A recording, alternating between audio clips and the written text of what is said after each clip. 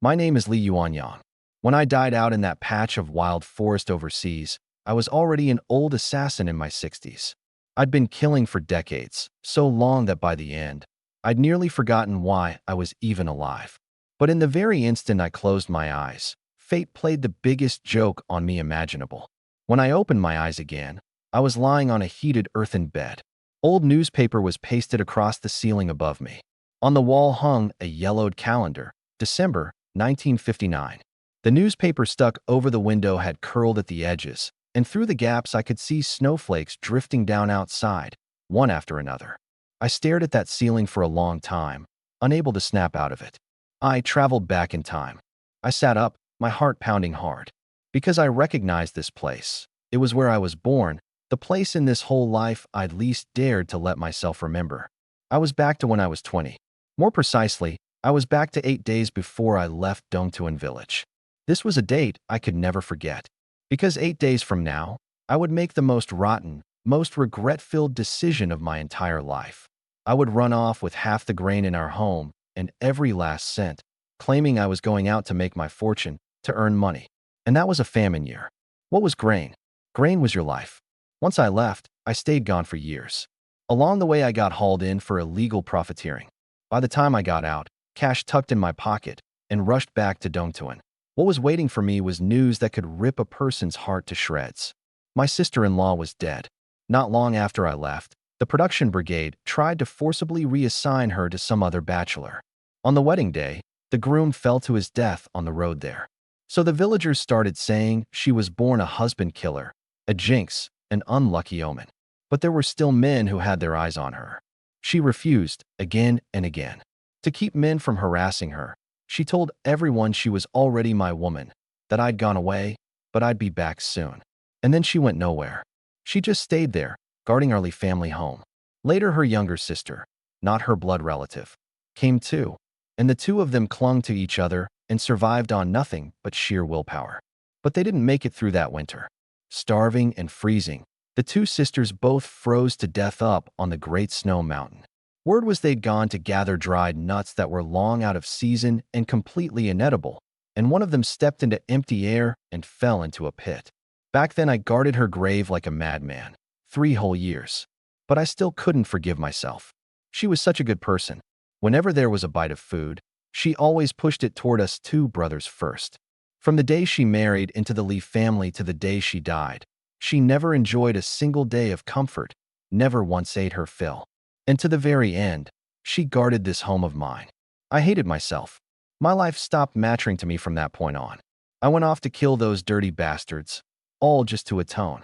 Thinking of all this, I slapped myself hard across the face. Smack. Since heaven had sent me back in this life, then I'd swear a bitter oath. No matter what, I would stay by her side and never leave her, not by a single step. Just then, there was a knock at the door. Knock, knock, knock. And right after it came a voice I'd dreamed of hearing again. Yangzi, your big brother wants you to come over. He's got something to tell you. A shudder went through my whole body. It was my sister-in-law. It was her voice. I sprang up. That's right. At this point, my big brother wasn't dead yet. I rushed over in 2 strides and yanked the door open, but there was no one outside. Cough, cough, cough. The sound of coughing came from another room. It was my big brother's room. The moment I pushed that door open, my breath caught. The woman standing by the bed, with those delicate, pretty features. It was exactly her, the sister-in-law I'd carried guilt over for my entire life. Sister-in-law. I could barely control myself. I lunged forward and pulled her into my arms, saying the same thing over and over. It's so good to see you again, so good. She went completely rigid. She never in her wildest dreams imagined that this usually good-for-nothing younger brother-in-law of hers would dare pull something like this right in front of his own brother. Why, Yangzi, let go of me. I won't. You rotten kid, I'm not dead yet. Cough, cough, cough. My big brother, Li Yuanfeng, roared from the bed. His eyes bulged round with rage. He'd have loved to climb up and beat me, but he'd been bedridden and paralyzed for months, unable even to sit up. An older brother is like a father. Hearing that shout of his, my body instinctively let go. My sister-in-law, cheeks flushed red, backed off to one side, crossing her arms over her chest. My big brother caught a few breaths. and then his tone suddenly went calm. Yangzi, come here. I walked over, took his gaunt, withered hand, looked at my sister-in-law, and said solemnly, brother, don't worry. I'll take good care of her. My brother nearly choked to death on that sentence. If he'd had the strength, he probably really would have strangled me. He hadn't even breathed his last, and this well was already eyeing his wife. That's not what I meant. He needed a good while before he could squeeze out the words. I'm asking you, do you want a wife? I answered without a second thought. Yes, of course I do. My brother didn't know whether to laugh or cry. I mean, let your sister-in-law bring her younger sister over to be your wife. So that was what this was about. My sister-in-law, terrified I might refuse, quickly jumped in. Yangzi, my little sister is pretty. She's obedient and hardworking, and she eats very little. She won't be a burden to the family. By the end her voice had trailed off, quieter and quieter. My heart sank a little. One more mouth meant one more share of grain. In times like these, how could that not be a burden? But if she didn't speak up now, her sister over there really wouldn't last many more days. In my past life, I'd had no idea any of this had happened. When my sister-in-law came knocking back then, I ignored her completely. I never even saw my brother one last time. No wonder her sister later turned up at the Lee home. So this was where it all started. Seeing me stay quiet, my brother spoke again, a tone of weary resignation in his voice. Yangzi, I'll be honest with you. I don't have much time left. The one thing I can't stop worrying about is your sister-in-law. My brother stared at the ceiling, saying each word deliberately. Once I'm gone, the production brigade is sure to force her onto some other single man. Only then did I slowly understand how it all worked. It turned out that a few months back, when my sister-in-law married in, she and I had already split our household from theirs. But then the very day she came through the door, my brother's illness suddenly worsened, and from that point on he could never leave the bed. And me, back then, I was so broke I couldn't even keep a pot boiling. So I sold my own room for grain and leached my way into my brother's house, sucking him dry. Once I die, my household registration is gone. Then your sister-in-law becomes an unattached woman with no one to lean on, and the brigade can hand her over to whoever they please. My brother's voice trembled. But if you marry her sister, then you all become one family, a household, with laborers, and nobody can force her anywhere. If they really want to reassign her, they'd have to get past you first. Cough, cough, cough. Another violent fit of coughing seized him, like he was going to hack up his own lungs. Brother, drink some medicine first. I lifted the bowl and fed it to him, spoonful by spoonful. My brother opened his cracked lips and forced it down. When he finished, he looked at me, and a flicker of relief showed in his eyes. I knew what he was thinking. In the old days, even if he'd fallen to the ground and couldn't get up, this younger brother of his would never have lifted a hand to help. Yangzi, don't think you're getting the short end of the deal. He laughed between labored breaths. Around these parts, bachelors are a dime a dozen. Finding even one wife is harder than climbing to the sky.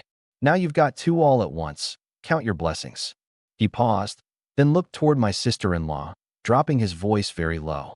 After I'm gone, your sister-in-law will be your sister-in-law in name only. You understand what I'm saying, don't you? I stayed silent and gripped his hand tighter. So you'd better fix that lousy attitude of yours. Stop fooling around. Learn how to provide for a family. The load's going to be heavy from here on. I'm sorry to put it on you. By the time he said this, his breathing was fading, bit by bit. Brother, go in peace. I swear it. I'll take good care of them. My brother gave a faint nod, but his gaze never left my sister-in-law. He was murmuring something. I leaned in close to make it out. From now on, the family depends on you. Take good care of your sister-in-law.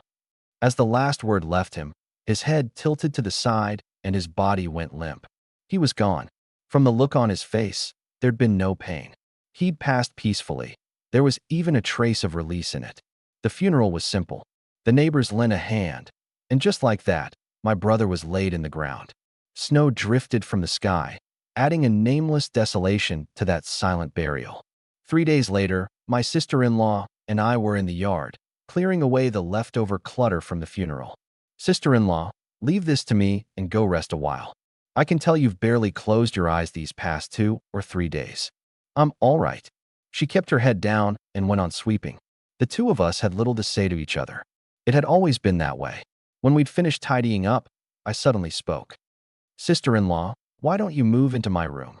I was worried she might feel uneasy in my brother's room, that she wouldn't sleep well at night. Her brow furrowed, and her face flushed a little. Clearly her thoughts had gone the wrong direction. I quickly explained. I mean, I'll live in my brother's room, and you move into the one that used to be mine. The head of the household takes the east room. That's just how it's done. Only then did she nod. Okay. Tidying up just meant swapping out the Kong mats and the bedding. We were so poor there wasn't a single decent thing in the house. I could tell her mind was elsewhere. This brother-in-law of hers was usually a lazy glutton who could only run his mouth, and after the funeral, there wasn't much grain left in the house. Things couldn't go on like this. She was probably wondering how much of what Yuan Feng had said on his deathbed I'd actually taken to heart. I noticed all of it. That night, I lay on the Kong, and by the dim glow of a kerosene lamp, I looked around. Truly 4 bare walls, not a thing to our name. I had to figure out how to get grain. In my past life, I'd been an assassin, sure, but years of carrying out missions in the wild had given me real survival skills. Frozen wastelands, blazing deserts, I'd made it through them all. This mountain around Dongtuan was nothing to me. Do business? In this moment, in 1959, in the dead of a frozen winter, where would I even go to trade? One wrong move, and I'd get slapped with a profiteering label. So hunting it was. It had been one of my few hobbies in the past life, and I'd built up a fair bit of experience. The only problem was that this body of mine was pathetically weak. 6 feet tall and barely 120 pounds. I'd have to build myself up first. Early the next morning, I took off my jacket and started stretching on the Kong, waking this body up. I hadn't moved in ages, so I didn't dare push too hard. It had to be gradual. I was counting reps when my sister-in-law's voice came through the door. Yangzi, breakfast's ready. Okay, coming right away. 5 minutes later, she knocked again. Yangzi, yeah, coming. Before I could finish, the door creaked open. Her gaze landed on me. She froze for a moment. Then her eyes went wider and wider. Her whole face went scarlet, and she spun around and fled. I glanced down at myself. I hadn't done anything. I was just pulling my shirt on bare-chested. My pants were perfectly in place. Still, I stole a look at myself, and I had a pretty good idea what she'd seen. Whatever. I'd explain later. Once I dressed, I went out to the main room. Dongtuan in December. Outside it was 10, 20 degrees below zero, and even with the Kong burning, the room stayed only around 50. These mud brick houses held heat terribly, and the drafts were awful. It was all my own fault. Back in October, I'd been too lazy to seal the cracks in the walls. On the Kong table sat 2 cornmeal buns, so coarse they were hard to choke down. But that was all we had. The cabbages and potatoes in the root cellar. After the funeral, there weren't many left. Yangzi, this is all the food we've got. We have to make it last, my sister-in-law said quietly. I know. I took a bite of the bun. Sister-in-law, how many days will our grain hold out? If we're careful, the 2 of us, maybe 10 days or so. And that was her already lowballing it. In the dead of winter, you only ate twice a day. 1 meal past 10 in the morning, another around 3 or 4 in the afternoon. Her mouth opened, then closed. I knew what she wanted to ask. How on earth would we manage if her sister came too? Sister-in-law. I set down my bun. When should we go bring your sister over? The hand holding her bun stopped mid-bite. Yangzi. Yeah. You really are willing to marry my sister? Of course. I promised my brother I'd take good care of you both. She lowered her head and chewed in silence, but her brow only knit tighter. But our home is... She didn't dare finish. Don't worry. I'll figure something out. I stood up. Make me a few cornmeal buns in a bit. I'll take them up the mountain to eat. You're going up the mountain? She lifted her head, her face full of worry. The heavy snows got the mountain sealed off. Several men from the village have gone up and never come back. Can't we think of some other way? If something happened to me, she really would be left utterly alone. I could see that was what she feared. Sister-in-law, I won't go into the deep mountains. Just a look around the lower slopes. It's not dangerous. Then let me come with you. At least we'd look out for each other. We could dig up some acorns, pine nuts, that sort of thing. Those are all long out of season. There's nothing edible left. But it can still fill your belly, at least. I looked at her and smiled. Sister-in-law, trust me just this once. If I come back empty-handed today, then next time the 2 of us will go together. Deal. She was stunned. I knew this was probably the first time she'd ever seen an expression like this on my face. One with confidence in it and tenderness, and a bit of an aching concern she couldn't quite read. She must have been thinking, is this really that good-for-nothing Li Yuanyang? As I headed out, she cinched the machete tight against my lower back and reminded me over and over, Yangzi, be so careful. If you run into danger, climb a tree. That's what everyone says. You got it. Warmth spread through my chest. In my past life, all I'd known was fighting and killing those dirty bastards. I'd never had a proper romance, never had a single person who truly cared about me. Looking back, it really was a bleak existence. Don't worry, sister-in-law. I'm tough to kill. Just wait at home. Don't go running around. It's cold out there. I turned and left, and behind me came her soft voice. Come back safe.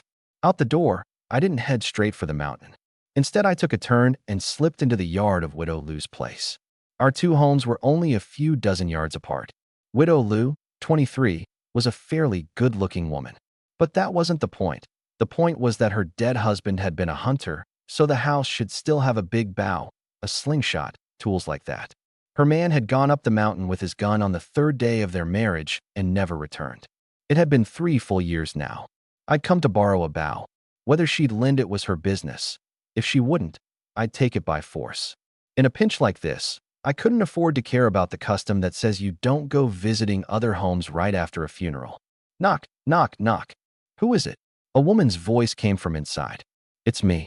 I softened my voice. She peered out through the crack in the door. Li Yuanyang. Yeah. Big Sister Lu, open up. I've got something to say. Why, you can say whatever it is right there. There was no way she'd open that door. And who could blame her? Plenty of bachelors in the village had their eyes on her, and in my past life I'd been one of them. Shameless, and living close by too. Last time I'd nearly gotten my way. Only a villager passing by had let her get free. Thinking of the rotten things I'd done in that past life, I felt a twinge of guilt myself. Big Sister Lu, lend me that big bow of your husband's. I want to try my luck up the mountain. If I bag some game, you'll get your share for sure. You? Hunt. Up the mountain. Her voice was pure disbelief. Fair enough. Last time, that was exactly the kind of nonsense line I'd used to trick her into opening the door. Big Sister Lu, I was wrong last time. I've turned over a new leaf. This time I really am just here to borrow something. If you don't believe me, open the door and see. No, I don't have any hunting gear here. Go find Hunter Chun. I knew it wouldn't be that easy. I reached back and drew the machete from my waist, aimed it at the gap in the door, slid the blade precisely into the width of the door plank, and gave a hard upward flick. Crack! The door latch gave way. I thrust my arm inside. All Widow Lu saw was an arm rushing toward her. Then she stumbled backward off balance. Quick as a flash, I grabbed her around the waist and pulled her forward. She fell straight into my arms, her face flushing crimson, gasping for breath. Let go of me. And I actually did let go. Big Sister Lu, I'm sorry, I really had no choice. Hunter Chun and I don't get along. I couldn't borrow it from him. She blinked, not expecting me to release her the moment I said I would. She pointed to a corner. The big bow's over there. I knew exactly what she was thinking. The second I walked over, she'd bolt for the door and scream for help. Sure enough, the moment I took one step, she spun and dashed. I'd been ready for it. If she managed to bring people, how was I supposed to hunt then? I pulled out a rope, bound her hands in a few quick moves, stuffed a scrap of cloth in her mouth, and set her down on the calm. Widow Lu squeezed her eyes shut, tears rolling down one after another, her whole body trembling into a ball. I knew what she was thinking. She believed there was no escaping it today. But I paid her no mind at all. I turned and started searching the room for the bow. 3 minutes later, I found what I was after. I walked back to the calm, crouched down, and started untying the rope. She shuddered, trembling even harder. Big Sister Lu, I really did just come to borrow the big bow. I only tied you up because I was afraid you'd run out and call for help. I've wronged you badly. Please forgive me. The rope came loose, and I stepped back, clasped my hands together, and bowed deeply to her. I'm taking the bow. When I bring back game, I'll deliver your share. With that, I hoisted the bow onto my shoulder and headed out. At the door, I even fixed the latch I'd pried loose earlier. I could feel that her little hand had been tucked under the pillow the whole time. There was probably a pair of scissors hidden there, and she'd been planning to fight me to the death the moment I made a move. But as I left, she was completely dumbfounded. She probably still couldn't wrap her head around it. Was this really the notorious scoundrel Li Yuanyang? I couldn't be bothered to dwell on it. What I owed her, what I owed everyone. In this life, I'd pay it all back, bit by bit. Right now, I had to get food first and fill the belly of the person waiting for me at home. Out of Widow Lu's yard, I made straight for Great Timber Mountain. I hadn't gone far when I ran into Zhonglong, the village layabout. Well, Yangzi, bow on your back, blade at your hip. Where do you think you're headed? He gave a sidelong sneer and thrust his face close. Don't tell me you're going hunting up the mountain. Ha ha ha. Contempt written all over his face. You need something? I asked coldly. The moment he saw my attitude, he didn't like it. I'm talking to you, Yangzi. Feeling your oats, are you? Don't forget you still owe me 650. I thought about it. Turned out that was actually true. There'd been a time I got drunk and gambled with them. First time out, I didn't know how it worked. I won at first, then lost, and ended up out 650. Thinking back now, it was obvious. They hadn't been drunk at all. They'd ganged up to fleece me. Seeing me stay silent, Zhonglong assumed I'd gone soft and got smug. Now that's more like it. Then his tone shifted, and he leaned in closer. Actually, I'll let the 650 slide. As long as you can talk your sister-in-law into marrying me, haha. The words sister-in-law had barely left his mouth. Pow! My fist smashed into his face. I didn't hold back on that punch. Zhonglong's head snapped, and he toppled straight and stiff into the snow. I glanced at a house not far off. There were people there. I pulled my gaze back, shouldered the bow, and strode off. Behind me, I could faintly hear someone helping him up, along with a bloody curse. Li Yuanyang, you just wait. Wait all you like. Every debt from the past life, I'll settle with you all one by one this time around. Great Timber Mountain was a vast field of white. Pits had been dug all through the snow, one after another, traces left by villagers scrounging for food. Now and then a few sparrows dropped into the pits, flapping around in search of something to eat. This famine was even more brutal than I remembered. I pulled out the slingshot and scavenged a few pebbles along the way. A sparrow may be small, but it's still meat. I drew the sling back to full and let go. Snap! Did the band break? I looked down. No, not broken. The bow had sat and used for 3 years, and the binding at the joint had come loose. The sparrows fluttered away. I watched them go and shook my head. Not their time to die yet. Still, their kind was headed toward extinction anyway. In these years of the For Pests campaign, they too were innocent. I stuffed the slingshot back in my pocket and kept climbing. At the boundary between the low slopes and the deep mountain, I spotted something moving a good 100 yards off, a white fox. A rare creature, its pelt worth a fortune. But I only glanced at it once before looking away. With this broken bow in my hands and this useless body of mine, hunting that thing would be no easier than digging up an ancient ginseng root on a snowbound peak. My bow's draw was too weak, and it was poorly made, effective range under 50 yards. On top of that, my body was so feeble right now I couldn't even hold a full draw steady. The only game I could really count on was small stuff within 25 yards that hadn't been spooked yet. Hares, badgers, pheasants. Something mid-sized like a roe deer was still beyond me for now. After more than an hour of searching, I finally spotted something. In a thicket up ahead crouched a gray hare, and a good-sized one at that. I drew the bow to full and held my breath. My hands trembled a little. I couldn't keep it steady, so I could only close to 30 yards and gamble. Hush! The instant my breathing stopped, I released. Whish! Startled, the hare bolted upward, but the arrow had already punched through its hind leg. The moment it hit the ground, it tried to dive into the brush, only to be dragged back by the caught arrow shaft, thrashing wildly in place. I rushed up in a few strides, grabbed it by both ears and yanked it free, then pulled out the arrow. Crack! I snapped its neck. Then I scooped up a handful of snow to plug the wound. Otherwise, the blood would keep flowing until it ran dry. There's a technique to handling game. My method is not to bleed them out. They say when an animal struggles in terror for a long time, its body floods with stress chemicals, and the meat turns sour and tough. Plus, a live animal wailing endlessly attracts predators. Not worth it. I stuffed the hare into the sack hanging at my waist, covered the blood on the ground with snow to cut down the scent, and pressed on. A 4-pound-plus gray hare. Tonight's meal was taken care of. Another hour passed. In all that time, I'd only added a single turtle dove. In a famine year, even the wild game in the hills grows scarce. I scraped together some dry grass, sat down, and gnawed on a cold cornmeal bun. Just as I was debating whether to head back, the call of a pheasant sounded not far off. I swallowed my last bite, grabbed the bough, and crept toward it. On a meadow up ahead, a gaudily colored male pheasant was scratching through the thin snow. This time of year, they like to burrow into sunlit, wind-sheltered slopes, where the snow melts fast and food's easier to find. I hid behind a rock 25 yards out, drew, took aim, and the instant I loosed the arrow, I knocked a second one. In case the first shot missed, I could follow up. Whish, squawk. The pheasant let out a shriek, flapped its wings twice, and went still. I rushed over, slit its throat to bleed it, pulled the arrow, and wiped the blood clean with snow. I checked the sky. It was already 3 in the afternoon.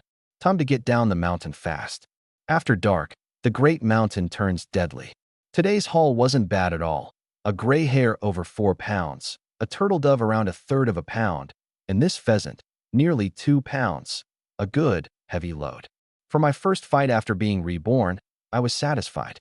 As for the bow being lousy, well, one thing was certain. It definitely wasn't a problem with my skill. Near the foot of the mountain, I ran into 2 men resting by the roadside. One was named Ding Shanha, 23 or 24, a decent, honest fellow. In my past life, during the years I guarded my sister-in-law's grave, he'd already become the main hunter for the production team. Around 60 and 61, nearly all the meat in the village was brought back by him alone. A truly good-hearted man. Right now he was still just a novice, learning the trade under someone. The other was Zhou Liheng, around 30, a half-baked hunter with a lousy character to boot. He'd married at 25 and beat his wife so badly she threw herself into the river. In my past life, it was him who paid the production team a hefty sum trying to force my sister-in-law into marriage, and he ended up dying on the road there, which served him right. Yangzi, how come you're coming down off the mountain? Ding Shanha greeted me first. Brother Shanha, just went up to look around. You're learning to hunt too? He had the bow on my back. I actually looked the part. Nothing better to do. Thought I'd try my luck. As we talked, someone at the base of the mountain called for Ding Shanha. He answered, said his goodbyes, and hurried off down the slope. I was about to leave too when Zhou Liheng spoke up behind me. Yangzi, a cigarette dangling from his lips, he looked me up and down with a sidelong glance. What you got in that sack? Nothing. Just some out-of-season dried nuts. I brushed him off. Dried nuts. He rose slowly to his feet. Dried nuts this heavy? Let me have a look. The man was a huge, hulking figure. In Dongtuan, he'd never been afraid of anyone, and he certainly had no respect for a small-time layabout like me. They really are dried nuts. Then I've got even more reason to look. I glanced at Ding Shanha, already far away, and set the sack down on the ground. Zhou Liheng immediately came over and started rummaging. On the top layer, I deliberately laid out dried nuts and dry grass, and pressed the turtle dove beneath the grass. His hand reached deeper and hit something hard. That was the dried nuts I'd buried at the very bottom, poking his hand. Oh ho, bagged yourself a turtle dove? He reached in to yank it out. I put out a hand to stop him. Brother Liheng, this one wasn't easy to get. My family's waiting on it to get the pot going. I honestly hadn't expected this guy to not even bother with pretense. He just reached in and grabbed. Relax, I'll trade you some dried nuts for it. I won't take it for free. As he spoke, he kept digging through my sack without so much as a by your leave, then pulled out 3 turtle doves he'd bagged himself that day, clearly meaning to sweep off mine along with his own. I sneered inwardly. This guy truly didn't know how the word death was written. But on my face, I piled on a smile and leaned in close. Brother Liheng, you bagged this much today. What real skill. Tomorrow, could you maybe take me along with you? You want to set me up? Fine. Then I'll play along and have some real fun with you. Zhou Liheng pawed through my sack like it was all his by right. I kept the smile plastered on my face, but inside I was calculating. This guy had paid a fortune in the past life to force my sister-in-law into marriage, and now he was openly robbing me right to my face. He'd missed none of it. I leaned in and deliberately dropped my voice. Brother Liheng, compared to you, what am I? Today up on the mountain, I ran into a hare, a huge one, but I don't know how to hunt, so I just let it get away. Oh, His hands didn't stop, but his mouth kept up the conversation. So it got away. So what? It got away, sure, but I found its burrow. I paused deliberately. A whole bunch of holes. I couldn't make sense of it on my own. I figured you're the expert, Brother Liang. The two of us could clear it out together, split whatever we catch 50-50. How about it? The moment he heard burrow, his eyes lit right up.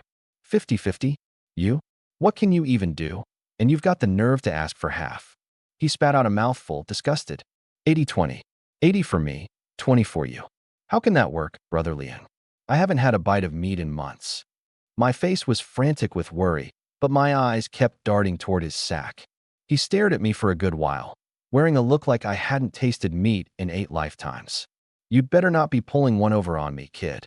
How would I dare, Brother Liang? I put on a face of pure sincerity. You've got the gun. You could hand me 2 bare galls, and I still wouldn't dare play games with you. Humph, figured you wouldn't dare. Only then was he satisfied. He grabbed 1 turtle dove from his sack and shoved it at me. Take it home and let your sister-in-law build her strength back up. Ah, thank you, Brother Liang. I grinned like a blooming flower. Don't mention it. Down the road we might just be fam. He cut himself off mid-word. Never mind, never mind. I'm heading back first. Before he left, he didn't forget to warn me. Not one word to anybody about that burrow, or don't blame me for turning nasty. With that, he shouldered his things and headed down the mountain. I watched his retreating back, and the smile slowly drained from my face. I saw right through his little scheme. Once we caught the hare, he'd deal with me right along with it, and take my sister-in-law for himself too. 50-50. In his dreams. The truth was, I'd already given him his chance. When I ignored him and started to just walk off earlier, that had been his last one. He was the one who didn't value it, who insisted on burning every bridge. So don't blame me. As for why I hadn't struck right then and there, at the foot of the mountain there were villagers who might witness it. A body would be hard to deal with, and night was closing in. When it comes to killing, I like it clean and tidy, no loose ends. No need to rush. I hoisted the sack and started for home. By the time I got back to Dongtuan, the sky was pitch black. The snow threw back what little light was left in the sky, and the whole village was cast in a grayish white, dimmer even than a scene from a black and white film. I didn't head straight home. First, I made a detour to Widow Lu's door. Knock, knock, knock. No movement inside. Only a faint yellow lamplight leaking through the crack in the door. Big Sister Lu, it's me. You, what do you want now? Her voice was tight. Clearly she was afraid I'd force my way in again, and only answered because she had no choice. I bagged some game. I brought you your share. Just go. I don't want it. She didn't believe a word. Sure, I was up to some trick again. This late at night, there was no way she'd open that door. I didn't press her. I set the pheasant, nearly 2 pounds, down at her doorstep, propping something underneath it. Big Sister Lu, I've left the pheasant on the ground here. I'll keep using the big bow for now, and when I bag game, you'll get your share. With that, I left. I knew she didn't trust a man's word, and I couldn't blame her. After all the rotten things I'd done in the past life, anyone would keep their guard up around me. These debts, I'd repay slowly over this lifetime. I only heard later that after I left, she waited a long while and, hearing nothing, half in doubt, finally opened the door. When she saw that heavy pheasant, she stood there stunned. Taken to the black market, that could fetch 2 whole yuan. That was probably the first time she began to wonder, had this Li Yuanyang really changed? When I reached my own door, the lamp inside was still burning. I pushed the door open to find my sister-in-law keeping watch by the stove, one moment glancing toward the door, the next tossing another stick of firewood into the flames. She was waiting for me. Seeing me come in, she looked like a weight had lifted off her. But I just set down the sack when I heard someone call out from beyond the yard. Yu Enfeng's wife. It was Zhang Long. My sister-in-law's face darkened at once. This was the man who used to spend all his time drinking with the old me, and the way he looked at her had always been filthy. You, what do you want? She gripped the firewood in her hand, her voice full of wariness. Zhang Long peered into the house and didn't see me.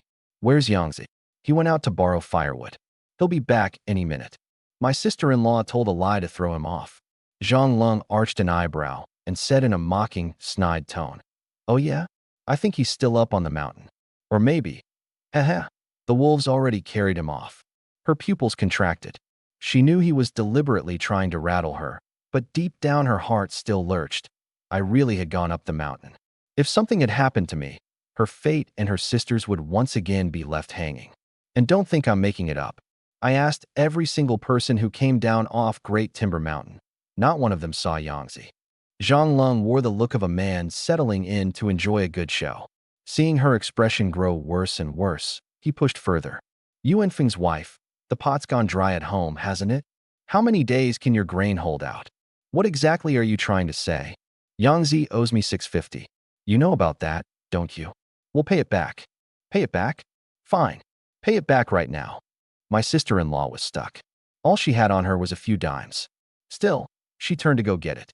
I'll give you part of it first, and pay the rest bit by bit. Hold on. Zhang Lung called her back, and his voice suddenly changed flavor. Yuanfeng's wife, you still don't get what I'm saying? You're an unattached woman now. Sooner or later the production brigade's going to hand you over to me.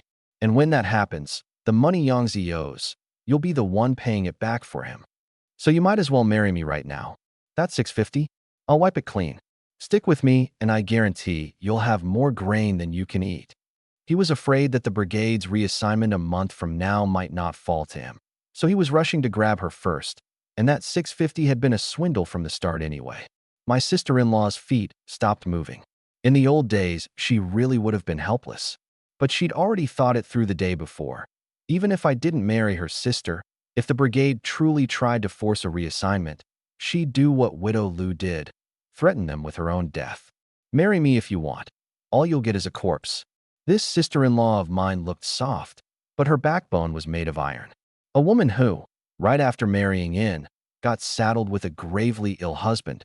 She could have walked away then and there, and yet she chose to stay. Would a person like that be scared off by a few words from Zhang Lung? Zhang Lung, please leave. My sister-in-law laid it out flatly. None of this is your concern. The money, I'll pay it back. Zhang Lung hadn't expected her to be this stubborn, and for a moment he was at a loss. Fine. You won't drink the toast, so you'll drink the forfeit. You've got 3 days to pay this in full, or I'll go report. He was halfway through when his pupils suddenly shrank. Because that last part had come from behind him. It was me. The moment Zhang Lung saw me, he instinctively took a step back. After all, he'd taken one of my punches, his body remembered. But then it occurred to him that he hadn't actually set foot in the yard, and hadn't said anything too outrageous, so his backbone stiffened up again. Yangtze, didn't expect you'd make it back alive. Perfect timing. Pay up. Pay up what? I glanced at my sister-in-law. She was fine, and only then did my heart settle back into place. I gently set the sack down and turned to look at him. Don't play dumb with me. Zhang Lung fished an IOU from his pocket and snapped it open smugly. See this? That's your signature. You owe me. Before he could finish, I snatched the IOU right out of his hands. Without so much as a glance at it, I tore it to shreds in front of his face and scattered the scraps across his face. Now where's the IOU? You. He raised a finger and pointed at me, shaking with rage. I grabbed hold of that finger and bent it back. Crack. Don't point at me with your finger again. I don't like it. Ah, my hand. His scream hadn't even finished when I drove a kick into his gut. He went down on his knees with a strangled sound. The wind knocked clean out of him, unable to even cry out. I picked up the sack, walked into the yard, and went over to my sister-in-law. Sister-in-law, what did he come for? I hadn't heard a word of what he'd said, but I knew nothing decent ever came out of that mouth of his. My sister-in-law was still staring blankly at Zhang Lung rolling on the ground, and then she came back to herself. Yangtze, you beat him. Won't that bring trouble? No. Even if the production brigade comes, I'm not afraid. But we really do owe him money. No such thing. I waved a hand. That was from back when I was drunk. The whole lot of them ganged up to swindle me. The IOU doesn't even have the brigade stamp on it. He can't do a thing to me. Besides, didn't I just tear it up? My sister-in-law was left dizzy by this whole performance. So it really is fine? Of course. When have I ever lied to you, sister-in-law? Her brow furrowed slightly, and the look on her face said plainly, when have you not lied to me? Fair enough. The old Li Yuanyang, for a few mouthfuls of liquor, had spun who knows how many lies. One time it was that our brother needed money for the barefoot doctor, another time some other excuse. This simple-hearted sister-in-law of mine had been cheated by me more than once. I felt a pang inside. What did that layabout say to you just now? I shot another glance at Zhang Long, who was crawling his way out. She shook her head. Nothing. I could tell. She was afraid I'd charge over and beat him again. As long as it's nothing. Let's go inside. I reached out and guided her toward the house. Once we got into the inner room, it suddenly hit her that I really had gone up the mountain today and had heard everything Zhang Long said. She hurriedly patted me down all over, checking whether I was hurt. Yangzi, you're okay? You're not hurt. I'm perfectly fine. I laughed and spread my arms, flexing a couple of times to show her. As long as you're okay, as long as you're okay. She patted her chest, the very picture of someone recovering from a scare. As she turned, her foot bumped into the sack. What's this? Curious, she lifted it. It had some weight to it. Open it and see for yourself. By the dim glow of the kerosene lamp, she opened the sack, and when she made out what was inside, her mouth fell wide open. For a long moment, she couldn't say a word. A gray hare, over 4 pounds, and a turtle dove. Yangzi, you really caught these? Haha, believe me now. On the way home, I'd already cleared out all the dried nuts and grass I'd used to disguise them. You really caught them? She still could hardly believe it. Well, I sure didn't rob anyone for them. Her eyes went red at the rims all at once. The mountain must have been so dangerous. Let's not go up there anymore from now on. All right. She was aching on my behalf. Judging by the old Li Yuanyang's body and skills, to come back with a hair bag barehanded would have meant enormous risk and enormous luck. It wasn't dangerous at all. As I lifted the game out, I started spinning it like a tall tale. It's just that this hare was crafty as anything. Had me crouching forever before I finally got the one. As I talked, I noticed she'd kept her eyes on me the whole time, and they were brimming with that aching tenderness. My heart softened. I turned to hang up my big bow and tossed out a line without thinking. Don't worry, sister-in-law. I won't let you two go hungry, and I'll never abandon you. There was no sound behind me. I turned back and saw that sister-in-law had also turned away, her head lowered, quietly wiping her eyes. I knew it. It was that line, I'll never abandon you, that had struck a nerve. A man who'd never hunted a day in his life, risking death on the great snowy mountain. Also, the two sisters could get a bite of meat. In peacetime, maybe it wouldn't have moved her so much, but this was a famine year. Outside, people were starving to death, one after another. I pretended not to notice. We were family. There was no need to say things so sappy. I believe in one thing. Love isn't spoken with the mouth, it's shown with the hands. 10 sweet words aren't worth one solid deed. Sister-in-law, go grab some firewood. I'll get the rabbit ready. Tonight, we're eating meat. Okay. She wiped her eyes and hurried out. Under the lamplight, the two of us crouched on the ground, dealing with the game. Sister-in-law plucked the turtle dove while I kneaded and turned the frozen rabbit over and over to soften it up. Otherwise, the hide would be a nightmare to skin. The work was genuinely tough. I sighed inwardly. It's so much easier when you kill it fresh. I took my small knife, cut open the rabbit's heel, and started peeling the hide down bit by bit. As I worked, I noticed sister-in-law had been watching me the whole time. Sister-in-law, is there something dirty on my face? I raised my hand to feel it, and wouldn't you know it, I got a bit of rabbit fur on it. No, no. She quickly pulled her gaze away, but couldn't help stealing another glance at me. Yang, now there really is something on your face. Where? I felt around again, only smearing it worse. Seeing what a mess I'd made, she burst out laughing. I froze. It wasn't that her laugh was so pretty, though it really was. She was just a bit too thin. It was because this was the first time I'd ever seen her laugh so naturally, so at ease. It was sad, when I thought about it. From the day she married into the Lee family, nothing had gone her way. Whatever little smiles she wore day to day, they were all forced. While I sat there dazed, she'd already leaned over and reached out to wipe the rabbit fur and grime off my face.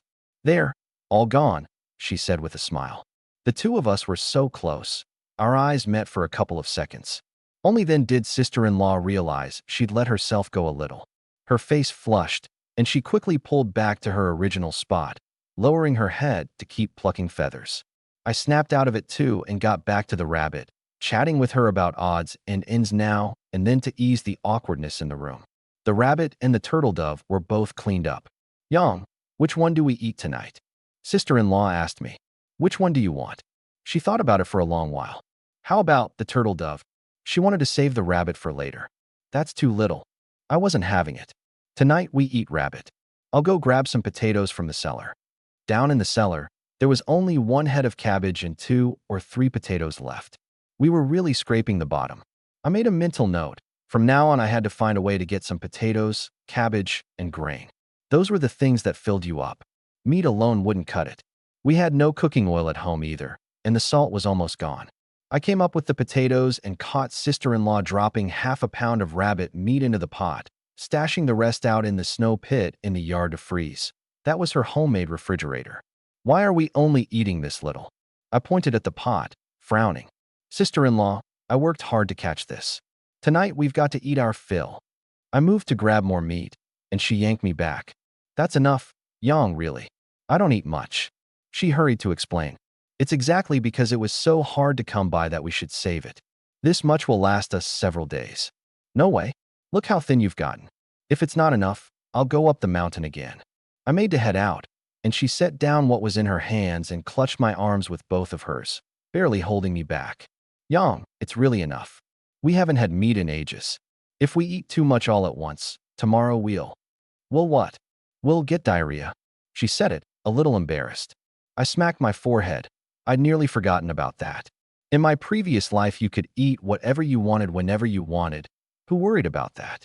Still, we can't feed 2 people on just half a pound. Sister-in-law couldn't win against me.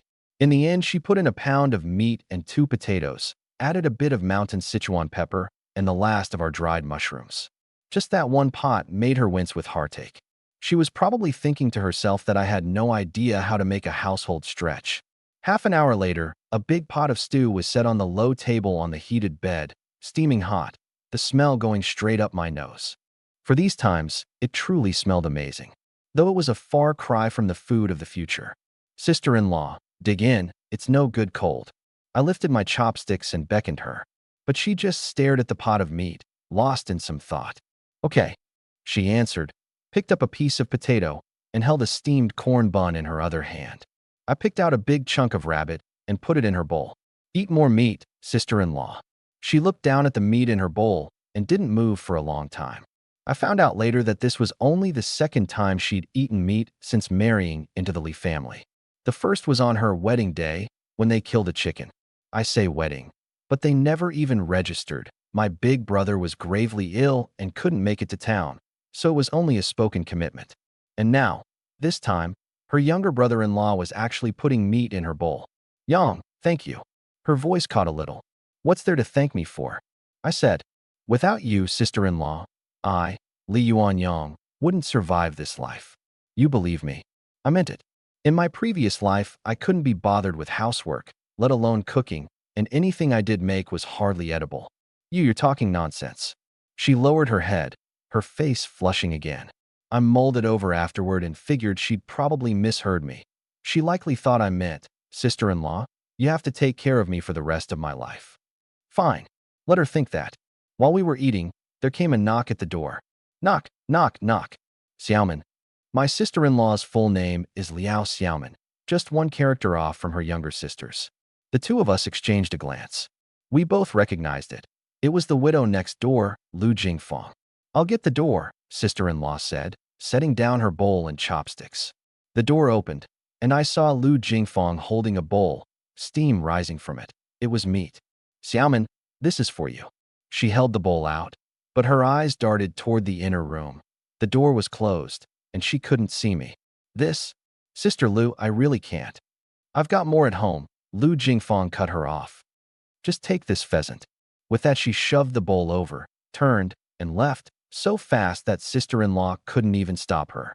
Sister-in-law came back holding the bowl, and my heart gave a jolt too. This morning I'd treated her like that, tied her up, gagged her mouth. Yet she turned right around, worried your family had no meat to eat, and cooked some up with her own hands to bring over. In times like these, few people had a heart like that. This debt of kindness I'd racked up this morning. I had to remember it. I only learned later that in the 3 months since sister-in-law married into the Li family, Lu Jingfang was one of the few people who'd helped us out. The first time was when my big brother was gravely ill. She brought over some coarse grain, saying she couldn't finish it all on her own and had extra. This was the second time. When you're nodding off, someone hands you a pillow. I was just fretting over having no meat to help build sister-in-law back up, and here it came. After supper, sister-in-law carried firewood inside, ready to heat the bed. But the big firewood in the yard was only enough for half a day. I busied myself in the outer room, propping the rabbit hide open with wooden sticks to dry it out. I planned to make sister-in-law a rabbit fur hat once it dried. I wouldn't wear it myself.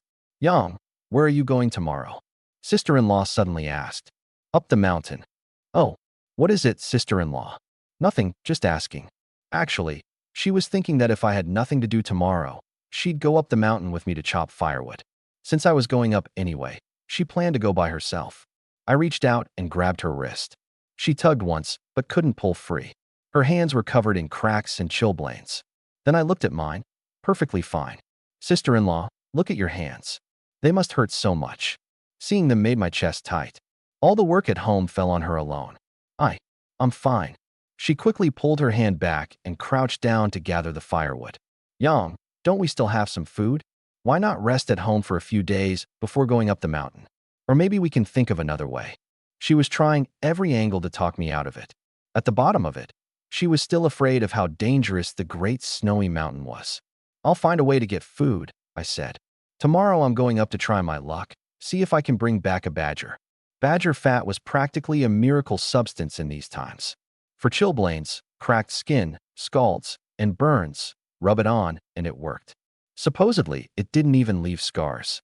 The old folks would take a small spoonful on an empty stomach, and it could even cure stomach ailments. With how poor we are, I can't afford vanishing cream right now. I looked at her hands. I'll get some badger fat to treat your hands. Sister-in-law listened, then paused, as if something had struck her in the heart. So that was what he'd been thinking about. No wonder he kept looking at me during dinner and grabbed my hand just now. Then, I'll make you a few meat-filled corn buns tomorrow to take up the mountain. She was out of options, too. The more she tried, the less she could talk me out of it. All she could do was the little things within her power. Good. I turned to sort out my gear. A few spots were broken and needed fixing, unusable otherwise. I also needed to sharpen the chopper. It'd come in handy tomorrow. The next morning, I stretched my muscles and joints as usual, upping the intensity bit by bit. You couldn't rush it. After breakfast, I shouldered the big bow and chopper and was about to head out. Yang, be careful. Don't worry, sister-in-law. Even if not for myself, I've got to think about you two sisters. I treasure my life, believe me. Sister-in-law smiled and nodded. It was probably the first time she'd seen someone use treasuring one's life to reassure others. I'm off. I waved. She stood at the door, watching me go, pressing her palms together, silently praying. Come back safe. Up on Dama Mountain. Zhou Liheng was already waiting there, a pile of cigarette butts on the ground. Looked like he'd been waiting a while. I'd taken a roundabout route to get there. Couldn't let anyone see me heading up the mountain, and I deliberately dragged my feet, so everyone who'd gone up earlier would clear out first and I wouldn't run into them. What took you so long? Why are you only showing up now? He clapped me on the shoulder the second I arrived, his face full of anger. I narrowed my eyes, shot him a glance, and said nothing. Yang, are you deaf? I'm talking to you. He smacked me again. Something stirred in me. This creep had been eyeing my sister-in-law all along. Fine. Let me choke you up inside first, then send you on your way. It's all because of my sister-in-law. Let's go, Brother Liang. I dropped that half a sentence, turned, and headed toward the other side of the mountain, deliberately picking the routes with no people. Curiosity immediately flickered in Zhou Liheng's eyes. He caught up in a few strides. Yang, what did you just say? Nothing. Just some crummy business, not worth talking about. I kept it deliberately vague, a sleazy look on my face. Crummy business? His expression started to sour. I saw it and sneered inwardly. Yang, your sister-in-law is quite the looker. Don't tell me you've got feelings for her. He probed, grinding his teeth so hard they nearly cracked. Yang, you and your sister-in-law, you two didn't actually do that, did you? Haha, last night. I let out a laugh, then cut myself off and said no more. The whole way, I kept dangling it in front of him, telling half and holding back half, working him into a fit of itching, burning curiosity. Even after we'd gone deep into the mountains, he kept pressing. Li Yuanyang. Spit it out clearly. Did you two do it or not? I stopped, looked at him with a wounded expression, and sighed. What could I possibly have going with my own sister-in-law? I've just got a little longing in my heart, that's all. How would I dare actually cross the line? Really, he was secretly thrilled. That's what he'd figured. Where would a spineless nobody like this get the guts? How would I dare? My big brother just passed. His first week mourning isn't even over. If I laid a hand on my sister-in-law, would I even be human? Yang, good thing you haven't lost your head. Otherwise, heaven itself wouldn't forgive it. Ha ha ha. Zhou Liheng threw his head back and roared with laughter, his anger finally easing up a bit. After being toyed with the whole way, he thought he'd finally figured me out. Turns out I was just a spineless coward who was all talk. Just wait till I catch that rabbit. If I don't give you a proper beating, my name isn't Zhou. He was already scheming in his head. Yang, where's that rabbit den? There, over that way, look. I pointed ahead with my left hand. Zhou Liheng looked in the direction I was pointing. The instant he turned his head, my expression changed in a flash. My right hand gripped the knife handle tight, and with one swift motion, I whipped the blade from its sheath. I aimed straight for his face. In the dead of winter, everywhere else was wrapped in thick clothing. The blade wouldn't cut through, but his face was exposed. He was big too, and I didn't dare fight him head-on. My only option was to catch him off guard and end it in a single, fatal strike. To the victor go the spoils. I didn't bother with rules. The blade swept horizontally across his face. A white, ghastly gash split open right down the middle of his nose bridge, deep enough to show bone. For a moment, no blood even came out. He thought his face had just been bumped and stepped back half a pace, feeling a prickling, numbing sensation. A second later, the gash gushed blood, like a burst water pipe, impossible to stop. Zhou Liheng instinctively touched his face. It was warm and wet. He raised his hand to his eyes and looked. His pupils shrank violently. Blood. Blood. He touched it again, and the moment his fingers met the wound, it felt like land parched for years, cracking open. You? He looked up at me, his eyes full of disbelief. By now not a trace of that sleazy look remained on my face. It was cold as ice, like I was a different person entirely. The blood was pouring out too fast. He swayed a few times, unable to even stand steady. I stepped forward, and the blade swung again, this time at the hand reaching for his gun. Swish! 4 fingers snapped off into the snow in the blink of an eye, with one still dangling by a flap of skin. Ah! At that, the searing pain in his face and his terror of me surged up together. He'd only gotten half a scream out when I drove the blade into his mouth. The scream cut off dead. I laid out everything I'd searched off his body, one item at a time, on the clean snow. Half a pack of Handshake brand cigarettes, half a box of Victory brand matches, black powder, bullets, plus 76 cents, 2 corn buns, and a burlap sack. Just this little money? I was puzzled. Wasn't this guy pretty well off? Then again, it made sense. Most of the money would be hidden away. Who carries it all on them? I crouched down, grabbed some snow, and wiped clean everything stained with blood, going over it several times. Then I stuffed the 6 cents, cigarettes, matches, corn buns, and part of the powder and bullets back into his shoulder bag. I needed to make it look like he'd had an accident on his own. I didn't take the sack. It had his marking on it, and it was stained with blood. Once I'd done all this, I walked back along the footprints I'd made coming in. With every step, I covered the extra prints with snow, so it would look like he'd been the only one up the mountain the whole time. As I walked, I turned it over in my mind. What to do with this gun? It came from a shady source, couldn't be shown around, and had his marking on it besides. It was still early. I planned to head home first, then make a trip to town and pick up some daily necessities while I was at it. But wouldn't you know it, just as I reached the shallow zone of Dama Mountain, I ran smack into Ding Shanha. Trouble. I recognized him from a distance and quickly changed my mind. Hide the gun first. Luckily, there was a big rock right beside me. I ducked behind it, and when I came out, Ding Shanha had just walked up. Oh, it's you, Yang? I thought it was Brother Liang. He was panting hard, having run the whole way. Unhurried, I hitched up my pants, pretending I'd just relieved myself. Everyone's got to go, nothing more natural. Brother Shanha, where are you rushing off to? I asked, my face calm. I'm looking for Brother Liang. You seen him? I made a show of thinking it over. I did see him when I was coming up, right around the spot where we said hello yesterday. I went down the mountain to look, no sign of him. He'd rushed down because someone told him Zhou Liheng was down below. Brother Shanha, look how frantic you are. What's the matter? This. Ding Shanha couldn't lie, but he wasn't spilling it either. Seeing his difficulty, I dropped the topic myself. I didn't catch anything today. I'll head off first. I'd only taken a few steps when he suddenly called me back. Yang, hold on. What is it? I see you've got a big bow on your back. You can shoot? I practiced before. Really? That's great. He got excited all at once. Yang, I won't lie to you. I just ran into a badger up the mountain. He told me the whole story of coming across the badger. Yang, do you think you can take it down? Yes. Just one word, full of confidence. Ding Shanha cheered up on the spot. Then what are we waiting for? Let's go. Not so fast, Brother Shanha.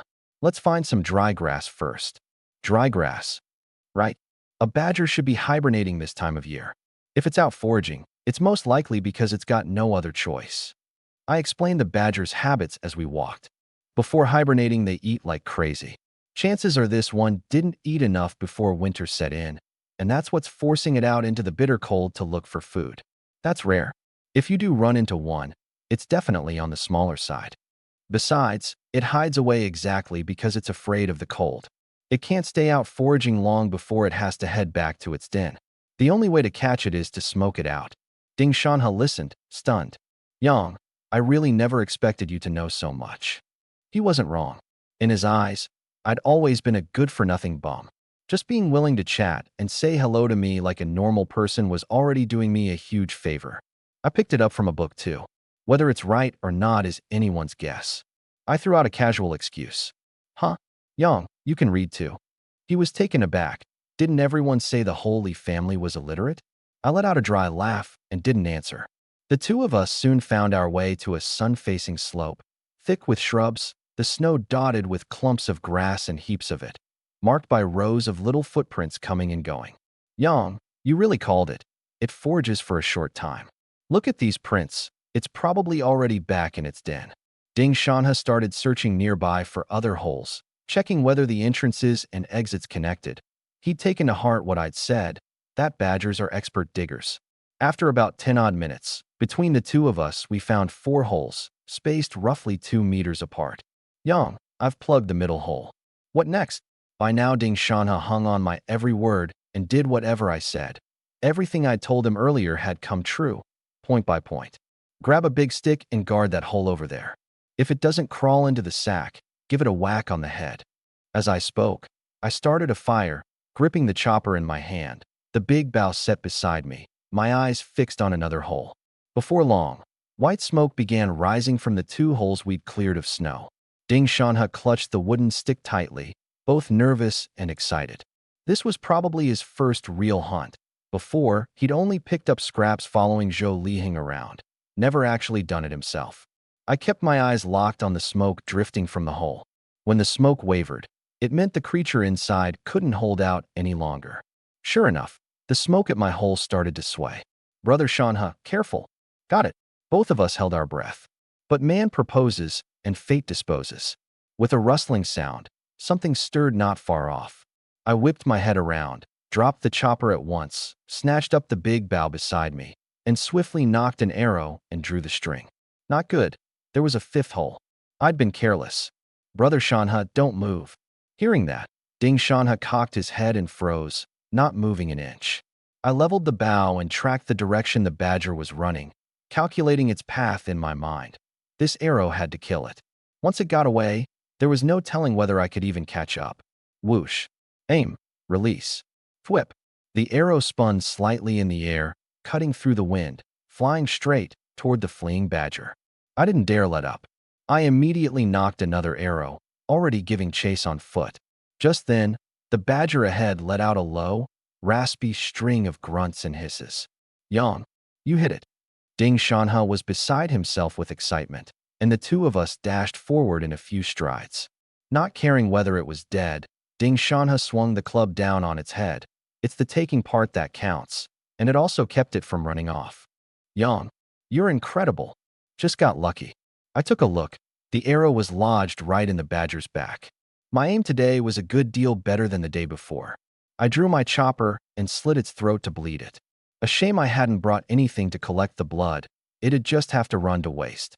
Otherwise, carried home, it'd have been good stuff too. Ding Shanha watched silently beside me. When I told him to do something, he did it.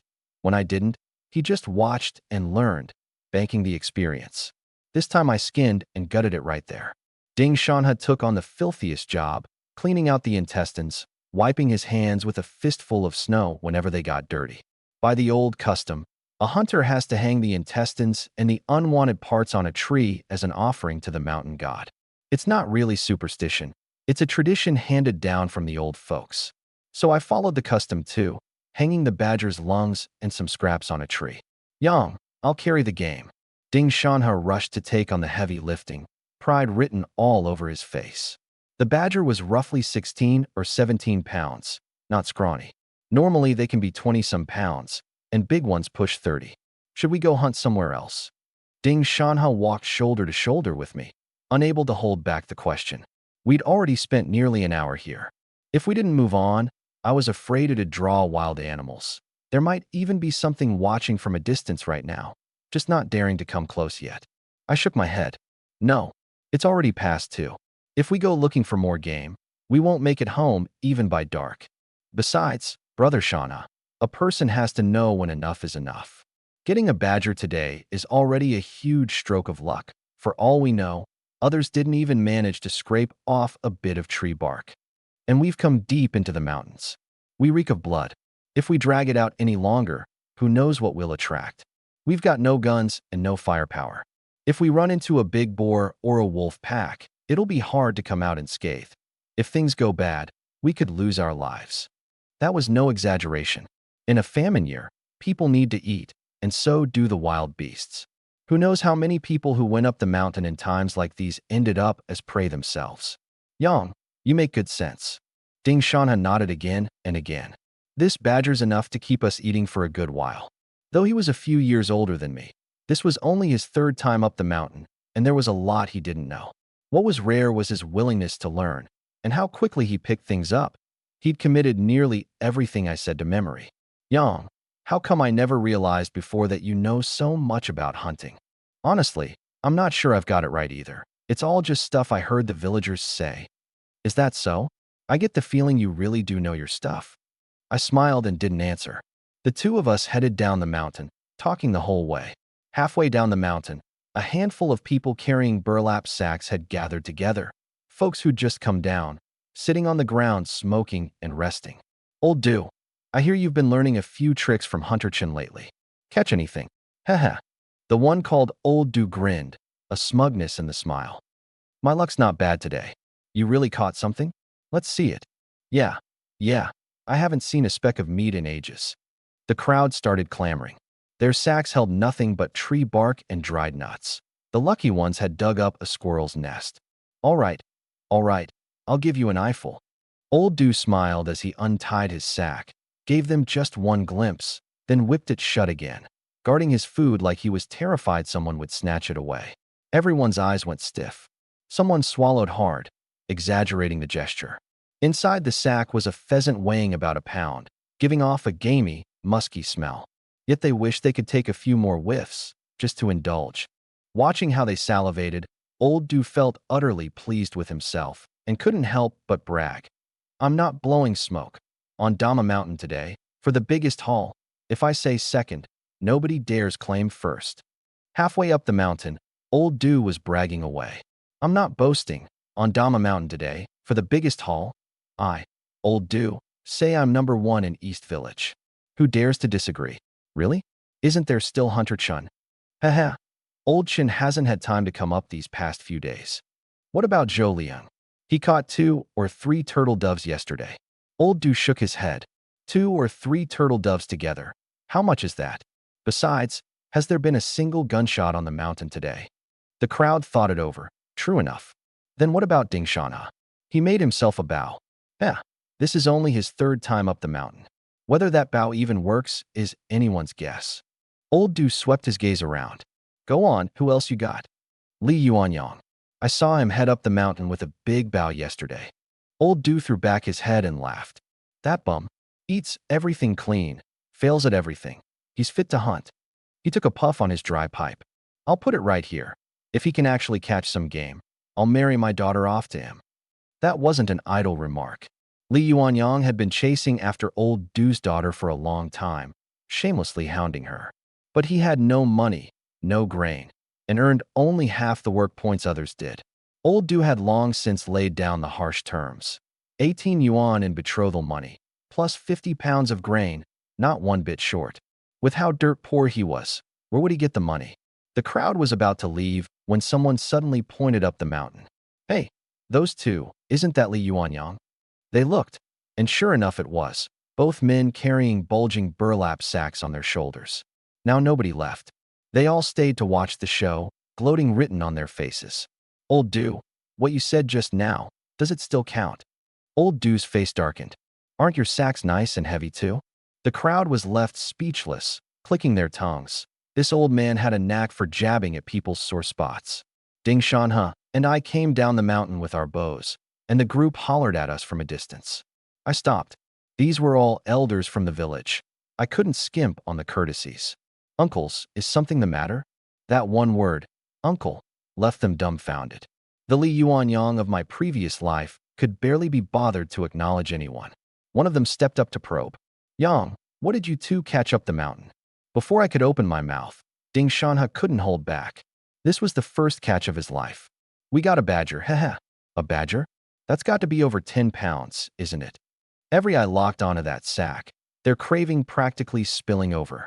But right after, they all turned to look at old Du, grinning wickedly. Old Du, when's the wedding? Just say the word, and we'll come help carry the dowry.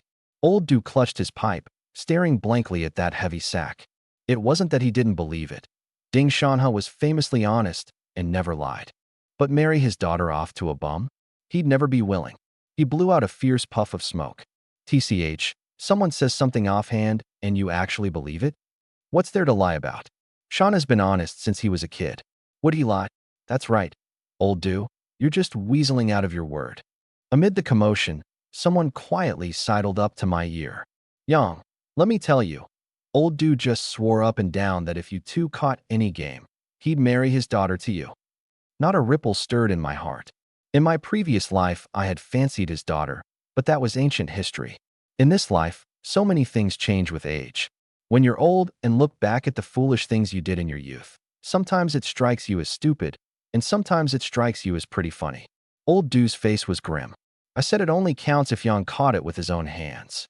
Besides, which of you even saw that badger? As he said it, he shot me a sidelong glance, muttering to himself, what's gotten into this kid today? Normally, the second he spotted me from a distance, he'd come scampering over with a fawning grin. Why's he cold as an icicle today? This badger was killed with a single arrow by Yang. Ding Shanhe boomed, and actually flipped open the sack to show everyone. The crowd pressed in, drooling at the sight. Ding Shanhe turned back and waggled his eyebrows at me, as if to say, buddy, I've sorted out that business with old Du's daughter for you. I shook my head inwardly. This honest fellow meant well. But catching game and broadcasting it everywhere would sooner or later invite disaster. Old Du, now you've got nothing to say, right? Hurry up and pick an auspicious date. The crowd burst into laughter, though the laughter carried a bitter edge. Someone else had bagged meat, while their own sacks held only dried nuts and tree bark. Old Du's face turned green. He truly hadn't expected that a bum like this would actually shoot a badger. Say what? His brows knotted into a tight bunch. Catch a badger in winter? He probably just dug it out. Even if he dug it out, he still killed it, didn't he? I said hunting. Digging it out? What kind of skill is that? Old Du refused to concede no matter what. Ding Shanhe wasn't having it. Uncle Du, this badger was genuinely shot dead by Yang with a single arrow. Pushed to his limit by the crowd's jeering, Old Du shot to his feet in a fury. What's all this racket? I said it only counts if Yang caught it alone. These two did it together. How does that count? He grabbed his sack, walked up to me, and let out a cold snort. Don't go thinking that just because you've picked up a little skill you can marry my daughter. Not a chance in hell. With that he turned to leave. Hold on, I called after him. Old Du's steps halted. Not even calling me uncle now? I'm telling you, you'll never marry my. I waved a hand, cutting him off. Hold up. Who said anything about marrying your daughter? Old Du froze. Yang, haven't you always fancied old Du's daughter? Ding Shanha mumbled under his breath. That was before. I looked around at everyone and said, word by word, Uncles, from now on, when you're gossiping about his daughter, leave me out of it. Between me and his daughter, there is nothing. Nothing at all. Having said that, I took Ding Shanha and left. Truth be told, I held no grudge against old Du. He'd raised his daughter to grown age. Asking for betrothal money and grain was only natural. Back then, it was I who'd hounded her shamelessly. But old Du was flattering himself too much, really thinking I couldn't live without his daughter. Before, that was true. Now it wasn't. The crowd watched the two of us walk off, all a bit dazed. Was this really that slack-jawed bum from before? Yang, wait up. I want to buy a little meat. Give the kids a treat. The crowd came scrambling after us, leaving old Du alone where he stood, grumbling. Marry my daughter? Not without 18 yuan and 50 pounds of grain. Don't even dream about it. And playing that retreat to advance game with me, like I can't see right through it. Little did he know, I really and truly wasn't interested anymore. By the time I got back to East Village, it was 4 in the afternoon. Several people trailed us the whole way, asking whether they could buy some badger meat. I certainly couldn't agree. Bartering goods was legal in these times, but buying and selling with money changed the whole nature of it. If someone reported it to the higher-ups, I'd be in for a world of trouble. Who wants to court that kind of mess? I stepped into the yard. The house was empty. Sister-in-law wasn't home. My heart lurched. Where had she gone? I pushed the worry down and first divided up the meat with Ding Shanha. Yang, 20%'s fine for me. When you render out the badger fat, could you save me a little? Ding Shanha felt he hadn't done much, and he still kept in mind that the bao was Lu Jingfang's, so she deserved a share too. I picked up the chopper. Ding Shanha was an honest man. I couldn't take advantage of him. He only wanted 20%, so I gave him a little over 30. From what was left, I still had to set aside some for Lu Jingfang.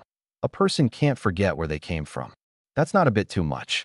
Honestly, I'm getting the better end of the deal. I meant it. Without his tip, who knows how long it'd have been before I caught this badger I so badly needed. When the fur sells, there'll be a share for you too. I can't take money for the fur. If I ask for that, my parents would chew me out to death. He wouldn't hear of it, no matter what. As he left, he turned back at the door, a note of hope in his voice. Yang, next time you go up the mountain, can you take me along? We'll see when the time comes. I neither agreed nor refused. The Ding family had only this one son. If something happened to him on my watch, who could bear the blame? I'd need his parents say so first. Once he was gone, I stashed the meat in the snow pit out in the yard and headed out. I had to track down where sister-in-law had gone. Winter nights in the north come early. I went door to door asking, and finally someone said they'd seen sister-in-law that morning heading up Yeka Mountain with Lu Jingfang to chop firewood. My heart shot straight up into my throat. Yeka Mountain, the night-weeping mountain. That was a wolf's den. Legend had it you could hear children crying at night, which was how it got such a spine-chilling name. The sky was darkening little by little. I broke into a run in that direction, the string in my heart pulling tighter and tighter. Sister-in-law, please, please don't let anything happen to you. If something went wrong with you, then what would be the point of my having been reborn? Halfway there, I ran head-on into the brigade leader and Zhang Lung. Yang, you stop right there. Zhang Lung barked, his face sour, clutching a few packets of medicinal herbs in his hand. I didn't even glance at him, addressing only the brigade leader. Brigade leader, perfect timing. Have you seen my sister-in-law? Your sister-in-law's not home. My worry deepened. I turned to go. I've got something urgent. I'm off. Brigade leader, look at his attitude. Zhang Lung fumed behind me. Just make him pay up and be done with it. Turns out, after I'd snapped his finger the other day, he'd turned right around and taken his complaint to the brigade leader, tearing up the IOU, beating people for no reason, laying it on thick. The brigade leader had no choice but to come by and settle the dispute. I plunged into the mountain path in one breath, and before I even reached the foot of Yeka Mountain, I spotted 2 figures up ahead, dragging a big bundle of firewood, one pulling, one pushing. The heart that had been hanging in my throat dropped back into my belly with a thud. Thank goodness they were fine. Before long, the 2 of them reached me. Yang, what are you doing all the way out here? Sister-in-law looked puzzled. I didn't answer. I walked straight over and grasped her hand. Sister-in-law, how'd you hurt your hands? I'm fine. Sister-in-law glanced at Lu Jingfong, flushed, and pulled her hand back. Let me. I took the rope from her. Lu Jingfong eyed me, curiosity all over her face. Since when had this brother-in-law and sister-in-law gotten so close? The villagers said you'd gone up Yeka Mountain. I couldn't rest easy, so I came to check. I answered offhandedly. Sister-in-law lowered her head. The three of us worked together and made it home just before it went fully dark. We reached Lu Jingfong's door first, and I helped carry the firewood into her woodshed. Lu Jingfong stared, dumbfounded, wondering to herself. This guy's changed his tune all of a sudden. Is he trying to butter me up? Pa, after he treated me so badly before, forget it. She really had no goodwill toward me. Sister Lu, come eat at my place in a bit. Save yourself some firewood. I'd borrowed her bow, and I couldn't be bothered carrying badger meat back and forth, so I just invited her over to eat. Is that really okay? I got ahead of her. I used that bow of yours today and caught a badger. I've got to thank you. Both women cocked their heads and looked at me. You caught game again? Lu Jingfang's mouth fell open wide enough to fit a banana. Why won't either of you believe me? Come over and see for yourselves. That settles it. There was meat to eat. Who wouldn't be glad? The two of them exchanged a glance and both smiled. As the three of us stepped into the Li family yard, by the faint light, I saw a crowd of 7 or 8 people standing at the door. Who's there? I demanded, my voice low. I'm your grandpa. Zhang Lung shot back with a sneer. He'd waited until he was out of patience, and the weather was cold. Lung, shut your mouth, the brigade leader snapped. He'd figured it out by now. This beating Zhang Lung got was purely brought on by his own big mouth. Brigade leader, you've brought this many people to my house. What's this about? I pushed the door open and lit the kerosene lamp, and the whole crowd swarmed in. I scanned the room. Zhang Lung and his father, the brigade chief, a few brigade cadres, plus a crowd of people who'd come to watch the show. Finally, I fixed my eyes on Zhang Lung, staring until he squirmed. Sister-in-law, Sister Lu, you two go start cooking. Don't worry about us. There's badger meat on the stove. Make a couple of dishes. My sister-in-law glanced around at the room full of people, looking a little uneasy. Yang, is 1 pound going to be enough? It's enough. We've still got cabbage and potatoes in the cellar, right? She led Lu Jingfong down into the cellar, though all that was left down there was 1 head of cabbage and a single potato. Everyone's eyes were glued to that chunk of meat on the stove, practically glowing. Have a seat, everybody. You've brought quite a crowd. So what's this all about? I looked at the brigade chief. Yang, what are you playing dumb for now? Zhang Lung cut in, all snarly. I didn't even look at him. I just asked the brigade chief, when exactly did you give up your position as chief? Huh? I never stepped down. Well, since you're not the brigade chief, Zhang Lung, then what have you been yammering about over there? My gaze went cold. I don't recall asking you anything. You Yang, who are you cursing at? I leaned forward slightly, narrowed my eyes, and said each word slow and deliberate. You, little punk. Slap. Zhang Dachuan's palm came down on the table. You, shut your mouth, you ungrateful brat. I shot to my feet first, and one furious roar pushed him right back down. Slap. The women's director slammed the table too and stood up. Yang, he's your elder. No respect for his elders. It's absolutely lawless. If you ask me, only a struggle session will straighten this kid out, boomed a coarse voice. It was Wang Xuanxi, a big, burly man who'd had a few years of schooling. I settled back down nice and slow, pulled a cigarette from the brigade chief, and lit it right in front of everyone, looking as smug and arrogant as could be. So it turns out none of you are deaf. Except maybe the chief, I said coldly. Forget the apology meeting. Tomorrow we hold a struggle session, and you, Yang, get up on that platform and take your punishment. Wang Xuanxi folded his arms. Struggle him hard. Zhang Dachuan hollered. Just then, a clear, trembling woman's voice suddenly rang out from behind me. You people, you're completely unreasonable. Everyone turned to look. There stood my sister-in-law, holding a kitchen cleaver, pointing it straight at them. A few of the ones closest to her jumped up in fright and stumbled backward. You Enfeng's wife, calm down. I am calm. You all ganged up to bully my little brother-in-law. You were the ones being unreasonable first. As she spoke, the cleaver in her hand shook nonstop. How are we being unreasonable? He even called me his grandson. Zhang Lung shouted, cowering at the very back. She took a step forward and pointed at him. It was him. Before you all even came inside, he was the first one to curse at Yang, and every one of you just played deaf and dumb. At those words, the crowd suddenly remembered. Right when they'd walked into the yard, Zhang Lung had indeed said something like, "I'm your grandpa." Sister-in-law, put the knife down first. By then I'd already come around behind her and rested a hand on her shoulder. Honestly, her actions stunned me. Who'd have thought that this normally soft, gentle woman could turn so fierce when protecting me? I felt both shocked and warmed. Her eyes went red around the rims, and the knife in her hand slowly lowered. "I'm fine, sis. Sister Lu, help my sister-in-law back to her room to rest." The two of them went into the inner room. The crowd smacked their lips, still shaken. They'd all underestimated this seemingly meek woman. Even a rabbit will bite when it's cornered. Enough. This business with Zhang Long ends here, and nobody brings it up again, the brigade chief said darkly. Everybody clear out. Uncle Hong, how can we just drop it? My hand's broken, and he tore up my IOU. Zhang Lung was full of protest. Yeah, old Hong, that 650 can't just go up in smoke. Zhang Dachuan added fuel to the fire, but everyone else shrank their necks in and kept quiet. Who would dare speak now?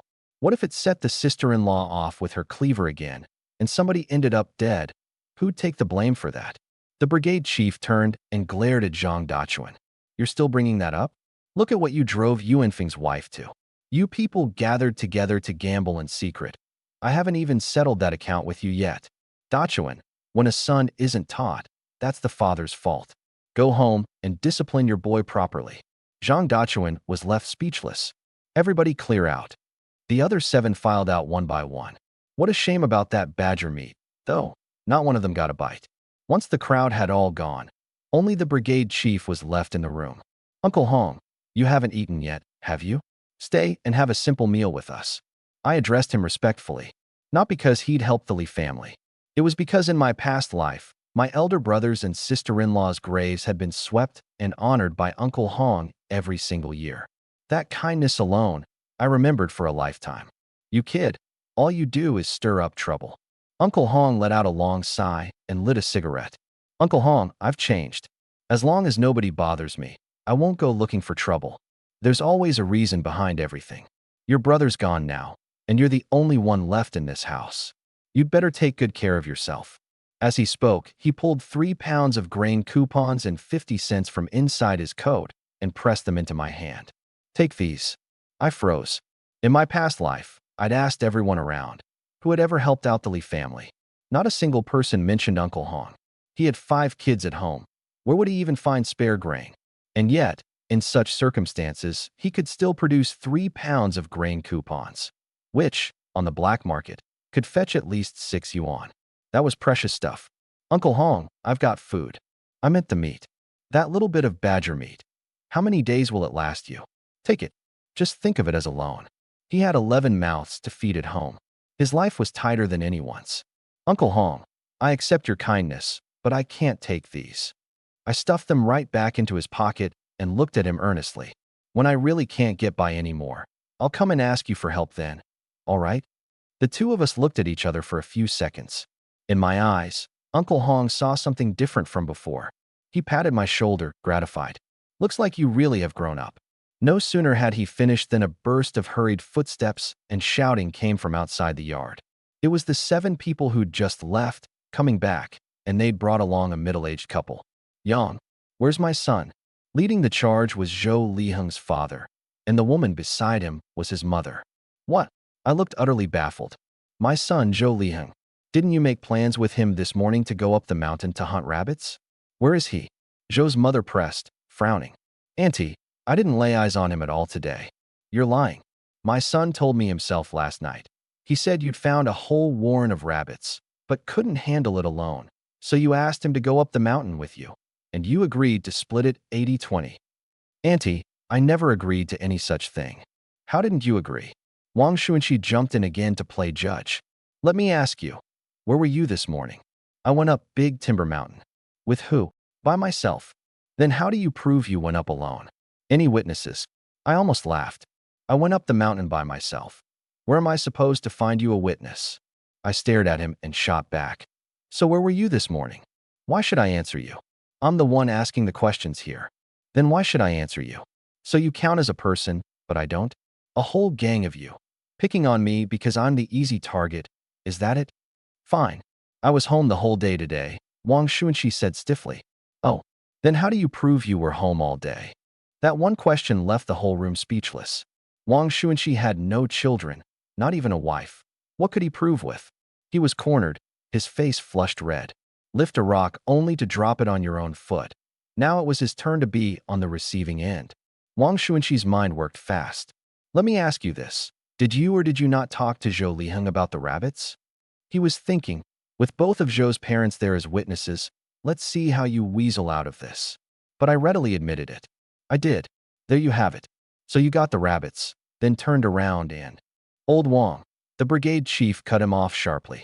Don't go making wild accusations. But once that line was out, everyone's thoughts drifted in the same direction. Zhou's parents' eyes went red as they glared at me. Yang, you just admitted it yourself. So why are you saying you went up the mountain alone? Zhou's father pressed. Admitted what? Didn't you just admit you went up the mountain with Zhou Liheng? Uncle Hong, you were right here. When did I ever say that? He didn't say that, the brigade chief said gravely. Yang only admitted that he'd mentioned the rabbits to Zhou Liheng. Mentioning it is the same as agreeing to it. So let me ask you, did you agree or not? No. That single word set Zhou's parents off. You're lying. You clearly agreed. I laughed. Anyone here knows how to dig out rabbits. Block up the hole, set a sack, light a fire, and you're done. If I'd really found a warren of rabbits, would I go running to him, agreeing to 80-20? Me taking 2, him taking 8? You think I'm an idiot? I looked at Wang Xuanxi. If it were you, would you agree? Then I swept my gaze to Zhonglong. Zhonglong, what about you? Nobody said a word. See? Even someone as dumb as Zhonglong wouldn't agree, and you think I would. You're pushing this too far. Zhonglong raised his hand halfway into the air, but, in the end, didn't dare point it at me. I'm pushing it too far. My finger traced across every person present. I was minding my own business at home, and every one of you barges in to pin a crime on me. So who exactly is pushing it too far? All right, Yang, the brigade chief said, smoothing things over. You've been wronged in this. Once we've got it sorted out, I'll apply for some grain for you. Uncle Hong, I don't want grain. All I want is for them to clear my name and apologize to me. I was genuinely angry now. This kid's really got some backbone. Uncle Hong nodded to himself. Then what about my son? He still hasn't come home. Boo-hoo-hoo. Zhou's mother sobbed until she could barely catch her breath. No, I'm going to search the house. Zhou's father, before he could finish, was stopped cold by the brigade chief. Old Zhou, think this through. If you really pull something reckless, you could end up in a labor camp yourself. Slander's a charge that can go big or small. Zhou's father's brow knit tight, and he fell silent. Last night, drinking with his son, the boy had said something. Once they caught the rabbits, he'd settle the score with Li Yuanyang too. But given the current situation, if his son really had come to harm, old Zhou, the most important thing right now is to organize people to go up the mountain and look for Liang. The brigade chief's words snapped Zhou's parents to their senses. Right? Everybody help me look for my son. Come on, up the mountain to search. A few people even tossed me an apology before leaving. Then they gradually dispersed. Yang, you two should go out and search too. Wang Xuanxi glared at me and threw those words out as he headed for the door. Wang Xuanxi stood there stiff-necked, insisting I go up the mountain with them to find Zhou Liang. I laughed in disbelief. Wang Xuanxi, are you out of your mind? You really think I'm a pushover? The whole village is going up the mountain. Only you won't, he snapped. They nearly slandered me as a murderer, and you want me to go, cap in hand, and help them look? Did snowmelt get into your brain? Or was it never any good to begin with? You. Wang Xuanxi clenched his fist, his mouth twisting, and swung his arm to slam it into my face. Old Wang, what do you think you're doing? The brigade chief seized him and held on tight. Old Hong, let go of me. Today I'm going to kill this kid for sure. Seeing that someone was holding him back, he only got wilder, baring his teeth and thrashing. I stepped forward without so much as blinking. Uncle Hong, let him go. If he wants a fight, then let's have a go at it. Now, this Wang Xuanxi worked the fields year-round, all corded muscle. Me, a freshly reborn sickly weakling. In others' eyes, I'd probably go down with one punch. But I wasn't the least bit afraid of him. Held back by the brigade chief, Wang Xuanxi struggled a couple of times but, in the end, didn't dare actually go through with it. With a cold snort, he flung his sleeve and walked off. Having been publicly shamed by a junior, how could a 40-something confirmed bachelor like him swallow that? The brigade chief pleaded with me earnestly. Yang, you shouldn't go offending everyone. Whatever else, they're all from the same village. I understood, but I couldn't explain it to him in detail. Our positions were different. Right now, all that was left of my family was me and my sister-in-law. If I didn't act tough, how could the Li family ever hold its ground in this village? Tonight this bunch came to trample all over my home. Tomorrow the next wave would come. Offend a few, and you scare off a few. There were pros and cons, but I'd done the math. The pros won out. Once this batch of troublemakers hit a wall, fewer and fewer people would come looking for trouble down the road. Because they'd be afraid. But first, you have to make them understand you're not to be messed with. I won't deny that point. The brigade chief sighed. In any case, from now on, stay out of trouble. With that, he too headed up Big Timber Mountain to search. Creak, the door opened, and my sister-in-law and Lu Jingfang came out of the inner room. Yang, are you all right? She hurried over to me, her eyes scanning me up and down, her face full of worry. During that whole commotion, she'd wanted to rush out several times but feared she'd only make things worse, so she could only fret in helpless silence. I'm in my own home. What could happen to me? I smiled at her. Oh, right, Sister Lu, you two go get dinner started. I'm hungry. The two of them agreed and went to bustle about at the outer room stove. I lent a hand too, first rendering the badger fat. Frying it down in the pot was the simplest way, just watch the heat, and the cracklings left over made a nice little snack. From 2.5 pounds of fat, you'd get better than 70% yield in oil, enough to last my household the whole winter, with plenty to spare. Lu Jingfang helped my sister-in-law wash the vegetables, sneaking glances at me now and then. I knew what she was thinking. She hadn't expected a hoodlum like me to have such a sharp tongue, holding my own against a whole roomful of people in that verbal battle without giving an inch. 3 days apart, and you should look at a man with new eyes. She was probably genuinely reassessing me now. Xiaoman, your hands hurt. Let me wash those. Lu Jingfang was thoughtful. Thank you, Sister Lu. Don't be so polite. We're neighbors. Oh, by the way, is your back still hurting? My ears pricked up. So it turned out my sister-in-law had taken a fall while chopping firewood on Night Weeping Mountain. A big log had slid down and struck her right in the back, hurting so much it knocked the wind out of her. My heart clenched, though I didn't let it show on my face. Half an hour later, a pot of cabbage and potatoes stewed with badger meat was divided onto 2 plates and set on the table. Good things come in pairs. When hosting guests, you serve even numbers. Come on, dig in. All 3 of us picked up our chopsticks. The moment my sister-in-law reached out, she sucked in a sharp breath through her teeth. What is it, sis? Something wrong. I paused, chopsticks in hand. Lu Jingfang was about to speak, but my sister-in-law stopped her with a look. I'm fine. Eat up, it's no good cold. She lowered her head and picked at the food. I understood now. It was almost certainly that injury on her back. At the table, I put a piece of meat in Lu Jingfang's bowl. Her heart skipped, and she eyed me sideways, wary. Sister Lu, I gave you plenty of grief before. You're a bigger person than that. Please bear with me. I smiled apologetically. Good that you know it. She pursed her lips. See, I've reined in my horse at the cliff's edge, turned back from the wrong path. TCH, remains to be seen. Listening to the 2 of us bicker, my sister-in-law smiled behind pursed lips. In that smile, there was something else hidden. I could tell she was thinking of her younger sister, who hadn't yet been married into our family. After dinner, Lu Jingfang helped wash all the bowls and chopsticks before heading back to her own home. Yang, do you like Sister Lu? My sister-in-law couldn't help asking. Seeing me chatting and laughing with Lu Jingfang made her anxious. She feared I might look down on her sister. Nothing of the sort. I used to bully her all the time. This is just me making amends, smoothing things over. I saw right through her worry and decided to just say it plainly. Don't worry, sis. Once the first 7 days of mourning are up, I'll bring your sister over. Tonight's the 5th day. The day after tomorrow is the 7th. And the day after that, I'll go fetch her. Her eyes lit up at once. Yang, do you mean it? She'd been holding that in her heart for so long, but she always felt she had no right to bring it up. We're family. Family lives together. There's no lie in that. She nodded softly. Thank you, Yang. Family doesn't talk like that. I stood up. Come on, let me rub some badger oil on your hands. It's cooled down now. Yang, I want to wash up first. I've heated water. You should go wash up too. She went into the inner room. On my side, I finished washing, then waited a good while, but she still didn't come out. Knock, knock, knock. I rapped on the door. Sis. Suddenly, from inside came a cry of ow, followed by a muffled thud, like someone had bumped into the wall. Sis. What happened? My heart sank. There was no movement inside, only her stifled, pained gasps.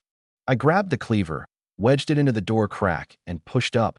The latch flipped open, and I shoved the door and went in.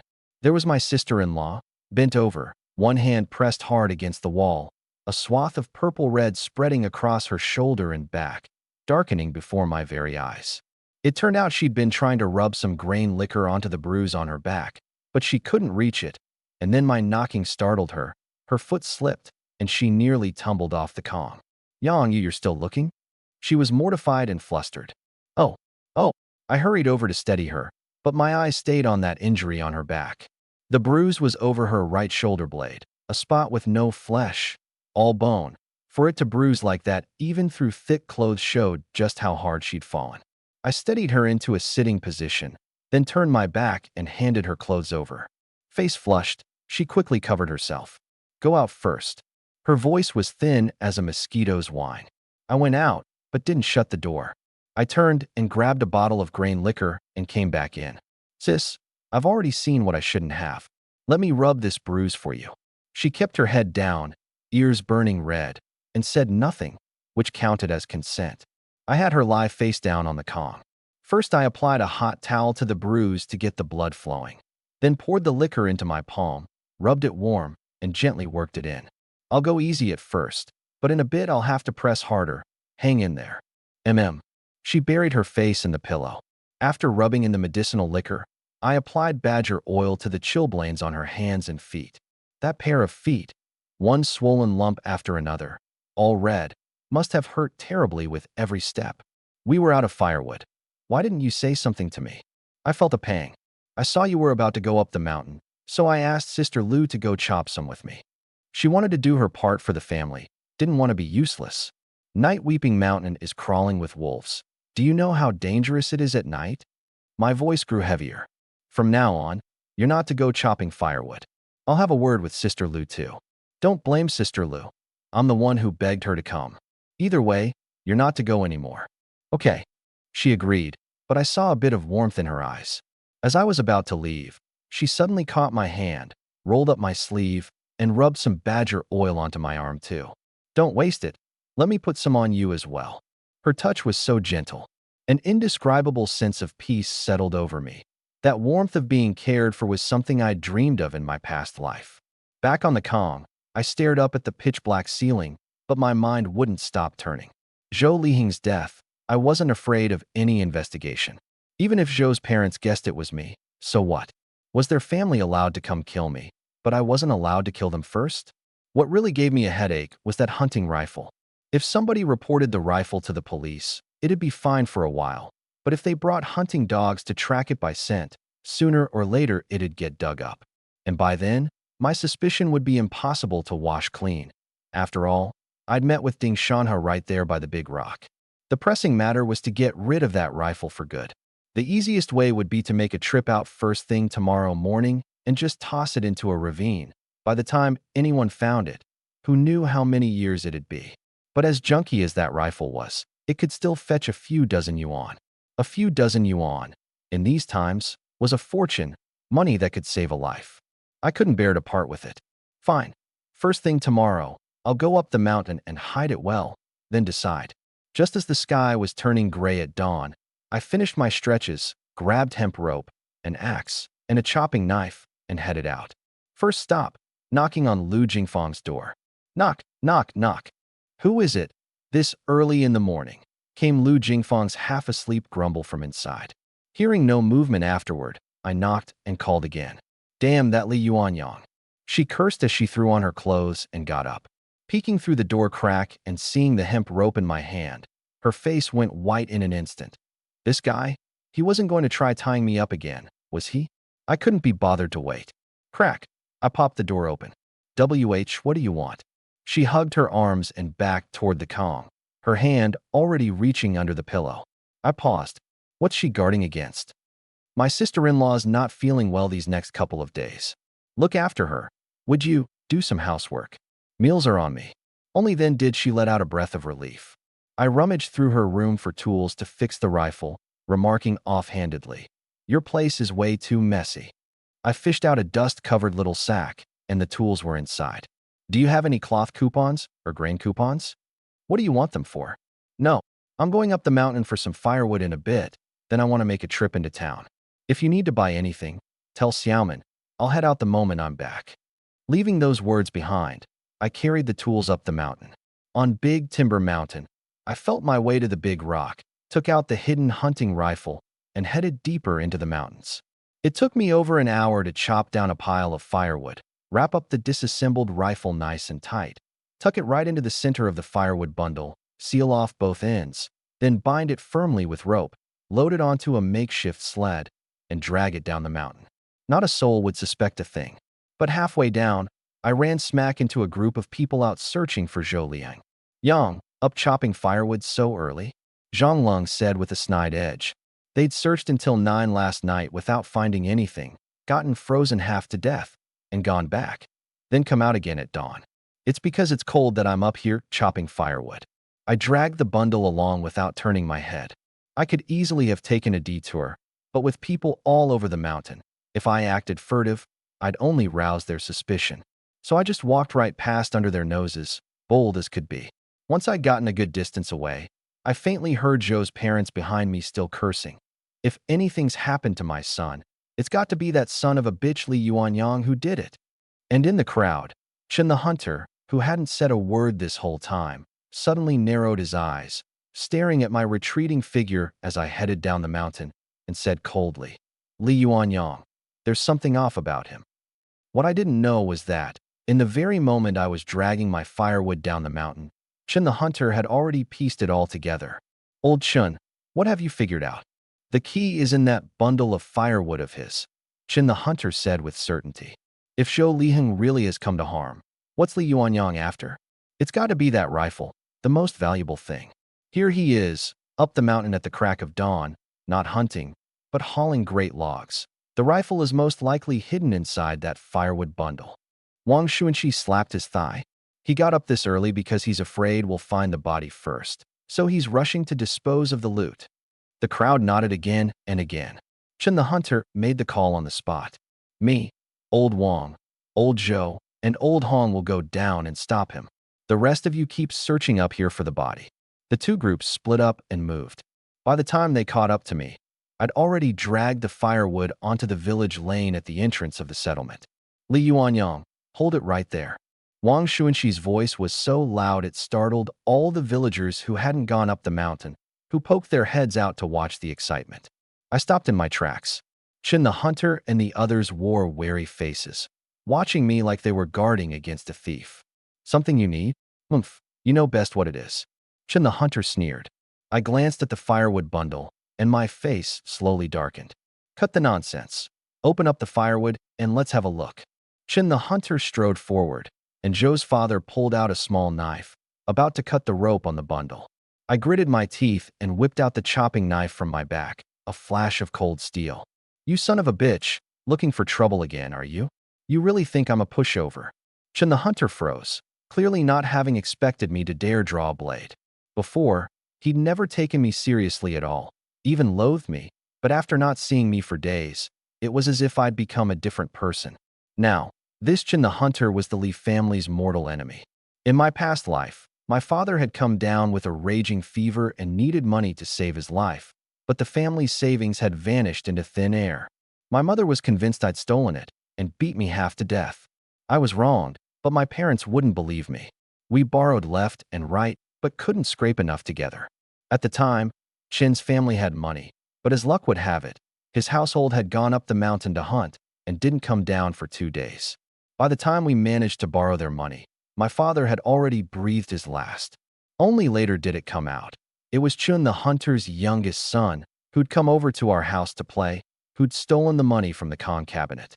Chun the hunter admitted the wrong and made his son kneel and kowtow, but the dead can't be brought back. My mother couldn't bear it, and not long after, she followed my father to the grave. The next spring, Chun the hunter's youngest son, his body was fished out of a ditch by the river. Chun the hunter insisted flat out that it was us Lee brothers who'd done it, but he couldn't produce a shred of evidence. From then on, the two families were locked in a blood feud and never had anything to do with each other again. But the truth was, that child, I was the one who killed him. If not for him, my parents wouldn't have died so early. This one thing, in this life and my last, I've told no one. Not even my elder brother knew. So in that moment, staring at Chun the hunter, the hatred in my eyes couldn't be pressed down. Isn't this young? Up the mountain chopping firewood so early. Turned over a new leaf, have we? What? Is chopping firewood against the law now? The onlooking villagers chattered away. The brigade chief squeezed his way in and handed me a cigarette. Yang, don't get worked up. Uncle Hong, how can I not get worked up? These dogs, so bloated with idleness they want to bully me. The words just fly out of their mouths. I held the knife up, pointing it at them, and even the brigade chief couldn't hold me back. Yang, grown some guts, have you? Chun the hunter stepped forward, leveling the hunting rifle in his hands. The onlookers' hearts leapt to their throats. Was he about to pull a gun? Oh, Yang, just back down. It's only a bundle of firewood. Auntie will go chop firewood with you up the mountain later. Don't do anything rash. Some couldn't stand to watch and tried to talk me down with kind words. But not only did I not retreat, I actually pressed forward another step, as if my life meant nothing. Chun the hunter, you haven't even loaded a round, have you? Who do you think you're scaring? I pointed the knife tip straight at him, spelling it out word by word. Let me tell you, even if you did load a round, so what?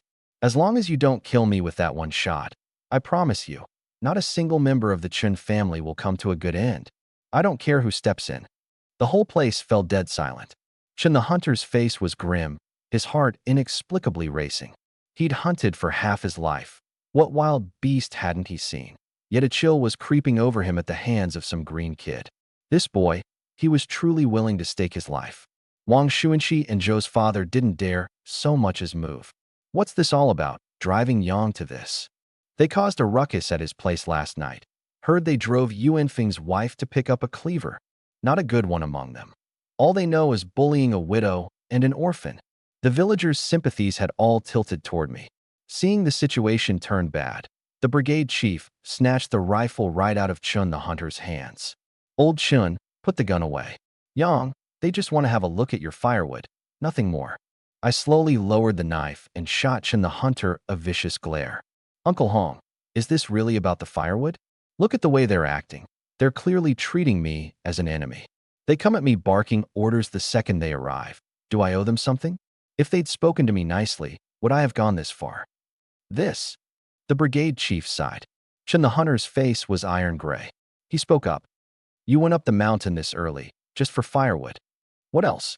If I told you I felt so bad about it that I went up the mountain first thing to help you find your son, would you believe me? I'd have to be crazy to believe you. Zhou's father snorted coldly. I swept my gaze over all the villagers, my fellow folk, and laughed coldly. You all heard it. I say I'm chopping firewood. They don't believe me. I say I'm helping find their kid. They don't believe me either. Which means, no matter what I say, they won't believe me. In that case, what's there to talk about?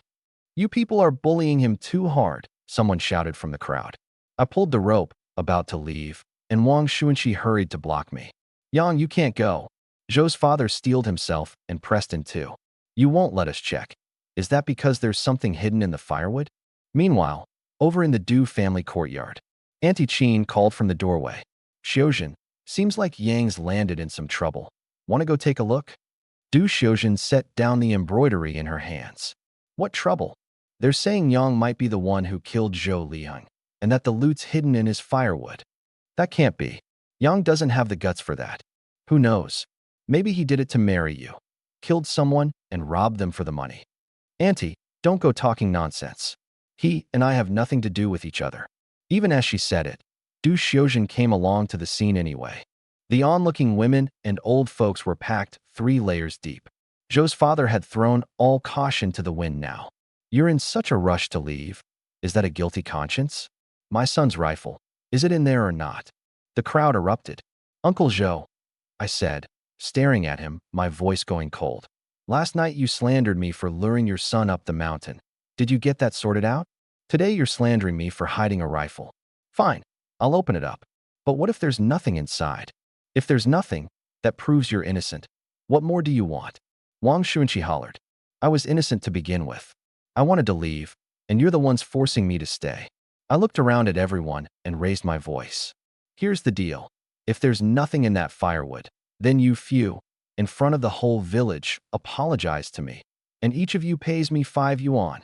The place erupted again. For people, that was 20 yuan. Du Xiuzhen and the crowd stared, wide-eyed, thinking this Li Yuanyang really did have some tricks up his sleeve. But then it occurred to her, someone this fond of stirring up trouble would surely have a whole string of enemies down the road. She had no desire to marry into a hornet's nest like that. Unless, of course, the price went up. Who do you think you are, demanding an apology from us? Wang Xuanqi said stiffly. Report it to the police and let them handle it. Sure, you said it. I'll go home and wait then. I moved to grab the rope again. Yang, we're all from the same village. No need to sour things this badly. The brigade chief was displeased too. He went over and muttered with those 3 for a good while. And finally it was settled. If there was nothing in the firewood, Zhou's father would pay 5 yuan and apologize publicly. After all, this whole affair had blown up over the Zhou family.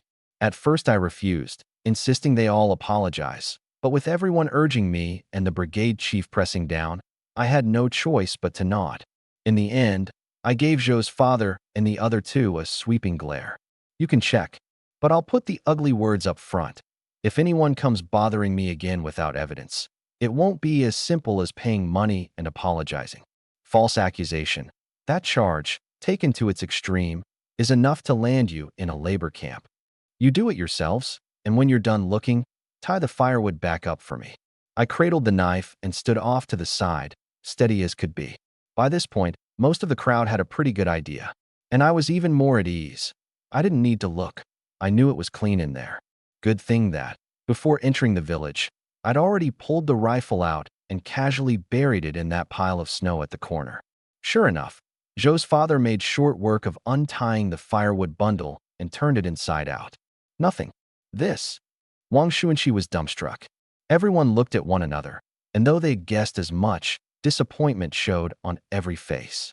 What are you all standing around for? Tie the firewood back up for me. I hoisted the knife, righteous as ever.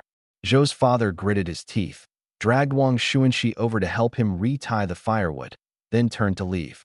Hey, looks like you haven't apologized yet, have you? I held out my hand and took a crisp, brand new 5 yuan note from the brigade chief. Zhou's father's face was iron gray. Yang, don't push it too far. I'm pushing it too far. You all ganged up to falsely accuse me. Who's the one pushing it too far? With people like these, I wouldn't give an inch. It's just one word. Exactly. Wronging Yang like that just now was absolutely shameful. The villagers chimed in one after another, until those few had faces flushing red then pale, glaring resentfully at Chen the hunter. If not for his egging on, they wouldn't be making fools of themselves today. Hurry up, I've got to get home, I pressed. Sorry. Zhou's father squeezed the words out through gritted teeth. What? I didn't hear you. I deliberately cocked my ear. Yang, I'm sorry.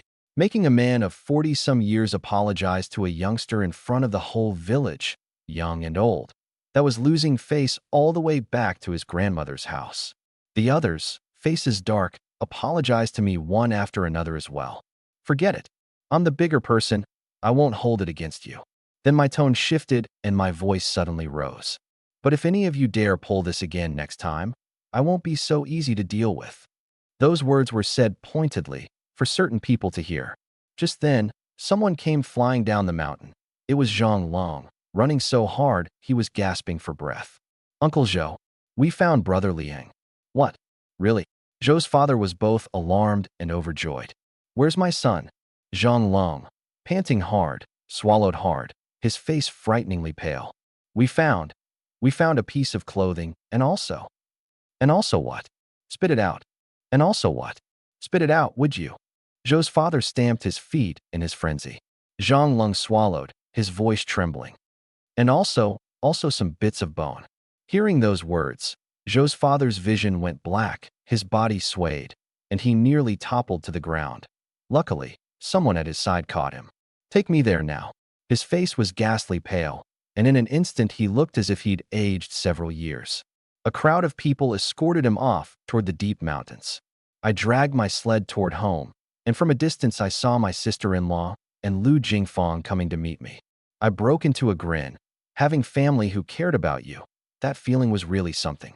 But before I could take a step, a figure shot up in front of me. It was Du Xiuzhen. Hey, give it here, she said, grinning, holding out her little hand. Give what? Still playing dumb. What you've got in your hand. She pouted. Come on, hurry up. I said, oh, and stuffed the sled rope into her hand. Here, thanks for hauling my firewood home for me. The villagers who hadn't left burst out laughing. Slap. Du Xiuzhen threw the rope to the ground. Who wants to haul your firewood? She frowned, genuinely irritated now. It's the money I want. Why should I give you money? Because, she choked, stumped on the spot. That one question really did stump her. Right, why should he? Usually it was me eagerly stuffing money into her hands. A few cents, a dime, sometimes 20 or 30 cents, all to keep her happy. Du Xiuzhen's mind worked quick. Because all your money is kept in my safekeeping, she said, righteous as could be. Oh, right. I nodded. Then hand the money over already. She perked up. I held the 5 yuan note in my hand, and Du Xiuzhen's eyes fixed on it, transfixed. But then I turned my hand, and the money landed in my sister-in-law Liao Xiaoman's palm. Du Xiuzhen panicked. Sister Xiaoman, that's my money. I'm keeping it for Yang. My sister-in-law was taken aback. She and Lu Jingfang had just arrived, with no idea at all what this 5 yuan was about. She looked at me, hesitation in her eyes. She knew all too well that in the past I'd genuinely been sweet on Du Xiuzhen, sending every good thing in the house over to her. I smiled and asked Du Xiuzhen, since you've been keeping all the money I gave you for me, then tell me, how much have you saved up for me altogether? She counted on her fingers for a long while. Including this 5, that's 9 yuan and 82 cents total. Still 8 yuan and 18 cents short. Oh, your arithmetic's really good, I praised. Of course. She looked smug. Now hand over the money. Hearing this, my sister-in-law looked reluctant and was about to pass over the money, but I stopped her. Sis, this money is for you. She stood there, dumbly clutching that 5 yuan. She'd seen bills of such a large denomination before, but she'd never once actually held one in her own hand. Her brother-in-law said, it's for me? That's my money. Du Xiuzhen reached out to snatch it. Slap. I backhanded her across the face. On that round, chubby face of hers, 5 finger marks stood out clear as day. You dare hit me? She covered her face, her eyes going red, tears dripping down one after another. I'm going to tell my dad. Tell him you hit me. Boo-hoo-hoo. And with that she turned to leave. Freeze right there. I called out. Want me to forgive you? No way. Unless you give me that 5 yuan. Even crying, she was still fixated on that money. I spoke unhurriedly. Comrade Du Xiuzhen, I think you've got it wrong. What I mean is, that 4 yuan and 82 cents you've been keeping for me, hand it back, and quick. Otherwise I'll go report to the police that you stole my money, and have the comrade officers haul you off to a labor camp. Her crying cut off abruptly, and her face went a shade paler. Trying to scare me? No chance. At this point, Auntie Qin sidled over, all snide. Oh ho, so it turns out Yang's been giving Xiuzhen money? I always wondered. Your family doesn't even hunt. So how do you live so comfortably? Look at those cheeks of hers, all plump and chubby. Hearing this, I brightened up. Auntie Qin, you've come at just the right time. Du Xiuzhen owes me 4 yuan 82, right? I don't want that money anymore. I'll transfer it to you. As long as you can get it back, it's all yours. Auntie Qin's eyes lit up instantly. Everyone in the surrounding villages knew that mouth of hers. She never lost an argument, never even had a rival. You mean it? Why would I lie to you? You heard what I just said, didn't you? I heard. Xiuzhen's keeping 4 yuan 82 for you. I've got it noted. Auntie Qin's attitude did a complete 180. Then everyone here be my witness. I looked around at the crowd. I'm giving this money to Annie Chin of my own free will. No takebacks. Yang, you said it yourself. Don't you dare renege. Auntie Chin bellowed. Everyone heard it. This money's mine now. Fine, Auntie Chin. I'll be off first. Don't let me hold up your debt collecting. I turned and left with my sister-in-law and Lu Jingfang. Behind me, Du Xiuzhen was still calling out to me, already firmly cut off by Auntie Chin. Sister Xiuzhen, are you going to give me that money now, or what? What money? Yang's money. It's mine now, didn't you hear? That's mine. Yours. Debts get paid back. That's only right. Didn't your parents teach you that? If you won't pay your debts, aren't you afraid that one day, when you have kids, they'll be born without? Du Xiuzhen was left with nothing to do but cry. The two of them quarreled more and more fiercely, and the crowd of onlookers grew bigger and bigger. I walked off without a backward glance. Back home, I draped myself in sparse straw as a disguise, wrapped my head in patched-up rags with only my eyes showing, and even wound straw around my waistband. My sister-in-law and Lu Jingfang circled me a couple of times, nodding. They really couldn't recognize me. Can't make out your face, but this height of yours. Lu Jingfang went out and found a stick and handed it to me. Try hunching over. I leaned on the stick and stooped, and there I was, the very picture of an old man. Sister Lu, you've really got a knack for this. I gave her a thumbs up. Once I was all set, I picked up the sack with the rifle and the chopping knife, ready to head into town. Yangzi, you be careful out there. They're really cracking down on black market trading these days. My sister-in-law was genuinely worried. In times like these, getting caught selling goods could turn out to be a big deal or a small one. You never knew. Maybe I should go with you, so we can look out for each other on the road. No way. You're hurt. You need to rest. Just wait for me to get back. The moment those words left my mouth, she suddenly remembered what had happened the night before, and her face went red. She turned around and pulled off the coat she was wearing. Then be careful on the road. Take this coat with you. Of course I refused. Never mind that it was too small to fit me. After everything I owed her these past few days, how could I let her freeze? I draped the coat back over her shoulders.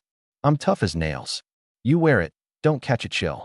Okay, she answered softly, and her eyes secretly darted over to Lu Jingfang, as if afraid someone might see something. As I headed out the door, I leaned close to Lu Jingfang's ear and whispered, Sister Lu, there's meat in the house. Don't be stingy. Feed my sister-in-law well. Help her get her strength back. Ahem, got it. Basically, I'd hired Lu Jingfang as a nanny. What I didn't know was that on the other side, deep in the mountains, more than a dozen people were standing around a patch of blood, dumbfounded. On the ground lay a torn piece of clothing, a few scattered bones, and drag marks leading off in one direction. My son, Zhou's mother clutched half of her son's shirt, wailing her heart out. Zhou's father just stood there, unable to process it for the longest time. Zhou Liheng was his only son. Both his daughters were married off, and he'd been counting on this boy to carry on the family line. Who could have imagined it? A father burying his own child. Getting dragged off and eaten by wild animals up in the mountains wasn't exactly rare around these parts. The crowd just sighed over the boy's cruel fate. But suddenly Zhou's father wiped his face, unusually calm. Did any of you see my son's hunting rifle? The crowd looked at one another. No, this is all we found in the clothes. Someone pointed to the ground. A few matches, half a pack of cigarettes, a few cents, and some gunpowder and bullets. The one thing missing was the gun. Hunter Chin crouched there staring at the drag marks for a good long while, then slowly spoke. This whole thing, it's not that simple. He was the best hunter in the area, so his words carried weight. First, let's rule out an accident. Think about it as murder, and Li Yuanyang is the biggest suspect. But didn't we already search him? Wang Shunxi muttered. What if he'd already moved the gun out by then? Hunter Chin narrowed his eyes. Think about it. That day he and Ding Shanhe brought back a good 10+ pounds of badger meat. Plenty of people saw it. If someone was after the gun, and the man's dead, how could the gun just vanish into thin air? You're telling me the wild animals dragged off the man, but somehow left the gun behind? Someone pushed back. Then why wouldn't he just throw the gun away? Hunter Chin shook his head. Throw it away? Then what was the point of all that trouble? A gun's worth a fortune these days. He paused, lowering his voice. The way I figure it, right about now he's probably already on his way to the black market. The crowd sucked in a cold breath. That doesn't add up. We went through his firewood. There was nothing. Wang Shuanqi kept harping on that point. So we went through his firewood. What does that prove? Hunter Chen sneered. Who says he definitely hid the gun in the firewood? What if he moved it somewhere along the way? At those words, everyone fell silent. In their minds, they all pictured the moment they'd run into me hauling firewood halfway up the mountain. I'd even casually tossed a gray squirrel to the brigade leader, and that squirrel was still hanging from his belt right now. Old Shun, if you put it that way, we've got to hurry back to the village and see whether Li Yuanyang's even home. If he really isn't, then what you're saying is pretty much dead on. What are we waiting for? Let's go. Zhou's father's eyes were red, gritting his teeth with hatred. The group headed back with Zhou Lihing's belongings. A lot of villagers tried to stop them, refusing to let a person who died a violent death outside be brought into the village. The brigade leader spoke up. We're all about smashing the four-olds now, so forget those superstitious taboos. Respect for the dead comes first.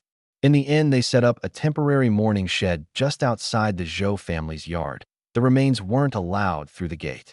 The first thing they did on getting back was head straight for my house. And sure enough, I was long gone. My sister-in-law didn't say much. When they asked where I'd gone, all she said was she didn't know, refusing to let slip a single extra word. Zhou's father wanted to press her harder, but the brigade leader held him back.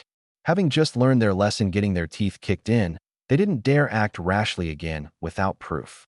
Later, asking around the village, someone said they'd seen me heading toward the main road. The crowd put it together. I'd gone to town, no doubt about it. No point in a big crowd. I know people over at the black market. Me and old Zhou will go, that's enough. Hunter Chen made the call. The two of them stuffed a few cornmeal buns in their pockets and set out through the night to chase me down. On the main road to town, I made my way along on 2 sticks and a pair of flat bamboo strips strapped to my feet, sliding down a stretch whenever I hit a downhill to save my strength. With my reputation in the village, borrowing a bicycle or a horse cart, dream on. I could only hoof it on my own. As I trudged along with my head down, a horse cart came up behind me, 2 people riding on it. Uncle, why don't we give him a lift? Asked a girl whose face was covered except for a pair of big eyes, speaking softly to the man driving. Little one, you can't be too kind-hearted. What if he's a bad person? The man turned back to warn her. The girl didn't dare say more. The cart wasn't hers, and she wasn't even close with this uncle. They were just from the same village. As the cart passed by me, the man deliberately slowed the horse and called out, "Young man, where you headed?" I turned my head to look. The uncle had a kindly face, and the girl's eyes were even clearer, bright like a student fresh out of school, without a hint of ill intent. "Hello, uncle. I'm heading to town." "Oh, which village are you from?" "East Village."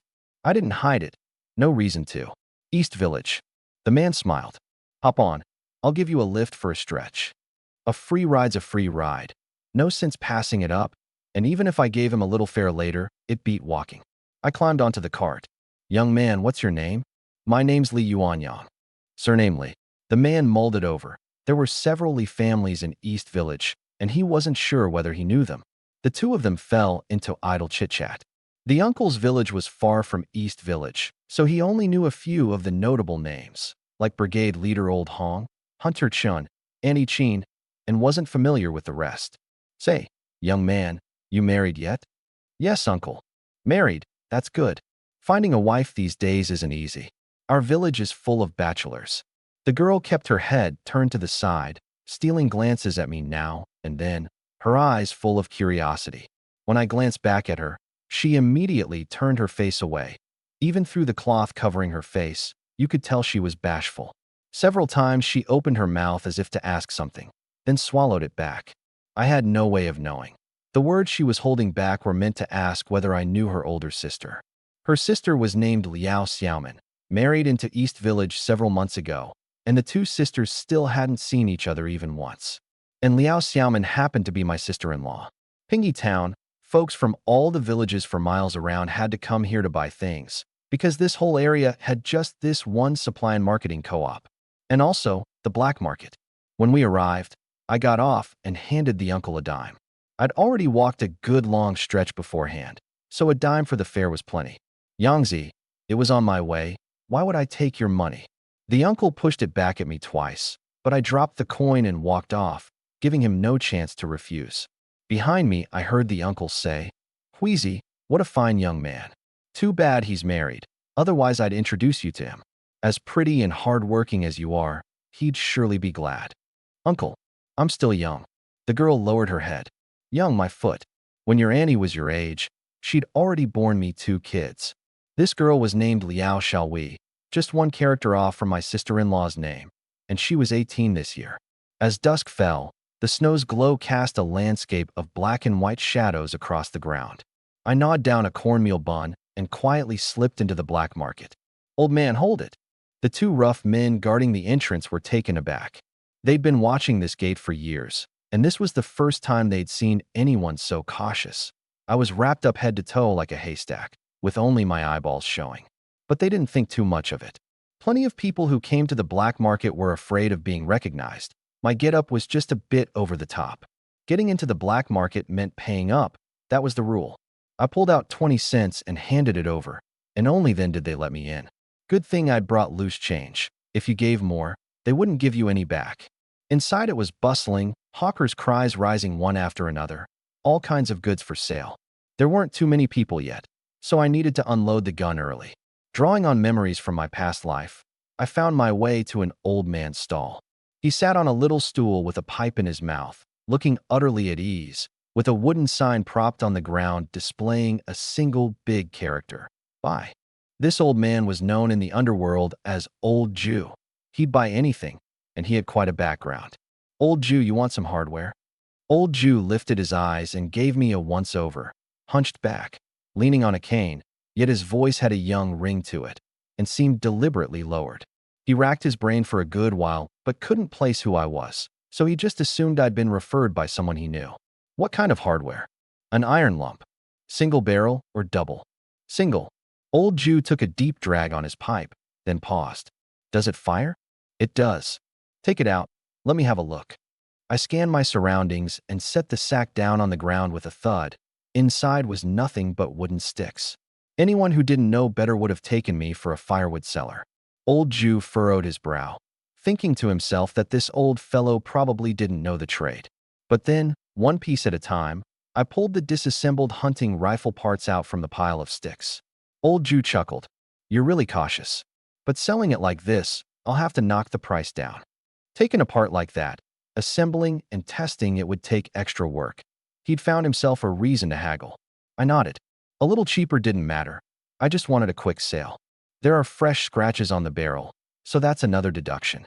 He fixed his gaze on the scrapes along the barrel, scratches I'd made on purpose.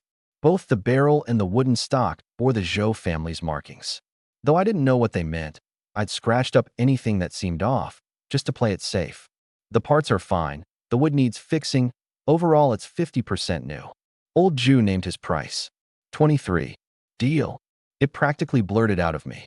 It was a bit cheap, but I was going for speed. Besides, there was no haggling with Old Jew. Whatever number he set, take it or leave it. One more word of nagging, and he'd turn his head and walk away. "Yeah, you're a straight shooter. Anytime you've got goods in the future, come find me." Old Jew fished a little cloth pouch out from an inner pocket, rummaged through it for a while, and scraped together 23 yuan to hand me. I took the money but didn't leave. From my satchel, I pulled out a slip of paper and handed it to him. Old Jew unfolded it and read. His expression suddenly turned grim. "You're—" He started to stand, but I pressed him back down with one hand. I patted his shoulder, said not a word, and turned to leave. Old Jew stared at my retreating back, watching until I disappeared into the crowd. On that slip of paper, I'd written just one thing: the real name of the black market's shadowy boss. This boss never showed his true face. Everyone only knew him by a false name. Old Jew was his most trusted man, yet even he was shaken enough to rise to his feet, because no one at all was supposed to know that name. I walked to a corner, stripped off the straw disguise and stuffed it back in the sack, then gave the sticks to an old man gathering firewood. Just as I was about to turn and see what there was to buy, I came face to face with 2 middle-aged men looking around anxiously. I took one glance. Though the man was bundled up tight, I recognized him at once. It was Hunter Chun, and the one beside him was, most likely, Zhou's father. I'd expected they'd come. I just hadn't figured they'd chase this fast. And they were heading straight for old Ju's spot, not taking a single detour. Looked like they knew him. I couldn't be bothered with them. I acted like I hadn't seen a thing and turned to go somewhere else. Uncle Ju, long time no see. Hunter Chin approached with a wide smile. HM, little Chun. Old Ju thought the voice sounded somewhat familiar. Got any game for me today? Let me have a look. He scanned Hunter Chin up and down. Nothing there.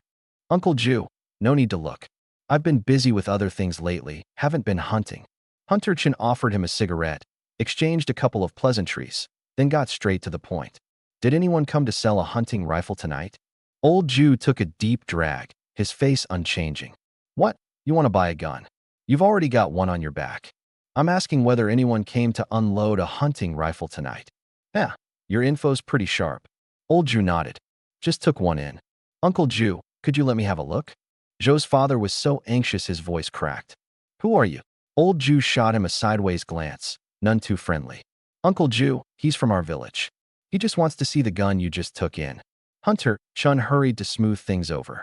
Little Chun, in our line of work there are rules, you know how it is. Old Ju had no sentiment for customers. He only recognized profit. Hunter Chin gave Joe's father a look to pay up. Joe's father handed over 1 yuan. Uncle Ju, just one look. No reaction from old Ju. He added another yuan, still ignored. Only when Joe's father gritted his teeth and pulled out 5 yuan did old Ju finally take it. The gun's in that box. Look for yourself. 5 yuan for nothing. Old Ju was tickled pink. The two of them fumbled the long box open. Inside lay a single-barrel hunting rifle. But the moment they got their hands on it, they exchanged a look, their hearts sinking halfway. This wasn't the Zhou family's gun at all. It had none of the Zhou family markings. Uncle Ju, you got any other guns? Old Ju waved a hand. You think this is a vegetable market, where you can look at whatever you please? Asking around got them nowhere. The two had no choice but to leave, planning to check every single stall. They were going to dig out that gun, or me, one way or another. Otherwise, what was the point of coming all this way? I wandered among the stalls, seeing what there was to buy. Hunter Chun and Joe's father, I paid no mind at all. Even if I ran into them right then, I wasn't afraid. Old Ju would keep the matter of the gun swallowed down in his gut. How much for the wild boar meat? I asked at one stall. 3 yuan 70 a pound. Only the lean cuts left. Don't want it, it's gone. The vendor was indifferent, wearing the look of someone who couldn't care less whether I bought or not. If you wanted some with a bit of fat, that'd run you over 4 yuan. I froze for a moment. I'd almost forgotten this was a famine era, with prices climbing over each other. I vaguely recalled that in the next couple of years, even ordinary domestic pork would go for 8 yuan a pound, becoming a most precious thing. Too expensive, I looked and didn't buy. I had a little over 20 yuan on me, plus the 5 my sister-in-law had forced on me. That made only 29, and the rest was loose change from Lu Jingfang. That little bit of money wouldn't buy much at the black market. How much for grain coupons? I moved to another stall. Local grain coupons, 2 yuan 20 a pound. The vendor glanced around left and right, ready to bolt at any moment. No matter how expensive, I had to buy. The family was truly out of food. I'll take 5 coupons. 5. The vendor was startled and ran off to round up the coupons. Buying 5 at once was rare. Anyone who came to the black market was usually broke as a joke. Money in one hand, goods in the other. I tucked the coupons into an inner pocket. There were plenty of pickpockets these days. I had to be on guard. I moved on to another stall. You got any sugar coupons or cloth coupons? As for coupons, no one ever thought they had too many. Sugar coupon, half a pound. For yuan 60, no haggling. That expensive? Expensive? I just put them out. One step later, and there'd be none for you. Fine, I'll take it. No sooner had the words left my mouth than a masked man came over asking about sugar coupons. Good thing I'd been quick. Sugar was a rare thing, more precious than grain. Bought and eaten sparingly, half a pound could last a good while. I made another round and bought some paper and pens. Might come in handy later. The rest of my money I had to save for the co-op, so I didn't spend any more. Just as I was about to leave, a shout suddenly exploded from the entrance. The inspectors are raiding. The inspectors are raiding. At that shout, every vendor and every buyer scrambled to grab their goods and bolted for the various side exits, running for their lives. The black market always had more than one exit. Otherwise, the inspectors would just block the door and no one could escape. Run, run. The place fell into utter chaos, and in the blink of an eye, more than half the crowd had scattered. I took off running too. But as I ran past one stall, I ran smack into that girl from the horse cart. Right now, she was so distressed she was crying. Boo-hoo. Please, give me back my money. I already paid you. Let go of me. The inspectors are coming. If we don't run now, we're finished. The vendor flung Liao Xiaowei off and dashed away. Boo-hoo, please don't go. Liao Xiaowei chased after the vendor, stumbled and fell flat on the ground, scrambled up and kept chasing, but the man was long gone. Wiping her tears, she ran forward, while the footsteps behind her grew closer and closer. The foot I'd stepped forward with, I pulled back. Then I rushed over and grabbed hold of her. You let go of me. She struggled desperately, not recognizing me at all. It's me, hurry, run. I yanked down my face covering.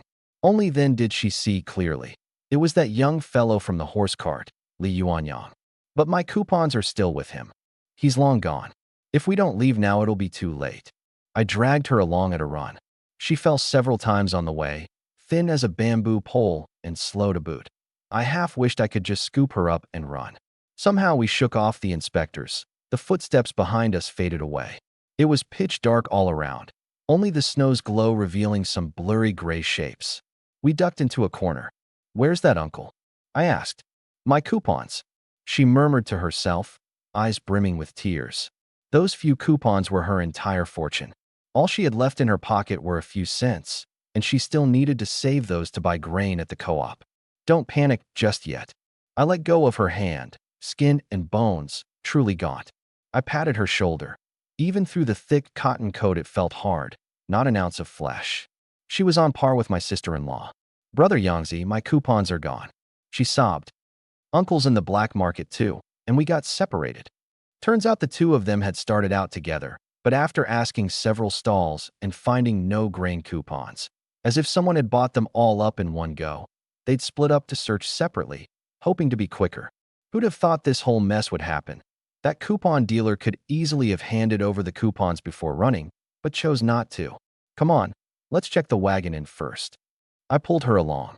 The wagon inn was a big communal bunk lodging house, specifically for errand runners and freight haulers to rest and spend the night. People from all over crammed onto one heated brick bed, chaotic and reeking, but at least it was a place to land, and it could stable your livestock and provide feed too, for a fee. Lodging cost a few cents a head. A guest house would have been an option, but that required a letter of introduction. We went into the wagon inn, packed to the rafters, noisy and rowdy. From a distance, you could already hear someone inside bragging at the top of his lungs. Most of those who'd fled the black market raid had probably holed up here. We searched half the place but found neither the uncle nor his livestock. No idea where they'd wandered off to. As we searched, instead of finding the uncle, we ran smack into the coupon dealer who'd made off with Liao Xiaowei's grain coupons. Brother Yangzi, it's him. Liao Xiaowei flung my hand off and charged straight over, clamping down on the man's hand, a pair of reddened eyes glaring at him. Give me back my grain coupons. Who are you? Let go. The coupon dealer flung his arm out, two men trailing behind him. Liao Xiaowei lunged again and grabbed hold of him. That's my coupon. I paid for it. What grain coupon? Do I even know you? The coupon dealer had already ditched his disguise, revealing a gaunt face. A coupon was worth over 2 yuan. There was no way he'd admit to it. Little girl, you've got the wrong person, haven't you? We've never met. The two men behind stepped up to back him, plainly all in it together. Let go. Keep making trouble and see if I don't slap you. The coupon dealer flung her off hard this time, and Liao Xiaowei staggered back several steps, nearly falling on her rear. I caught her just in time. Wheezy, you sure it's him? The uncle from the horse cart had called her by her nickname, Wheezy. It's him. I remember these shoes of his. She wiped her tears, forcing herself not to let them fall. You're really sure? Yes. I patted her shoulder. Stand back and wait for me. But she gave my sleeve a gentle tug, her eyes full of conflict. Brother Yangzi. She looked at the 3 vicious-looking men across from us and got scared. I got the wrong person, don't go. That's what her mouth said, but her eyes stayed fixed on the 3 men, radiating a stubborn refusal to let it go. It's fine. I'm just going over to say hello to them. I pried her fingers off my sleeve and walked forward slowly, my face covered, my features hidden. I stopped just half a step from the three men. Tall guy sticking up for her. The coupon dealer muttered at me. 3 against 1, plus a scrawny girl. He didn't take it seriously at all. You got any coupons on you? I'll take them. I pulled out my money, ignoring his taunt. The 3 exchanged a glance, faintly sensing something was off, but unable to put a finger on it. This was their trade. After all, when business comes to your door, there's no reason to turn it away. Got 3, 2 yuan 50 each, so 3 is 7 yuan 50. The coupon dealer drew out 3 local grain coupons. My eyebrow arched. Others sold them for 2 yuan 20, and these 3 bastards had the nerve to ask 2 yuan 50. Real shrewd businessmen. I counted out 7 yuan 50, tucked the rest away, extended the cash forward in one hand, and reached out for the coupons with the other. All right, that's straight up. The coupon dealer pushed the coupons forward. And in that very instant, I suddenly seized the moment, snatched the coupons away, stuffed them along with the money into my satchel, and stepped back. I'm not buying anymore. The coupon dealer's face darkened. Son of a bitch, you're playing me. Before he'd finished, a fist came swinging at me, and the other 2 rushed in as well, each gritting his teeth and clenching his fists. Brother Yangzi, Liao Xiaowei cried out in alarm. I clenched both hands into fists and set myself firmly into a stance. Bam, bam, bam. Every punch landed on flesh. In the blink of an eye, all 3 men were sprawled on the ground, clutching their bellies, yowling and rolling around. I lowered my hands and let out a long breath. Brother Yangzi, are you okay? Liao Xiaowei was stunned dumb. Her earlier flinch had been out of fear that if these 3 came to blows, she'd drag me into it. She'd never dreamed Brother Yangzi could fight like this. What could possibly be wrong with me? I held the coupons out in front of her. How many did you actually buy? I held the 3 coupons out before Liao Xiaowei. How many did you actually buy? She stared at the coupons she'd gotten back, tears glimmering in her eyes, so moved that she only held up a single finger. I bought 1. Really just 1? I asked again. This girl was too honest for her own good. I pulled out 1 and pressed it into her hand, then fished out 30 cents. Here, and 30 cents change. This coupon was clearly worth 2 yuan 20, and those 3 bastards had insisted on selling for 2 yuan 50. Liao Xiaowei held the 30 cents, cocking her head, puzzling over it for a long while without figuring it out. Only after I explained did it dawn on her. So those 3 had been selling at such a cutthroat markup. Thank you, Brother Yangzi. Her eyes curved into little crescents. Though I couldn't see her smile behind the face cloth, those eyes of hers seemed almost magical, and looking at them made me smile too. Smiles really are contagious. Come on, I'll take you somewhere else to stay. This place is full. Just as we were about to leave, the coupon dealer suddenly grabbed my leg. Give the coupons back. I looked down at him and said coldly, give me one good reason. He choked up. This man was called Gotzi, and deep down he knew perfectly well he was no match for me. But without this money, how the hell was he supposed to pay for his mother's illness? His mother was lying in the hospital right now, waiting for her life to be saved. I need the money. I shook his hand off and walked on. Who in this world doesn't need money? I'd taken only 2 steps when Gotzi suddenly lunged forward and clung tightly to my thigh, burying his head low. I really need this money. Please, give it to me. I grabbed a fistful of his hair. You're begging me? I sneered. Just now, when she was begging you to give her coupon back, what did you do? That left him unable to spit out even half a word. I kicked him aside. Get lost. But Gotzi crawled up again, scrambling on his hands and knees to kneel before me, and with a heavy thud slammed his head down onto the snow. My mother's counting on this money to save her life. Without it, she might not make it. I'm begging you, treat it as a loan. I swear I'll pay you back. The 3 of us are truly at our wits' end. Big brother, please, have a heart. We really have no other way. I fell silent for a few seconds. Back then, wasn't my own father's death, too, over that one word, money? Gotzi kneeling like this for his mother struck the softest spot in my heart. What's your name? My name's Gotzi. How much money do you need? 3 yuan 50. He didn't dare lift his head. Get up. I pulled him up with one hand. He was frighteningly light. No wonder one punch had laid him out. Fierce looking, but really his bones were soft as anything. Where can I find you all from now on? Gotsi gave me an address, and I committed it to memory. I'll consider the coupons bought, 2 yuan 20 each, for yuan 40 total. I pulled out the money and pressed it into his hand. Thank you, big brother. Thank you, thank you. Gotsi wiped his tears, his expression complicated, gratitude mixed with a trace of some indefinable resentment.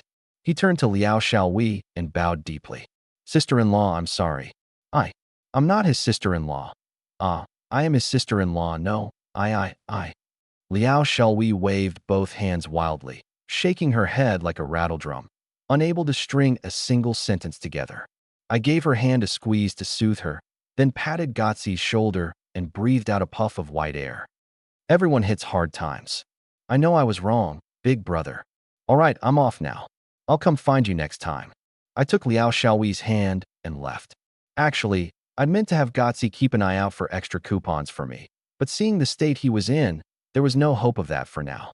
Brother Yangzi, where are we going? Liao Xiaowei was still dizzy from that whole sister-in-law business. To the guest house. But we don't have a letter of introduction. She knew the guest house rules. No letter, no lodging. Don't worry, I've got a way. Truth is, even without a letter of introduction, you might still get in. Late at night, if you're sincere and speak nicely with the clerk at the counter, explaining you truly have nowhere to stay, well, everyone's got a heart, and they'll usually make an exception. If that fails, a certificate from a factory or work unit can just about get you a room too, though it depends on their mood. Oh, Liao Xiaowei let me lead her along obediently, without a shred of doubt. The uncle she trusted most wasn't at her side, and in the frozen, snowbound streets of Pingyi Town, who else could she lean on but me? As we walked, she caught sight of a person lying in the snow at the base of a wall, thinly clad, half his body buried in the snow, bare feet sticking out. Brother Yangzi, he drunk. It's nothing, I said offhandedly. Drunk? My foot. The man was clearly dead, most likely frozen or starved to death. This sort of sight wasn't too common yet, but a few months down the road it'd be hard to say. Grain was getting scarcer, and the number of people who couldn't hold on would only grow. We hadn't yet reached the guest house when, from far off, a horse cart came ambling toward us, the driver looking left and right, until his gaze finally locked straight onto us. The three of us came face to face and only then recognized one another. Queasy, Aya, you scared me half to death. Where was I supposed to find you? The uncle was so frantic his voice had gone hoarse. He hopped down off the cart in a flurry. Queasy, are you all right? Huh. If a person he'd brought out ran into trouble in town, he'd not only feel guilty to death, but wouldn't know how to answer to the brigade back home. After getting out of the black market, he'd been searching the whole town, even been to the wagon inn, but there was no sign of her. Uncle, I'm fine. Liao Xiaowei's eyes were rimmed red as she grabbed hold of the uncle's arm. Fine is good, fine is good. The uncle heaved a long sigh, the big stone in his heart finally settling. Uncle, I called out from the side and pulled down my face covering. Yangzi. Only then did the uncle notice me. In his earlier agitation, he hadn't seen there was a person standing right beside her. Liao Xiaowei recounted everything that had happened, down to the last detail, not leaving out how I'd snatched back her coupons and taught the dealer a lesson. Hearing it all, the uncle clapped me hard on the shoulder, his eyes full of an elder's appreciation and gratitude. But then he shifted his tone. Yangzi, are you really married? As he said it, he glanced at Liao Xiaowei, and the girl immediately lowered her head, twisting her fingers together. I was taken aback. I'd thought he was going to thank me, but hadn't expected this turn. That this girl was sweet on me, I'd actually seen from early on. A love-struck young woman is the worst at hiding her feelings. It's all written across her face and in her eyes. Feelings were simple in those days. If two people took a liking to each other, that was that. None of the endless twists and games. Not like later generations, where so many people grovel and pour out their hearts and spend every last cent of their savings, only to get handed a "you're a nice guy" card in the end. True feeling was cheaper than a dog. It's the schemes that win people over. But my heart already had my sister-in-law, and that younger sister I'd never met. Though we weren't married yet, it was close. So this notion of hers was best nipped in the bud, and the sooner the better. Uncle, I really am married. Aya, what a shame. The uncle gave Liao Xiaoyi's shoulder a gentle pat, and the girl's head drooped even lower, radiating an unspeakable disappointment. All right, don't just stand here like fools. It's cold. I changed the subject. Let's find a place up ahead to get through the night. The guest house. Can we even get in? The uncle's face was full of disbelief. Let's try first. I walked over to a flat spot by the cart, pulled out paper and a red pen and a black pen, and started writing and drawing. Liao Xiaoyi and the uncle didn't dare come close, afraid they'd block my light. In no time I put the paper and pens away. Forging a certificate wasn't really that hard in those days. I led the two of them into the guest house, reminding them along the way. Don't say anything out of turn later. Hello, comrade. One private room with a heated bed. I stood at the counter, fixing the clerk with a sharp stare, deliberately putting an out-of-town accent into my speech, while pulling a document from inside my coat. The clerk took it and looked. It wasn't a letter of introduction, but the words on it carried serious weight. They were from the county's public security department. He swallowed and, without quite meaning to, straightened his posture. Hello, public security comm. I raised a hand to cut him off. I'm just an ordinary citizen. As I spoke, I discreetly slipped the document back, every movement carrying an air of official rigor. Yes, but the single rooms really are all full. Would another room do? We happen to have space. The clerk was cowed by my aura. Even the uncle and Liao Xiaoyi behind me were dumbstruck, muttering to themselves. Could Yangzi really be with public security? I narrowed my eyes, letting a hint of displeasure show on my face. There truly are too many guests today. Please bear with us. The clerk hastened to explain. I gave a slight nod. 90 cents for all three. He even waived the deposit. I pulled out 1 yuan. Keep the change.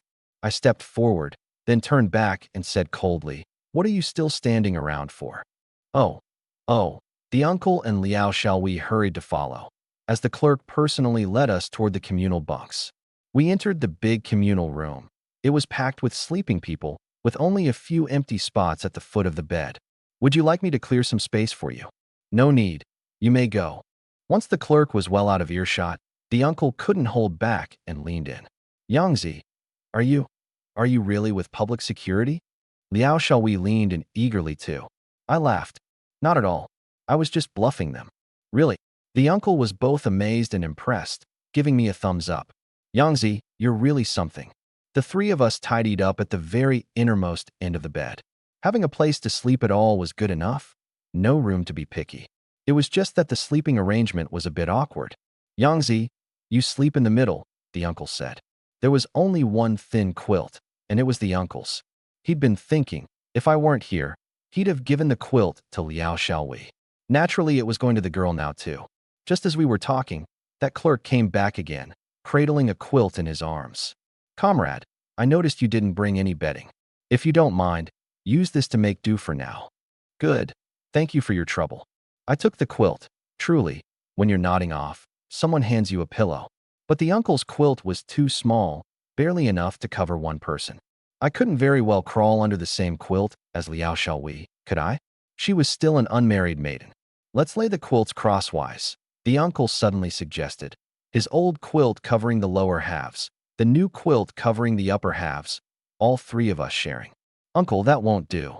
I refused flatly. Wouldn't that still be sleeping under one quilt with Liao Xiaoyi? What difference was there from sharing a bed? I didn't mind for my own sake. I was thinking of the girl. In the end, it was settled.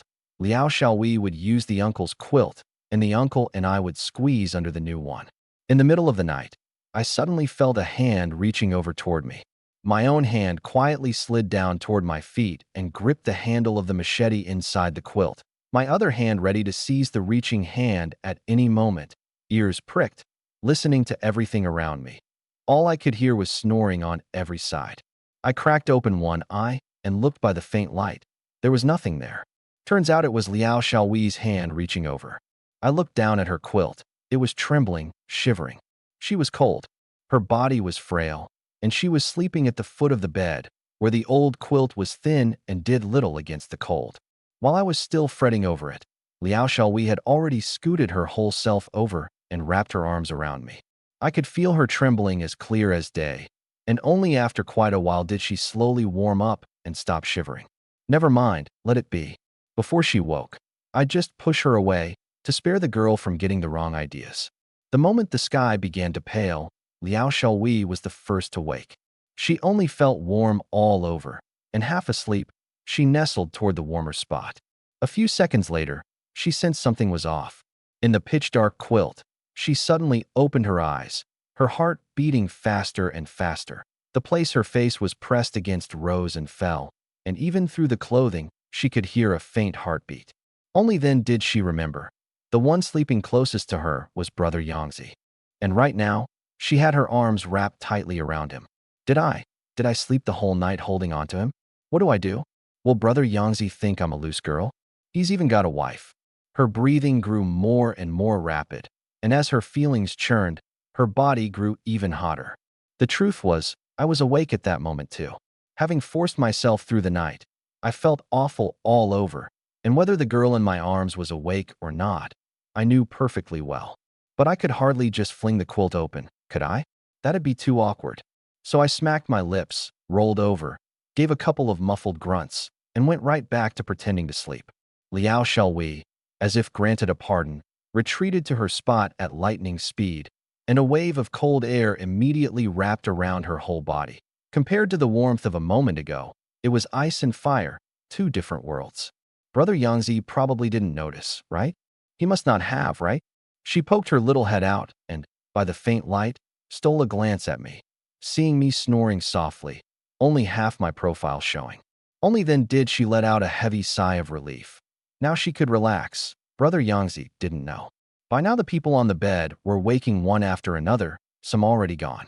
I deliberately pretended to sleep, waiting until Liao Xiaowei had gotten up before I rose, stretching in a big, lazy yawn. Morning, Brother Yangzi. She greeted me softly. Even behind the face cloth, that faint blush between her brows couldn't be hidden. Morning, Huizi. Let's go, hurry to the co-op.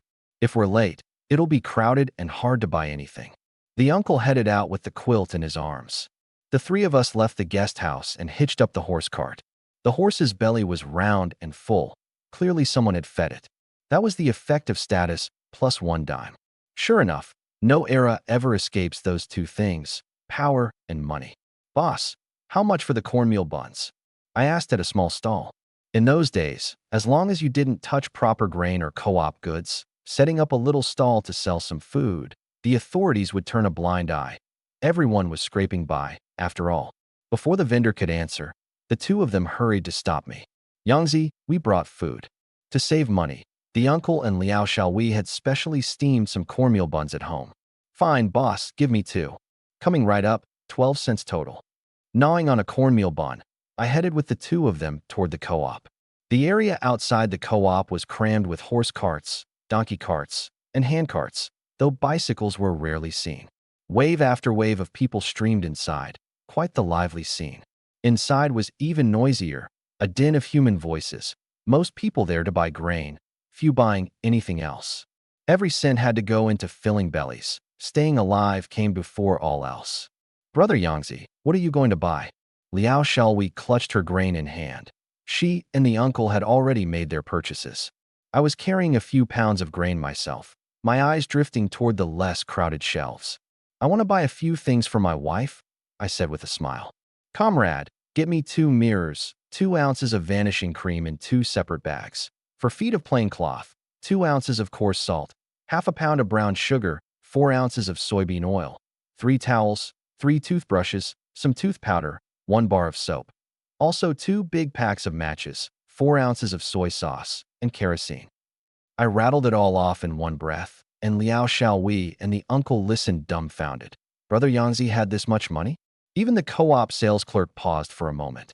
If I hadn't produced the coupons, he'd probably have thought I was talking nonsense. Add some needles and thread, and some iron wire, I went on. These didn't require coupons, so I could pick some up to use at home. Yangzi, you're buying this much? The uncle clicked his tongue. Some of it's for other people, not all mine, I said. And that was the truth. There was indeed a portion in there for Lu Jingfang. Even so, it was enough to astonish the two of them. The pair of them had only bought a little grain and the tiniest bit of oil and salt, having neither money nor coupons. Before long, The clerk had everything packed up neatly. You don't have a soap coupon and only one match coupon here. Add up the rest, and it's 13 yuan 26 cents total. Comrade, the ones without coupons can't be. Before the word aloud got out, he cut in. You must have coupons. There was nothing I could do. I pulled out the last 14 some yuan in my pocket, and after paying, I had just over 1 yuan left. Money really didn't go far. The mirrors, towels, brown sugar, and soybean oil were on the pricier side. The rest was fine, and the loose vanishing cream was actually cheaper than I remembered. Give me 2 more ounces of that vanishing cream, split into 4 bags. All right, comrade, that'll be 56 cents. I tucked away the 2 portions of vanishing cream, one for Lu Jingfong, and the other I had a separate use for. The remaining 2 I handed to Liao Xiaowei and the uncle. Consider this my travel fare. This is too much, we can't take it. The 2 hurriedly pushed it back. Take it. You already gave me the room money. Surely you won't refuse this too. On the way over, the 2 of them had already returned the 60 cents lodging fee to me. Then all right. Thank you, brother Yangzi. Liao Xiaowei smiled until her eyes curved. She'd long envied others who wore vanishing cream. The scent was so lovely, and now she'd finally gotten her wish. No need for thanks. I'm the one who should be thanking you too. Otherwise I'd have had to walk the whole way home. The 3 of us left the co-op chatting and laughing, boarded the horse cart, and got through the night's ordeals safe and sound. It was all thanks to my being there. Otherwise the 2 of them would have suffered who knows how much more the night before. Partway along, I got off the cart with a back basket loaded full of goods. Yangzi, are you sure I shouldn't take you all the way to East Village? There's still a good stretch to go. The uncle hopped down to stop me. I waved him off. I've troubled you enough already, uncle. Besides, from here it's at most a half hour or so on foot, not far. The uncle had actually already passed his own village. This whole extra loop was just to give me a lift. Well, all right then. The road's slippery. Be careful. Don't worry, I know. I waved at the 2 of them. Till we meet again, if fate allows.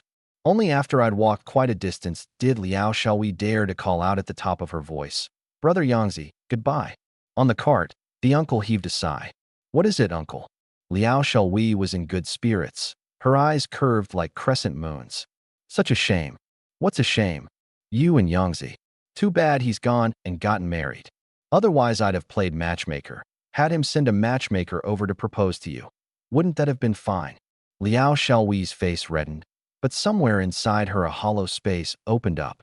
She gazed off in the direction I'd disappeared, an indescribable regret hidden deep in her eyes. Evening. On the village road in East Hamlet, quite a few villagers stood around a fire with their hands tucked into their sleeves, chatting and keeping warm, a sight you didn't see too often. From a distance, someone spotted me coming up from the village entrance. Hey, isn't that Yang? Someone stood up to get a better look. Good heavens, did Yang go stock up at the co-op store? Just look at him. That load's about to break his back. What? $5 bought all that. Yesterday, I'd been cornered by old Joe's crew, and plenty of folks had seen it happen. Evening, aunties and uncles, having a chat? I stepped up to greet them, and the whole bunch immediately crowded around. Yang, don't you know how to manage a household? Buying all this useless junk, you should be buying food. Someone fretted on my behalf. At least food could fill a belly. That's right, Yang. That mirror must have cost a fortune, huh? You've got to be careful. Blow it all now, and see what you'll have to eat later. I looked at them. Their words were scolding, but underneath it all was nothing but concern. Deep down, I didn't dislike these people one bit. The folks of East Hamlet were tight-knit, mostly good, honest people, hardly any weirdos among them. Otherwise, I wouldn't have bothered stopping to chat. I dug some pieces of candy out of my back basket. Uncles, aunties, thanks for speaking up for me yesterday. Oh, we couldn't possibly. Their mouths were polite, but their hands were honest. One after another they hurried to take a piece, and everyone there got a share. Yang, is this face cream? A young married woman sidled up and reached out to grab it. I caught her hand and looked up. It was Chin Rulon, the wife of the Hamlet's hunter. Perfect. I actually needed to see her about something. This extra face cream was finally going to come in handy. Outside the crowd, 2 figures stood off in the distance, watching me hand things out to the villagers. Old Joe, don't do anything rash, Hunter Chin said, holding Old Joe back. What good would it do to go over there? Do you have any proof? The two of them had only just gotten back from outside. Seeing the commotion at the village entrance, they'd turned around to check it out, only to find it was me, back from Pingy Town. No black market to be found, no long haul inn, and not even a shadow of that hunting rifle Zhou Liheng had lost. Not a shred of evidence anywhere. That little bastard. My son's death has got to have something to do with him. Old Zhou huffed, breathing heavily.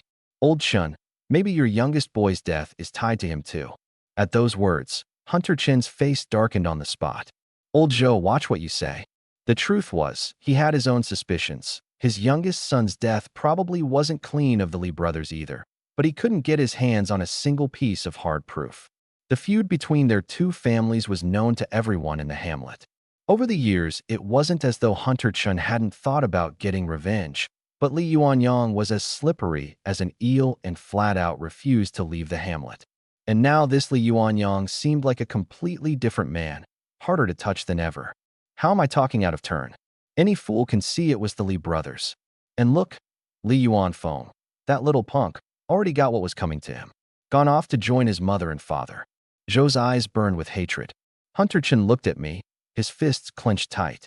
Everything has to come down to evidence. Old Zhou, don't ever bring up my son again. I'm heading back.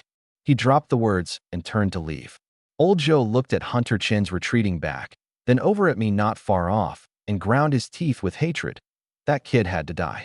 He had to be buried alongside my son. But Zhou had no proof, and he couldn't openly make a move. He needed a plan. Old Chen, a thought suddenly flashed through Old Zhou's mind. Use Old Chen's hand to get rid of this little animal. In the crowd, Qin Rulon reached for that face cream again. Yang, is this face cream? I grabbed her hand. Sister Rulon, this is for my wife. With that I flung her hand off, shouldered my basket, and started walking. Your wife. Qin Rulon hurried after me, walking shoulder to shoulder. After the way you treated Xiozhen yesterday, you think she's still willing to be your wife? You're dreaming. I couldn't be bothered to answer her, and just kept walking. Hey, your sister's talking to you. She reached out to tug at me, then thought better of it and drew her hand back, but her eyes kept sliding over toward the side of my face, and there was a hint of admiration in that gaze. I really wasn't bad looking. It was just that I used to be a good-for-nothing, loafing around with no skills. But that didn't stop the women of the hamlet from gossiping behind my back, all of them lamenting. How could such a handsome man be so lazy, so useless? Qin Rulon was 24 this year, married to Zhang Dazhuang from the hamlet. Zhang Dazhuang's father had been the hunter, and when he died in the mountains last year, the title naturally passed to his son. But Zhang Dazhuang couldn't hunt to save his life, and he was timid on top of it. This past May he'd gone into the mountains once and gotten bitten twice by a wild animal, leaving him with a lasting injury, and after that he couldn't perform in bed anymore. Word of that hadn't spread far. Most folks only knew he'd been hurt. From then on, Zhang Dazhuang didn't even dare go into the deep mountains, just puttered around the foothills, and eventually didn't want to go up the mountain at all. All he wanted was to hand off the hunter's position. But too many people in the hamlet had gone up the mountain and never come back. Nobody dared take the job. And when someone actually did want it, Zhang Dazhuang wouldn't give it to them. Put simply, the payoff wasn't good enough. And that hunter's position? I had my eye on it too. Let me tell you, it's not that sis won't give you a chance. You know how close Xiozhen and I are, like sisters. Though Qin Rulon was married, she was tight with plenty of the hamlet's unmarried girls, and of them all, Du Xiozhen was the closest to her. Plastic sisters, more like, I muttered out of nowhere. Plastic what? Nothing. I dropped it. In these times the word plastic hadn't caught on yet. Don't change the subject. Xiozhen's steaming mad right now, but sis can still put in a good word for you, smooth things over. Maybe she'll cool off and forgive you. Qin Rulon tilted up her chin, all smiles, and even gave my arm a pat. How about it? I turned my head to look at her, my interest piqued. Go on. Then, what does Sister Rulon want? She glanced around, and seeing no one nearby, gently took hold of my wrist and lowered her voice. I want face cream. The stuff wasn't all that expensive, but production was low and demand outstripped supply. She was baffled about where I'd gotten it, figuring I'd gone to enormous trouble, when really I'd just gotten lucky and caught the co-op restocking. Otherwise, I couldn't have bought it in a month. Something stirred in me. How come I'd never noticed this woman had such a soft side before? Wasn't her temper supposed to be fiery? Since when did she pull this seductive routine? Maybe I should give it a try? I reached out and slipped an arm around her waist. Not only did she not pull away, she leaned in a little closer. Yang, aren't you afraid Xiojin will find out? She said, glancing around again. Watching the way she carried herself, I had her figured out. She was the quiet type who was secretly a real minx. Strange, though. Why hadn't I ever heard any rumors about her sleeping around in my past life? Was she hiding it that well? The moment that occurred to me, I let go. I'm a man who likes women, sure, but women who play around too much, those I don't touch. Qin Rulon frowned, thoroughly displeased at my pulling back. Sister Rulon, I can give you the face cream. Really? Her anger turned to delight. But you've got to do something for me. I dug out half an ounce of face cream. No problem. Just saying a few nice words about you to Xiojin, right? Leave it to me. She reached for it. I tilted my hand away, dodging her. That's not it. I've genuinely lost interest in Xiojin. Hearing that, Qin Rulon smiled meaningfully. Yang, don't tell me you've got feelings for. I frowned. This woman, was her craving really that strong? I shook my head. I want the hunter's position your man's got. Hasn't he been wanting to get rid of it? Well, I want it. To support my sister-in-law and that not-yet-married bride of mine here in the hamlet. I needed a job that didn't require field work and was actually valued. The hunter's position fit the bill perfectly. In these years of the big political campaigns, if you didn't join the collective labor come spring, you'd be branded anti-movement, ostracized, maybe even hauled up for public criticism. This hunter's work? That I could do. Huh? Yang, are you trying to get yourself killed? Being a hunter's no joke, and besides, Dazhuang won't just hand it over. Tisk, that's what I've got you for, isn't it, Sister Rulon? You go put in a good word, and whatever conditions Dazhuang wants, get him to name them. As long as Dazhuang's terms weren't outrageous, I could meet them. It'd just mean greasing a few palms over at the brigade office too.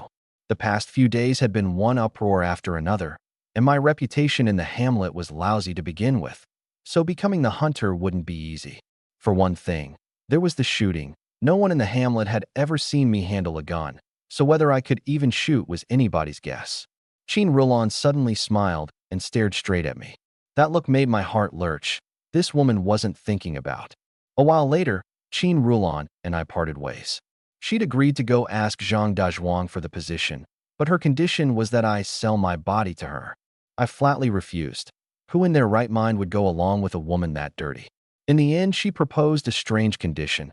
As long as it wasn't selling my body, I nodded and agreed. If things got weird later, I'd just pull out, play it by ear. The truth was, Qin Rulon wasn't as shameless as all that. It was only because after Zhang Dazhuang lost his ability, she'd been chatting with a bunch of older women who kept going on about how amazing that whole business was, painting it in glowing colors. It got her wondering, was it really that incredible? Before Zhang Dazhuang's injury, he'd always finished in a rush, and she'd long harbored her doubts.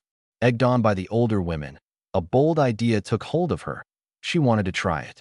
But there weren't many men in the hamlet who caught her eye. For all her brashness, she had the lust but not the nerve. Thinking it over and over, she'd landed on me. In the whole hamlet, I was the only one she was close to, and even that was through Du Xiojin. I used to constantly beg her to set me up with Du Xiojin, and one thing led to another until we got familiar. Trouble was, in my past life I'd been a coward too, all lust and no guts, holding back because she was a married woman and I didn't want the trouble, with my heart set entirely on Du Xiojin. But the me of today had, for the first time ever, gone and slipped an arm around her waist and flat out said I'd lost interest in Du Xiojin. Only then did Qin Rulon work up her nerve. Outside the Li family yard, I spotted wisps of smoke curling up from my own roof in the distance. Sister-in-law, I called out at the top of my lungs. Creak. The door opened instantly, and Liao Xiaomin came flying out, spatula still in hand. Yang, you're finally back. She stood before me, reached out a hand, then drew it back.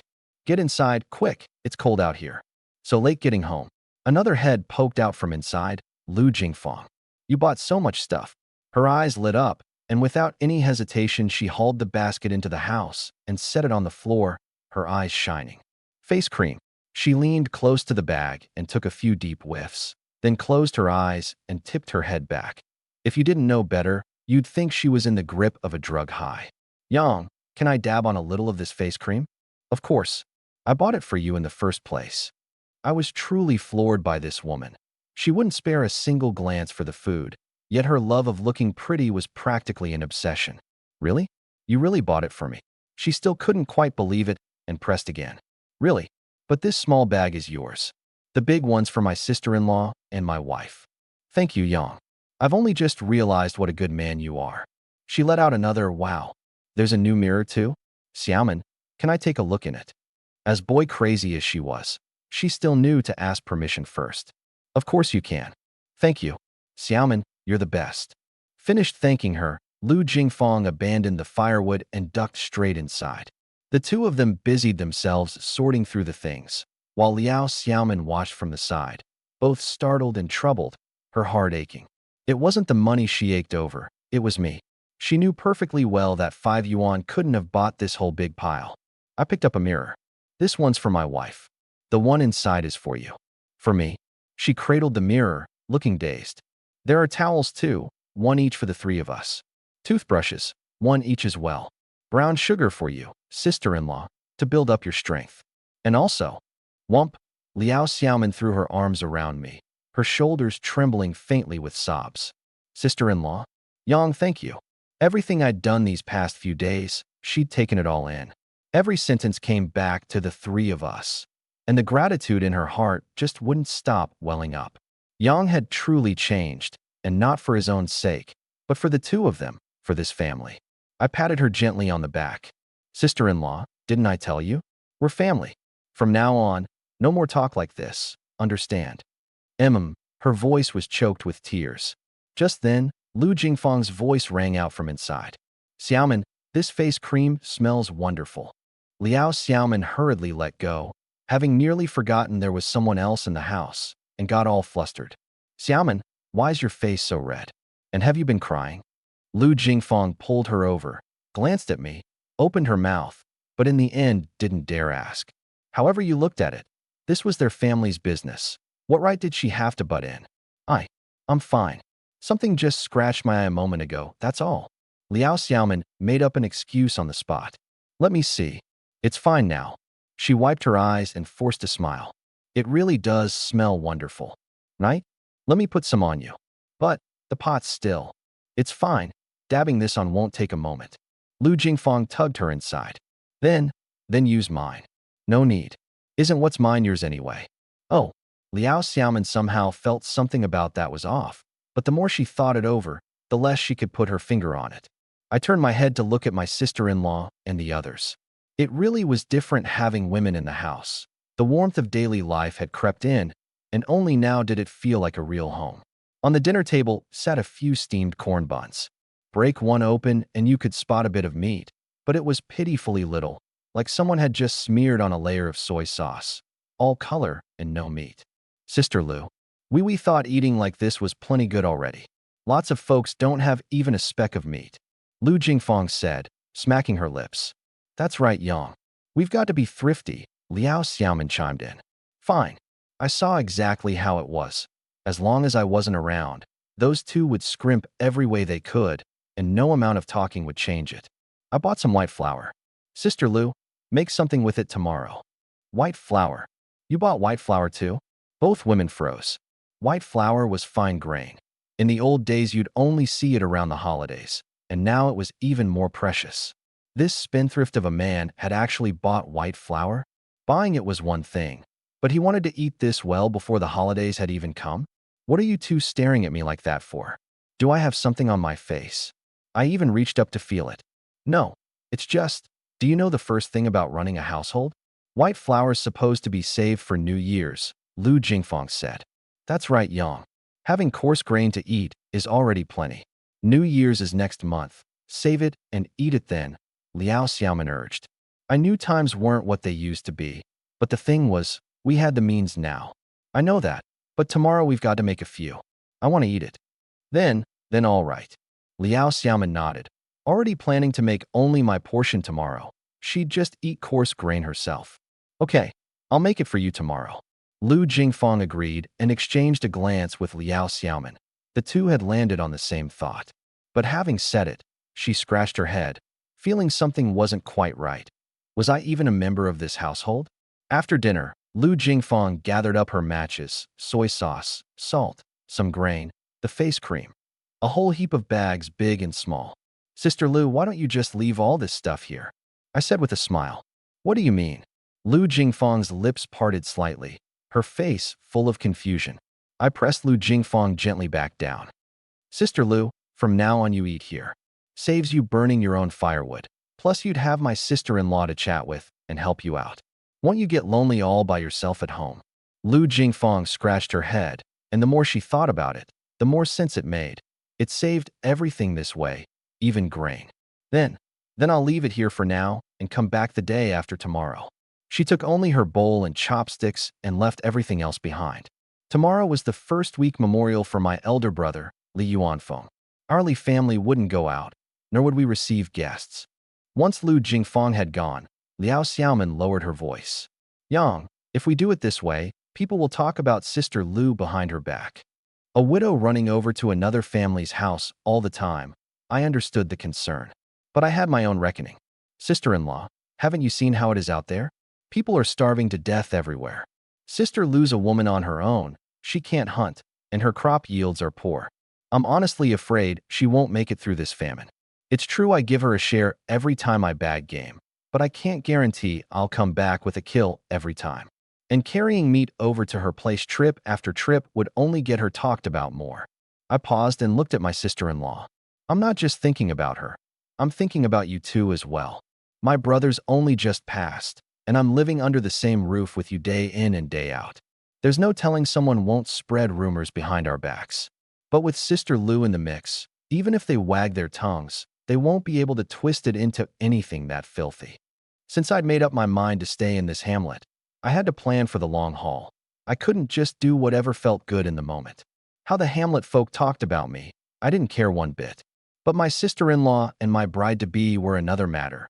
Gossip was a knife that drew no blood. I was genuinely afraid they wouldn't be able to bear it and would break. Even if I took them away from East Hamlet someday, those dirty words would stick like a thorn, lodged in their hearts for life, impossible to pull out. Liao Xiaoman gave a small nod, and the look in her eyes as she gazed at me held something hard to name. He was even planning out the road ahead for us.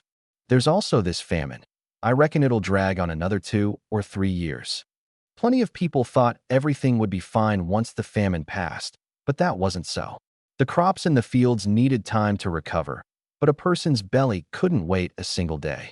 So many had toughed it through the famine only to fall in the brutal aftermath that followed. Could it really be that bad? But the papers say. I shook my head and laid it all out for her plainly, breaking it down piece by piece, blunt and cutting, until a chill ran down Liao Xiaoman's spine.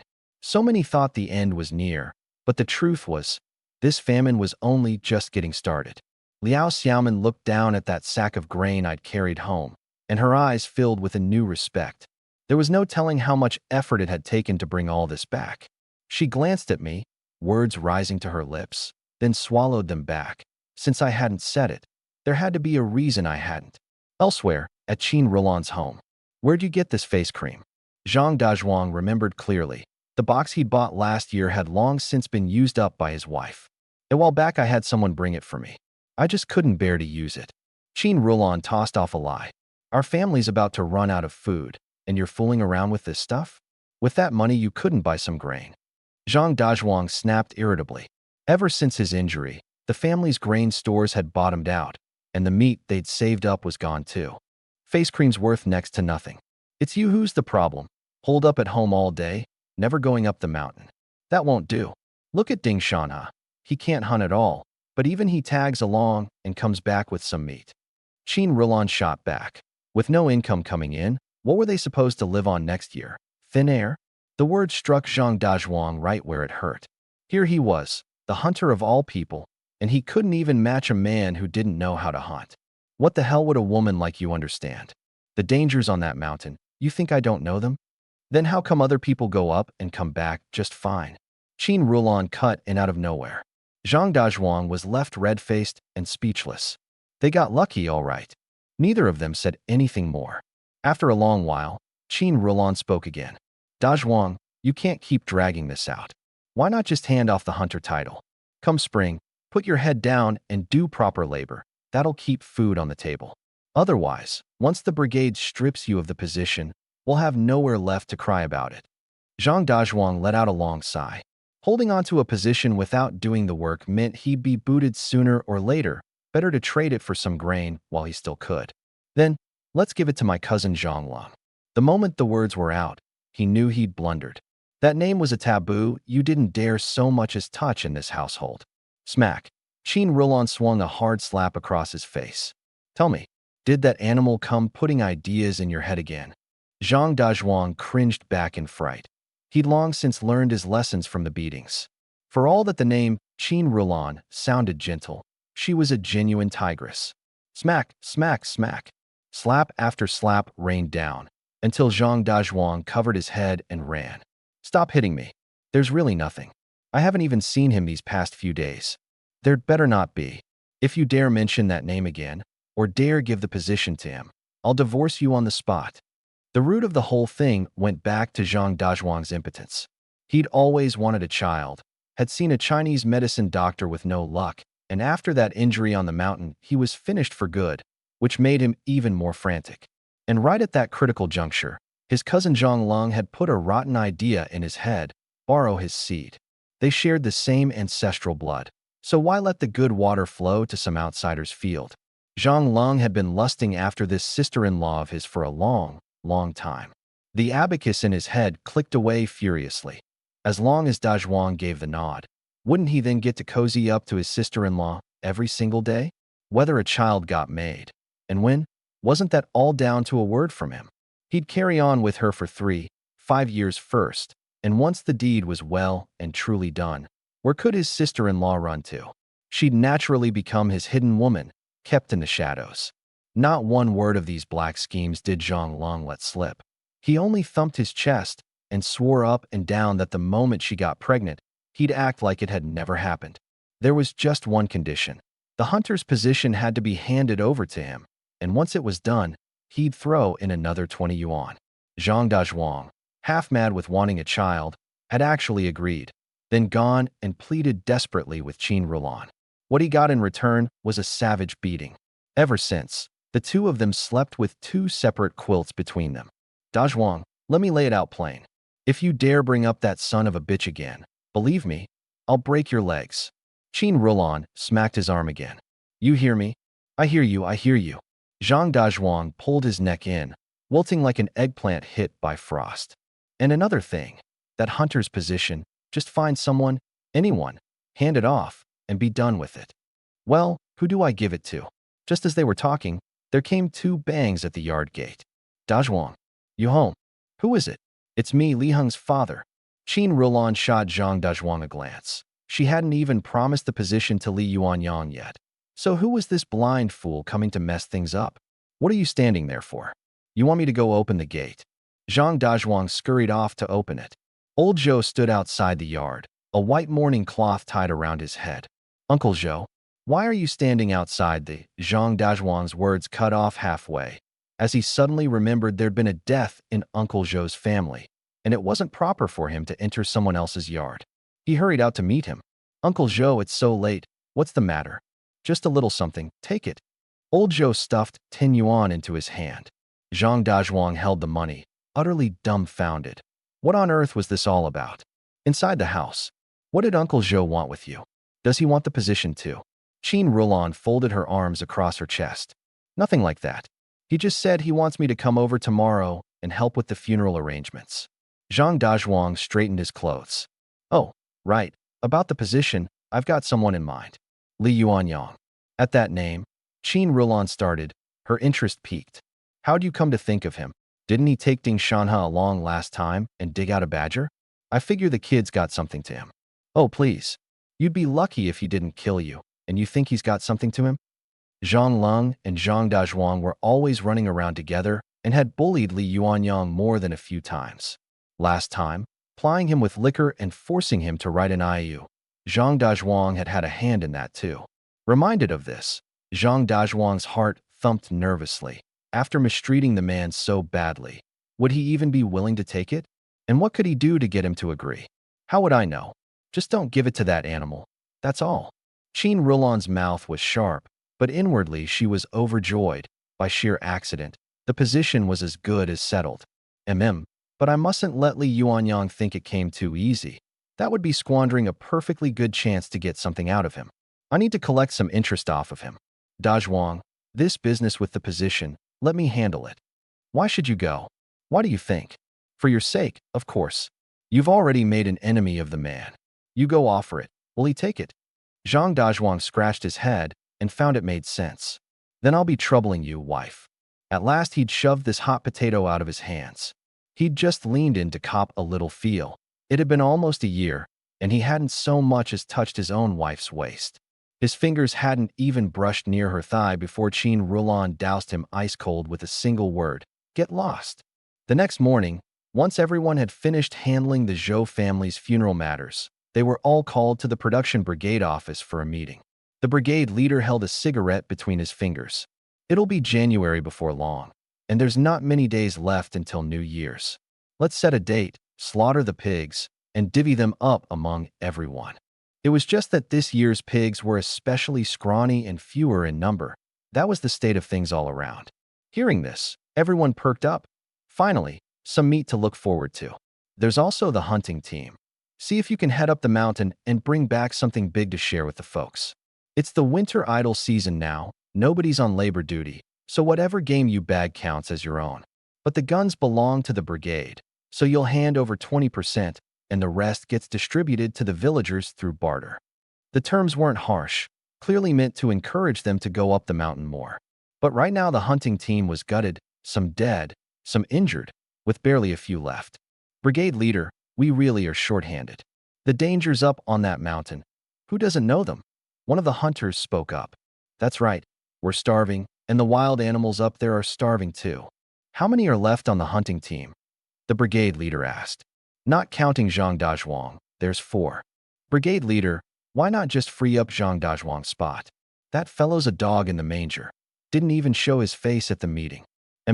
I'll ask him about it later. So that leaves one more slot. Uncle Hong, I want one. Ding Shanha shot to his feet. Everyone shook their heads. Shanha, you've never even held a gun, have you? Would your folks even allow it? They already agreed. Uncle Hong, I don't know how sure, but I can learn. Learn from who? Who's going to want to take you on? The brigade leader sighed. Shanha, going up the mountain is no game, and right now there's nobody willing to take you along. Uncle Hong, aren't there 2 slots total? I want to learn hunting from Yang, team up with him. The moment those words came out, the whole room burst into laughter. What are you all laughing at? Yang really can hunt. Ding Shanha was baffled by all the laughter. Shanha, you don't actually think that because he dug out 1 badger with you, that means he can hunt, do you? Old Du swept his eyes around the room. Every man here who doesn't hunt. Which one of us can't dig out a badger? In their eyes, how hard could digging out a badger be? Plug up the hole, smoke it out with a little fire, and done. If you ask me, Shanha's been brainwashed by Li Yuanyang. A loafing good-for-nothing like that. If he can hunt, I, Old Du, will stick my own head in the snow and let him use it as a stool. Old Du, don't talk so big. Remember last time? Didn't your daughter end up unmarried after all? The room roared with laughter again. To hell with you. That time was digging out a badger. Does that even count? Old Du fumed. Then does what you're saying this time count? It counts. If Li Yuanyang can bag a piece of game over 40 pounds all on his own, then I, Old Du, won't just give him my head for a stool. I'll marry my daughter to him too. And it's got to be a kill he made single-handed. Mind you, that kid had actually sent Annie Chin over to my house to collect a debt. Mortifying. Old Du was flat-out dead set against having any faith in Li Yuanyang. All right, quiet down, all of you. The brigade leader barked. Shanha, Yang grew up right under my eyes. I know what kind of person he is. Whether he can hunt isn't for you to say, and it's not for them to say either. He mulled it over for a moment. But I can go ask the man himself.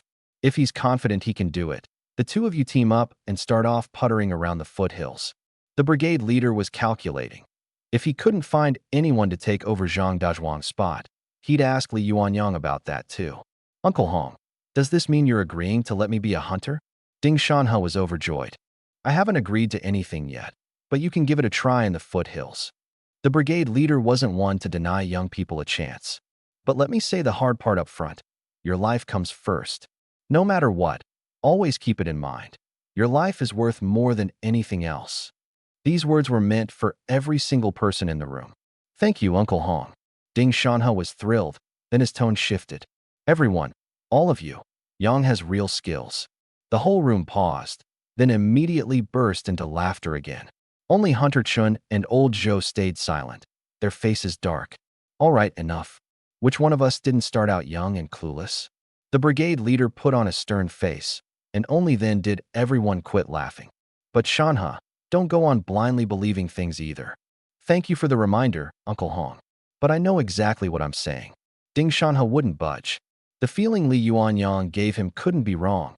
It was like a mountain. The brigade leader gave a grunt and then moved on to another matter. Folks, our hamlet has always been a tight-knit place. Whatever grudges come up, do any of them ever last past one night? And if one does, well, then let it last too. Old Hong, you're trying to get at Li Yuanyang, aren't you? Quit beating around the bush. Just say it. Wang Xuanxi cut in sourly. At the mention of that name, several people lit up cigarettes. Good, you already know. Weren't all of those just misunderstandings? Old Wang, tell me, what deep, blood-soaked feud do you actually have with Li Yuanyang? Wang Xuanxi got stuck. It seemed there really wasn't any bad blood between them. Can't come up with anything, can you? The brigade leader turned to Zhang Dachuan. Old Zhang, don't get worked up just yet.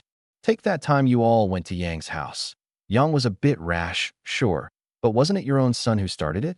If he hadn't opened his mouth with that "I'm your grandpa" line, would all this mess have followed? Old Zhang took a hard drag on his cigarette and fell silent. You've tasted what those words feel like yourself. Put yourself in Yang's shoes. Do you think he'd take that lying down? Even so, he's got no manners at all. Wang Xuanxi popped off again. The brigade leader shot right back. You little bastard, shut your mouth. Bang. Wang Xuanxi sprang to his feet. Old Hong, say that again if you've got the guts. The brigade leader actually laughed. See that? Old Wang here's already fired up, ready to knock me flat. So Yang's sister-in-law. Could she not grab a kitchen knife to protect her family? We've got to put ourselves in each other's shoes, don't we? As he spoke, he pulled out a pack of Washa brand cigarettes. Once he couldn't even bear to smoke himself, drew one out, and offered it over. Wang Xuanxi stood there stiff-necked for a few seconds, but in the end took it, lit up, and puffed away to vent his temper. The brigade leader turned to Zhang Dachuan again. Old Zhang, what kind of character your boy Long is? Everyone here knows it clear as day. You've got to rein him in. And that business with the IOU. You didn't come out the worse for it, did you? And the beating my son took? Old Zhang just couldn't swallow that. You know full well why Long went to the Li house, don't you? Let me tell you. Yang's elder brother only just had his first week memorial today, and on the fourth day your boy Long ran over to harass his sister-in-law. If you ask me, Yang snapping one of his fingers would have been letting him off easy. Everyone nodded along. That Zhang Lung was a scoundrel through and through. You? Zhang Dachuan's eyes practically shot fire. Old Zhang, don't blow your top just yet. Let's switch places and think it through. Say you had an elder brother who'd passed, whose first week memorial hadn't even come yet, and someone showed up at your door and told you, marry your sister-in-law off to me. I've taken a liking to her. You just savor how that would feel. The longer Zhang Dachuan listened, the more his anger sank down. He knew all too well what a piece of work his own son was. But there was still that one sticking point in his heart. Couldn't the man have just talked it out nicely? Did he have to use his fists? And the rest of you, the day Yang's sister-in-law grabbed that knife, weren't you all there too? Never mind that their handling of it was improper. We, the elders, didn't act much like elders that day either. If it were your own family surrounded by a whole crowd like that, chances are you'd have been even more heated than they were. Everyone fell silent, thinking about it from the other side. They might not have kept their cool any better. The brigade leader took a gulp of tea and heaved a long sigh. Most of us here are past 40. A man can't help but admit his years catching up. When we're old someday, who are we going to lean on? This hamlet's future rests on these young ones. They're the hamlet's hope, the towering trees of tomorrow. So what grudge is there that can't be worked out? Old Wong, that trifling little thing of yours. It'll pass in the time it takes to take a piss. A few people chuckled below, but the mood was still weighed down by a heavy layer. The brigade leader glanced at Hunter Chun, expressionless, then looked at old Zhou, his face dark as ever. He let out another inward sigh. Some grudges truly were hard to untangle, and all he could do was try his best. As the meeting broke up, for some the grievances scattered the moment they stepped over the threshold. Some quietly turned over what they'd heard and found it useful, but for others, the fire in their hearts only burned hotter. Early the next morning, the brigade leader wolfed down his breakfast and first headed to Zhang Dazhuang's house to ask about the position. It turned out Zhang Dazhuang said he was leaving the whole thing to his wife, that she'd go talk to Li Yuanyang herself. After all, he had bad blood with Li Yuanyang, and it'd be awkward for him to raise the subject. Sent off empty-handed, the brigade leader walked along the road feeling more and more that something was off. Wouldn't it be far more proper and above board for me to handle this? What business did Qin Rulan have getting mixed up in it? He puzzled over it for a good long while without figuring it out, and finally just chalked it up to young people having their own little schemes, let it drop, and headed straight for my house. Outside the Li family yard, the brigade leader arrived just in time to see me and Liao Xiaoman coming out the door, looking every bit like we were about to set off on a long journey. "Yang, where are you two headed?" "Uncle Hong." Both Liao Xiaoman and I greeted him. "I'm about to go bring my wife over." "Your wife? Where'd this wife of yours spring from?" I gave him a brief rundown of the whole story. Hearing it out, the brigade leader frowned, feeling something was amiss. "Yang, mind if we go inside and talk for a bit?" Inside it was much warmer. "Yang, you can't just barge over and bring your sister-in-law's little sister here like this. It's not proper," the brigade leader said, getting straight to the point. "Why not? For all that I'd lived 2 lifetimes, I really wasn't versed in the ins and outs of village custom. Your brother's only just had his first week memorial, and here you are arranging a wedding. It's not appropriate. Have you two even met?" I shook my head. "Are you engaged?" I shook my head again. "So you go rushing over to fetch her, and what if the girl isn't willing?" I truly hadn't thought about that angle. If she weren't willing, wouldn't I end up with egg all over my face? "Don't worry, Uncle Hong. My sister always listens to me," Liao Xiaoman added. But the brigade leader saw it differently. That wasn't even the point he was getting at. "Yang, first off, you're not engaged. Second, you don't have your own house. Third, your brother's 100-day mourning hasn't passed, so holding a wedding flies in the face of custom. And most important of all, the 3 of you crammed under one roof invites the most gossip. People will say you're shacking up without a proper match, that the girl threw herself at you, that she's loose. You can take it, but can those 2 sisters?" Only then did it dawn on me how little thought I'd given it. "Uncle Hong, thanks for the reminder." I passed him a cigarette. "Give me some advice, would you?" The brigade leader took a few puffs and, after weighing it a good while, stubbed out the cigarette. "Yang, right now you've got 2 roads. The first, get engaged. Yes, it wrongs your brother, but there's no help for it. Get the engagement settled first. I'll bring a few of the hamlet's elders to bear witness. We'll have a meal at your house, and put it all down in black and white. In front of us, your sister-in-law gives her nod of consent to the match. It doesn't matter what you serve, corn buns are fine. What matters is that everyone sits down together and shares that meal. Then the engagement has passed before heaven, earth, and spirits, and before the eyes of the whole community too. After the meal, you go fetch her. When you get back to the village entrance, you make sure to spell it out plainly for the hamlet folk. Say you've gotten engaged to your sister-in-law's little sister, that you've brought her home to live, and that you'll hold the wedding once the deep mourning period is over. If anyone asks, you say the 2 sisters share one room, and you sleep in a separate room by yourself." The 2 of us nodded again and again. My word, there were so many rules and rituals wrapped up in all this. The second road, take her in as a relative. That's the simpler one. You just bring her over. If anyone asks, say she's come to seek refuge temporarily, fleeing the famine. But it carries risks. Short-term it's fine, but living here long-term isn't legitimate or above board, and every kind of dirty innuendo will get slung at you. It'd do serious damage to those 2 sisters' reputations. So, Yang, my advice is take the first road. There'll be gossip no matter what, but you'll be legitimate and above board, and however much they wag their tongues, they won't be able to twist it into shacking up without a proper match. Uncle Hong, do we need to hire a matchmaker for that? No need. This is by the parent's decree, not a matchmaker's word. Your sister-in-law is that parent. An eldest sister stands in for a mother, after all. I nodded. Every word Uncle Hong said made sense. Uncle Hong, thank you. Let's get this done today. Which elders do we need to invite? I'll go fetch them. You two get things ready here at home. I'll invite 2 of them over. No need for you to run around. I'll pick them up on the way. The brigade leader stood, glanced at Liao Xiaoman, opened his mouth as if to say something, then in the end swallowed back the words about urging her to remarry. Her husband's body was barely cold. It would be too unseemly to bring up such a thing now. Yet the thought of the famine hurdle still nagged at him. When it truly hit, the 3 of us would only have it harder. He made up his mind. Once the engagement was settled, he'd urge Liao Xiaoman to find a decent, honest household, at the very least so she wouldn't starve to death. Even if it earned my resentment, he was determined to say it. Staying alive was the biggest thing of all. After the brigade leader left, I invited Lu Jingfeng over to help make lunch. At midday, the brigade leader brought 2 old men, each clutching his own bowl and chopsticks. 5 people sat down at the table. As the brigade leader had laid it out, the whole procedure was carried through, and I could go fetch her any time. But by now it was already 2 in the afternoon, too late to go get her, and inauspicious besides. Yang, you head out first thing tomorrow morning.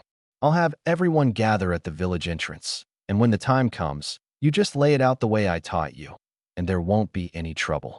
The brigade leader gave me another reminder. Oh, right. If you run into any trouble on the engagement day, whatever you do, don't throw any punches. It's best if you can settle things peacefully. Got it. Thank you, Uncle Hong. The brigade leader led the 2 elders out of the courtyard. Grandpa, Grandma, Uncle Hong, take care now. Sister-in-law, we're setting off first thing tomorrow morning to go pick up my future wife. I flashed a faint smile. Thank. Liao Xiaoman started to say, then remembered what I'd told her. Family doesn't say thank you.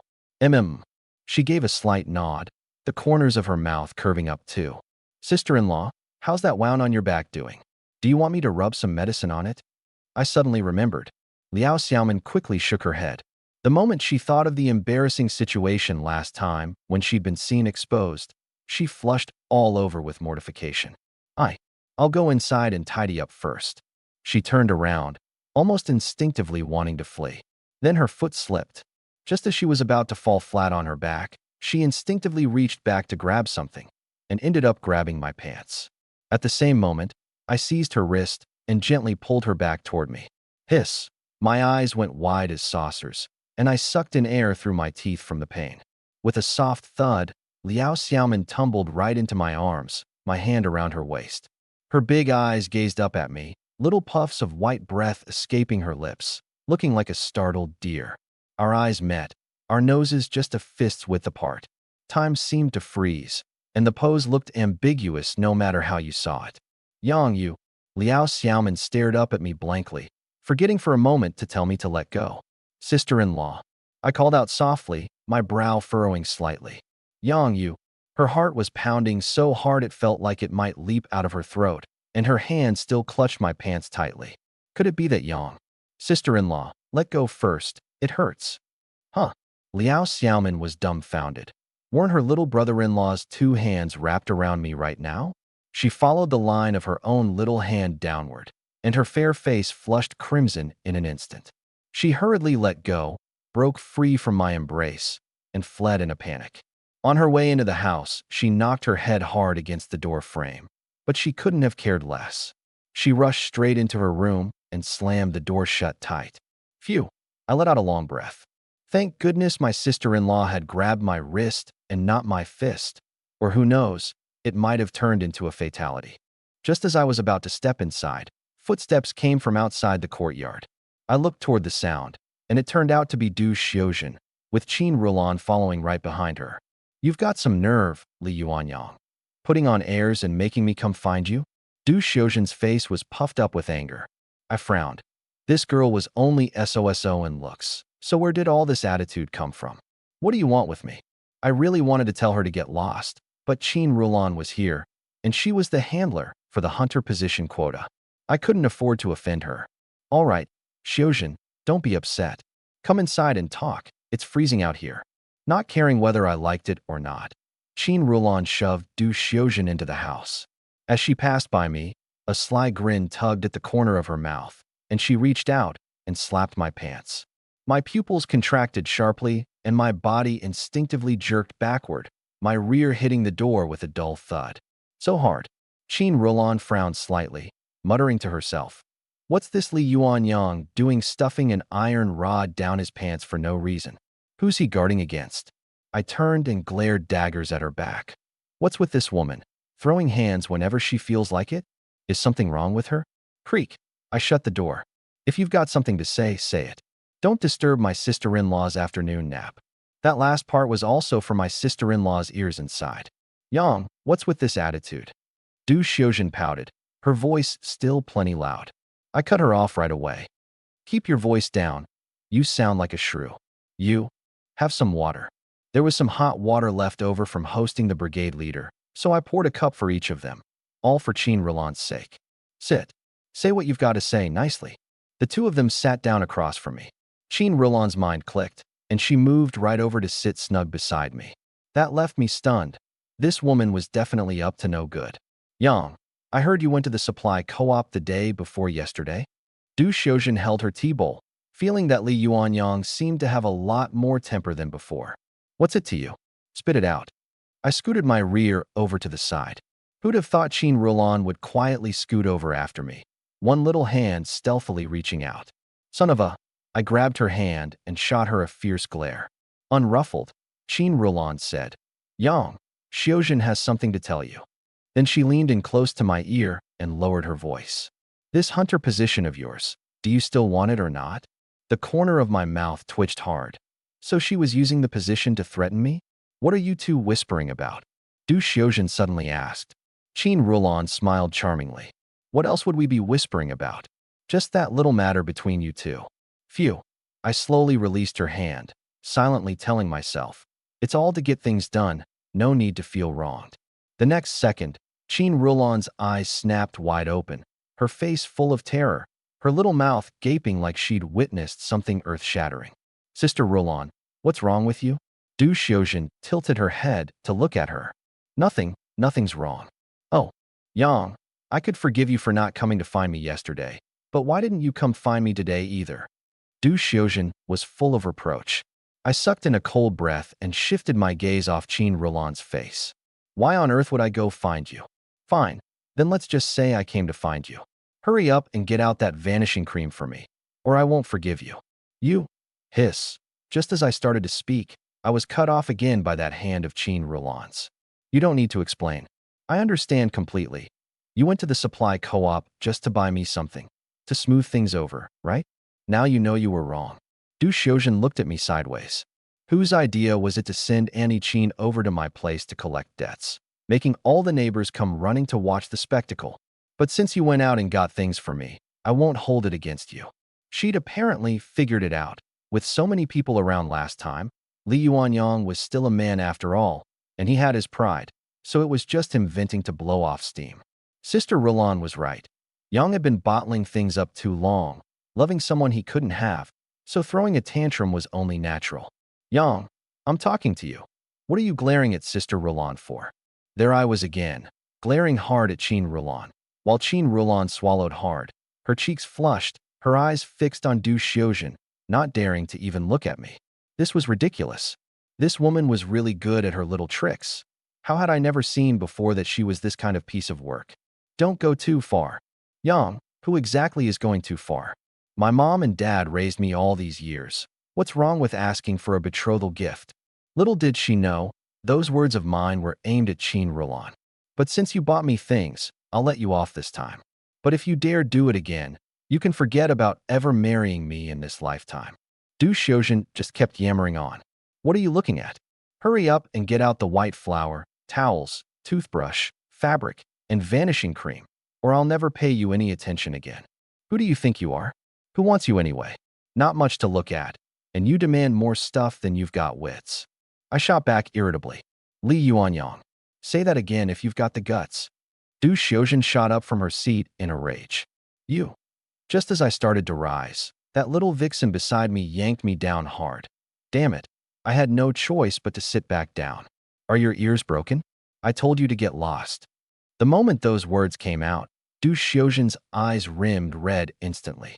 Sister Rulon, he's cursing at me. Huh. Qin Rulon hadn't heard a word of it. Xiuzhen, relax. There's an old saying. Hitting means fondness, scolding means love. Think about it. Really think about it. Qin Rulon spouted whatever nonsense came to mind, stalling to drag things out as long as she could. The corner of my mouth twitched hard again. This woman really didn't mind stirring up trouble just to watch the show. Before Du Xiuzhen could speak, I got ahead of her. Marry whoever you want. I don't care. Now get lost. Boo-hoo-hoo. Du Xiuzhen broke down sobbing. Seeing this, Qin Rulon had no choice but to let go, get up, and go comfort her, draping an arm over Du Xiuzhen's shoulder. Don't cry. Plenty of guys are chasing after you. We don't need him. Come on. From now on we won't bother with this Li Yuanyang anymore. Du Xiuzhen, choking with grievance, made it to the doorway before turning back to hurl one last cutting remark. To think I actually believed you made that bet with my dad just to marry me. That as long as you brought down game weighing over 40 gene, I'd marry you. Well, no chance now. Even if you bag a beast weighing over 100 gene, I'll never marry you. I'm telling you, Li Yuanyang, a lazy, good-for-nothing, useless coward like you will never in this lifetime have anyone marry you or want you.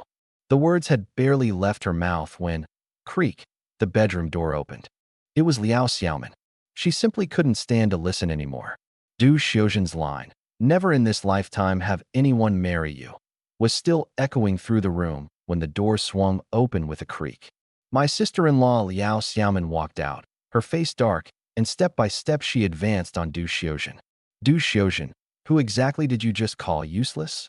Du Xiuzhen's sobs stopped short, and she instinctively took half a step back. Do you even know Yang? Standing here running your mouth off. My sister-in-law's eyes bored into her, that gaze full of hostility. Du Xiuzhen was suddenly at a loss for words. You say Yang will never have anyone marry him in this lifetime? My sister-in-law turned to glance at me, and that gaze suddenly softened.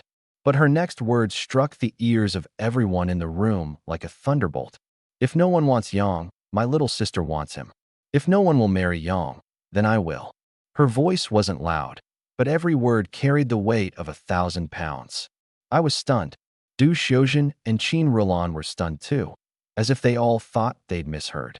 A sister-in-law marrying her husband's younger brother? Wasn't that turning everything upside down? Qin Rulon reacted fastest, forcing out an awkward smile and pulling Du Xiuzhen toward the door. Yang, Xiaoman, we've still got a few things to do. We won't intrude any longer. Du Xiuzhen wiped away her tears, shook off Rulon's hand, covered her face, and ran off without a trace. That left just me and my sister-in-law in the room. Sister-in-law, I just couldn't stand her running you down like that. My sister-in-law turned her head away, her back to me, her voice a little shaky. I looked at her slight, thin back, and something struck me in the chest. I'd always remembered the way my big brother, on his deathbed, had entrusted her to me. But in this moment, I suddenly understood. I wanted to look after her not just for the sake of that promise. Sister-in-law, I'll always stay by your side. When I said this, my tone was resolute. Her shoulders gave a sudden tremble. Yang, I also. Halfway through her words, a gust of cold wind blew in through the crack in the door, and right after, a birdcage poked its way in. It was Qin Rulon, come back after leaving. This woman had a knack for coming to pour cold water right when the little spark in my heart had just begun to rise. Haha, Xiaoman, I've got something I need to discuss with Yang alone. I'm not interrupting you too, am I? She glanced left and right, her face full of insinuation. My sister-in-law's face flushed, and she lowered her head and went into the inner room. Once the door was shut, I asked her irritably, that hunter position quota, did it come through or not? Having lived 2 lifetimes now, reborn once, I wasn't after much. I just wanted to put down roots here in Kaoshan village. But in these famine years, you couldn't survive on talk alone. You needed real skills and honest livelihood. This hunter position was the first brick in establishing myself. Relax, there's a lead on it. Qin Rulon stepped in close, and I instinctively covered my crotch with my hand. She rolled her eyes. Who are you guarding against? Do you still want the position or not? I finally saw it clearly. This woman wouldn't help me out cleanly unless she got some advantage first. She lowered her voice. Tonight, wait for me at my sister-in-law's place. My sister-in-law moved to the county seat to stay with relatives a few days ago. The house is empty. If you don't come, heh. Having dropped that threat, she teased her bird a bit and swaggered off. I put a hand to my forehead, thinking, what kind of situation is this? A respectable man who just wants to live a peaceful life, being manipulated to this extent by a female hooligan, all for a position. A man can be killed but not humiliated. This lousy position, I'd originally meant to just go straight to the brigade leader about it. But then I thought again, I'd already put up with this much. If I threw in the towel now, wouldn't all the grief I'd swallowed so far be for nothing? Fine, I'd go meet her. That night, I first went to Grandpa Tion's house and settled the arrangement for the horse cart. I'd just come pick it up first thing the next morning. To go fetch my future wife. I couldn't very well make her walk alongside me on foot. That'd be too shabby. Once that was handled, I felt my way through the dark and circled around to that adobe house belonging to Chin Rulan's sister-in-law. It was pitch black inside. I walked a full loop around the house, confirmed there was no ambush, and only then knocked on the door. The moment the door opened, I got a fright. There was a kerosene lamp lit inside, with the light blocked off good and tight. What unnerved me even more was that Chin Rulan was all dolled up, decked out like she was about to have a wedding ceremony. Sister Rulan, let's get this straight first. You can only, don't try anything funny.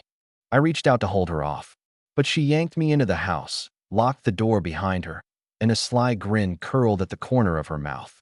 Yang, now it's just the two of us. I was being backed up step by her when footsteps suddenly came from outside the courtyard. My ears are sharp, and I cut her off immediately. Someone's outside. Chin Rulan wasn't the least bit flustered. She pointed at a large cover panel in the corner, a root cellar. Only she and her sister-in-law's family knew about this cellar. The two of us quickly ducked inside, and the cover panel had barely been set back in place when banging came from above, someone kicking the door. Somebody had broken in, and there were two of them. I held my breath and listened. Those two rummaged through everything looking for something, grumbling complaints under their breath. After searching for a long while, all they turned up was a matchbox and a few nails, nothing of any value. Just as they were about to leave, one of them said in a low voice, "Big bro, that batch of grain Zhonglong had us hide in the livestock shed last time. How about we dig it out and split it to eat?" Slap, the other one smacked him. Talking nonsense.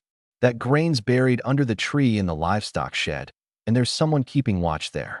Zhonglong said, "Wait till the day we slaughter the New Year pigs. When everyone's busy and in a flurry, that's the best time to dig up the grain." Down below, I heard it all crystal clear. Those two voices, I committed them to memory. Once those two had gone far off and shut the door, I lowered my head and looked in the dim kerosene light. Well, I'll be. This woman, Chin Rulan, while I'd been listening in on the eavesdropping, had actually been down there fiddling with my belt. Sister Rulan, are you starved for a man or what? I was truly at a loss with her. We crouched there a good while longer, and only after making sure there was no more movement outside did the two of us climb out of the cellar. Then Chin Rulan rubbed her chin, spat on the ground with a look of disgust, and glared at me irritably. "Hey, Yang, is something wrong with you?" I flared up. "Something's wrong with you. I'm being serious. Why'd you take so long?" She looked resentful. "This is my first time learning this stuff. How would I know how it's done?" My steps halted, and I froze. "What did you say? First time. Are you hard of hearing?" Her face was red, but her voice carried a stubborn edge. "In my whole life, other than Dazhuang, I've never had anything to do with any man. You think I'm some loose woman?" Something jolted in my heart. So I'd been treating her all along as some woman of loose morals, terrified of getting mixed up with her.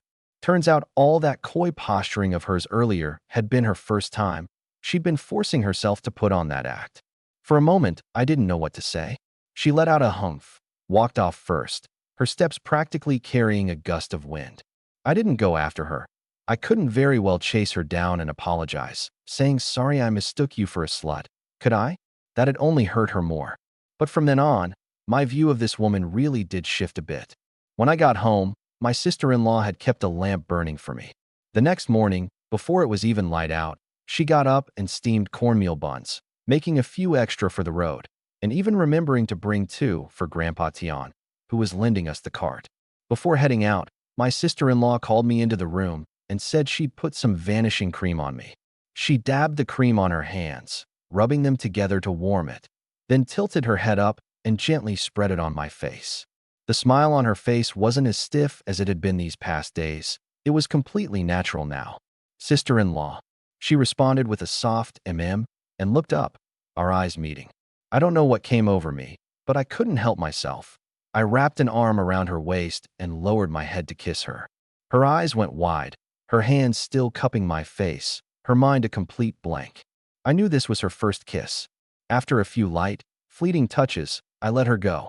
She lowered her head, 2 clouds of red rising on her cheeks, and in her fluster, she forgot to grab her things and trotted out the door. In that moment, I made up my mind. This woman, I was certain about her.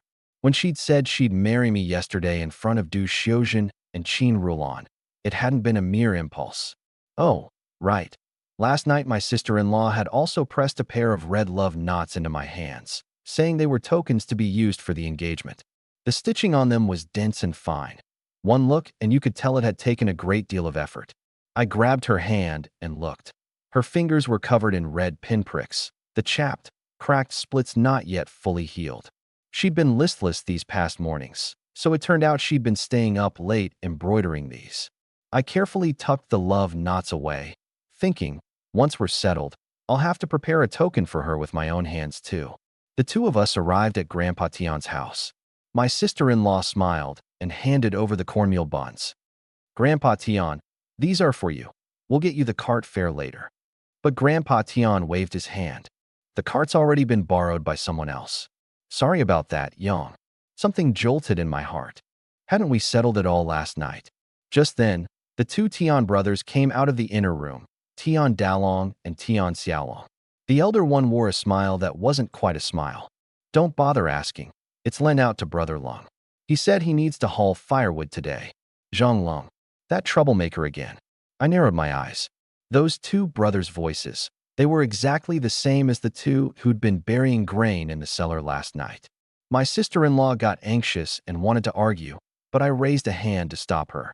Wasting words on people who were deliberately picking a fight was pointless. Today was the auspicious day for the engagement, and Uncle Hong had drilled into me over and over not to throw any punches.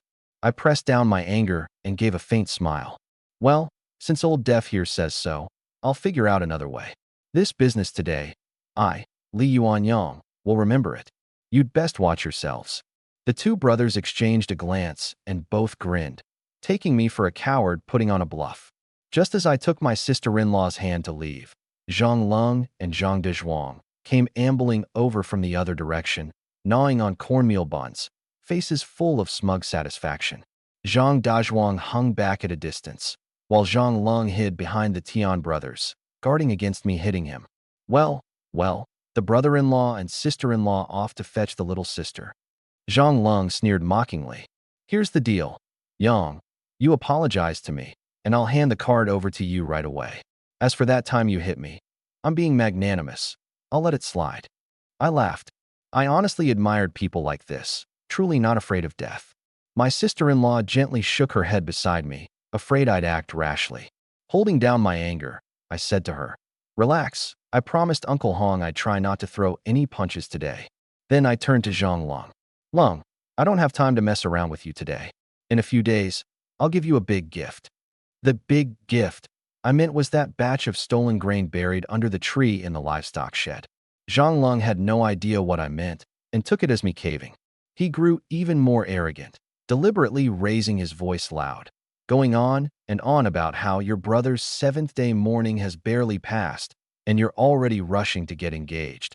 All to holler for the neighbors to come out and watch the spectacle, to cement my reputation as someone hated by gods and men alike.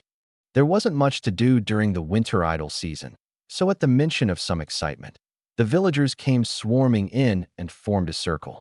Seeing Zhang Lung's words getting more and more out of line, I simply turned to face the crowd and shouted the matter out plainly. Fellow uncles and aunties, I, Li Yuanyang, am indeed going to fetch my future wife today.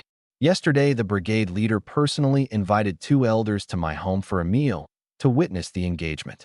My sister-in-law's little sister and I are only getting engaged. There will be no wedding ceremony. The ceremony has to wait until 100 days after my brother's passing. Lung here is spewing garbage. Don't believe him. Right away, someone in the crowd nodded. Right? Other villages have even had people starve to death. Yang's got no other choice here either. Zhang Lung's face turned green, but he wouldn't give up. He sank in one more sinister jab. That may be so, but who can actually see what goes on? Who knows what Yang gets up to at home with his sister-in-law and her little sister? The moment those words came out, some in the crowd started muttering, saying it really wasn't proper for an unmarried man and woman to be alone together. I gave a cold laugh and threw it right back at him. By Lung's logic, he and his father, 2 grown men, live in one house, and heaven knows what they get up to behind closed doors. We can't see that either. The crowd burst into laughter, and Zhang Lung flushed red all the way down his neck. Just as it looked like he had no way to save face, this son of a bitch suddenly grabbed a handful of snow off the ground and hurled it at the crowd, his eyes bloodshot as he roared. And you too, Yang. Don't think I don't know. You and your sister-in-law have long been carrying on and shacked up together. For all we know, she's already knocked up right now. The whole crowd erupted in an uproar. Every pair of eyes instantly nailed itself onto me and my sister-in-law. I grabbed my sister-in-law's arm. Sister-in-law, don't go over there. Let me handle it. But when I looked down, she was already streaming with tears. Those tears splattered onto the snow, her red-rimmed eyes glaring fiercely at Zhang Long, her whole body trembling. Yang, let go of me, she practically screamed, flinging my hand away and pointing at Zhang Long. Zhang Long, what gives you the right to say such things about us? Do you have any proof? You're spouting vicious lies. That voice, both weeping and furious, heart-wrenching. Only then did I realize I'd been wrong. In my single-minded desire to shield her, I'd instead sealed all that pent-up bitterness tightly inside her heart. When filth like this got flung at you, holding it in was the thing that could really kill you. To hell with the engagement rules. If my sister-in-law hadn't been holding me back, I'd have smashed this dog's teeth in long ago. But Zhang Lung seemed to have gone insane, growing more and more frenzied. See that? They're flying into a rage out of shame. I hit the nail on the head. If they weren't guilty, would they be this frantic? The murmuring in the crowd rose again, one harsh remark after another drilling into our ears. Zhang Lung, I couldn't hold back any longer. I let go of my sister-in-law and charged forward. At that very moment, the brigade leader's shout came from a distance. Yang, stop. Someone had gone to fetch him. Stay calm. To hell with staying calm. Come on. You dare do it, but not own up to it, huh? Zhang Lung hollered from behind the Tian brothers, glancing at the approaching militiaman, counting on the crowd and his backing. I rushed right up and, without a word, drove a fist into Old Death's cheek. He staggered, dazed and reeling. Young Death came flying at me with a kick. I grabbed his ankle, tucked it under my arm, and slammed out a back kick. With a choked gasp, he lost his breath, and I shoved him out 2 meters away, sending him crashing into the snow and sliding a long distance, clutching his stomach and yowling. Seeing this, Zhang Lung's face went white, and he turned to try to slip away. Uncle Hong, Uncle Min, Yang's beating people up. I lunged after him in one bound and landed a sweeping kick square on his cheek. Even with his dogskin hat on, he was kicked dizzy and toppled stiffly over into the snow. I wrenched both his hands behind his back, forcing him to kneel facing the direction my sister-in-law was running from, yanked off his hat, and delivered a crisp, resounding slap across his face. Yang's going to kill me to shut me up. Uncle Hong, hurry and grab him. The words had barely left his mouth when, smack, my sister-in-law rushed up and slapped Zhang Lung across the face, one after another, shrieking as she hit him. Why did you spread these lies? Say it, Zhang Lung. What good does slandering us do you? Say it. Her fingernails dug deep into the flesh of Zhang Lung's face, clawing out streaks of blood, and even the onlookers frowned at the sight. This normally gentle, docile wife was, in this moment, like a mother beast protecting her young, pouring out all the grievance, humiliation, and grief over losing her husband that she'd bottled up for half a month into every single slap. Strangely, none of the onlookers stepped in to stop her, and no one made another single cold remark. All those doubts from before were now stuck in their throats, because they couldn't tell who was speaking the truth and who was lying. Yet the sight of this woman fighting with everything she had didn't look like guilt. It looked like innocence being trampled into the mud. "Help! Dad, save me!" "Boo-hoo-hoo!" Zhang Long cried for his father, but his eyes were squeezed tightly shut, terrified my sister-in-law would gouge out his eyeballs. I gripped Zhang Long's hair, holding his head in place, and let my sister-in-law hit him, not blocking her even once. She'd held this in far too long. "Say it. I'm telling you to say it." My sister-in-law was still weeping and shouting. Just then, bang! A gunshot rang out over the entire East Village sky. I glanced sideways. It was the militia captain, Uncle Min, who had fired a shot into the air, gun raised, and bellowed sternly. "Everybody stop right now.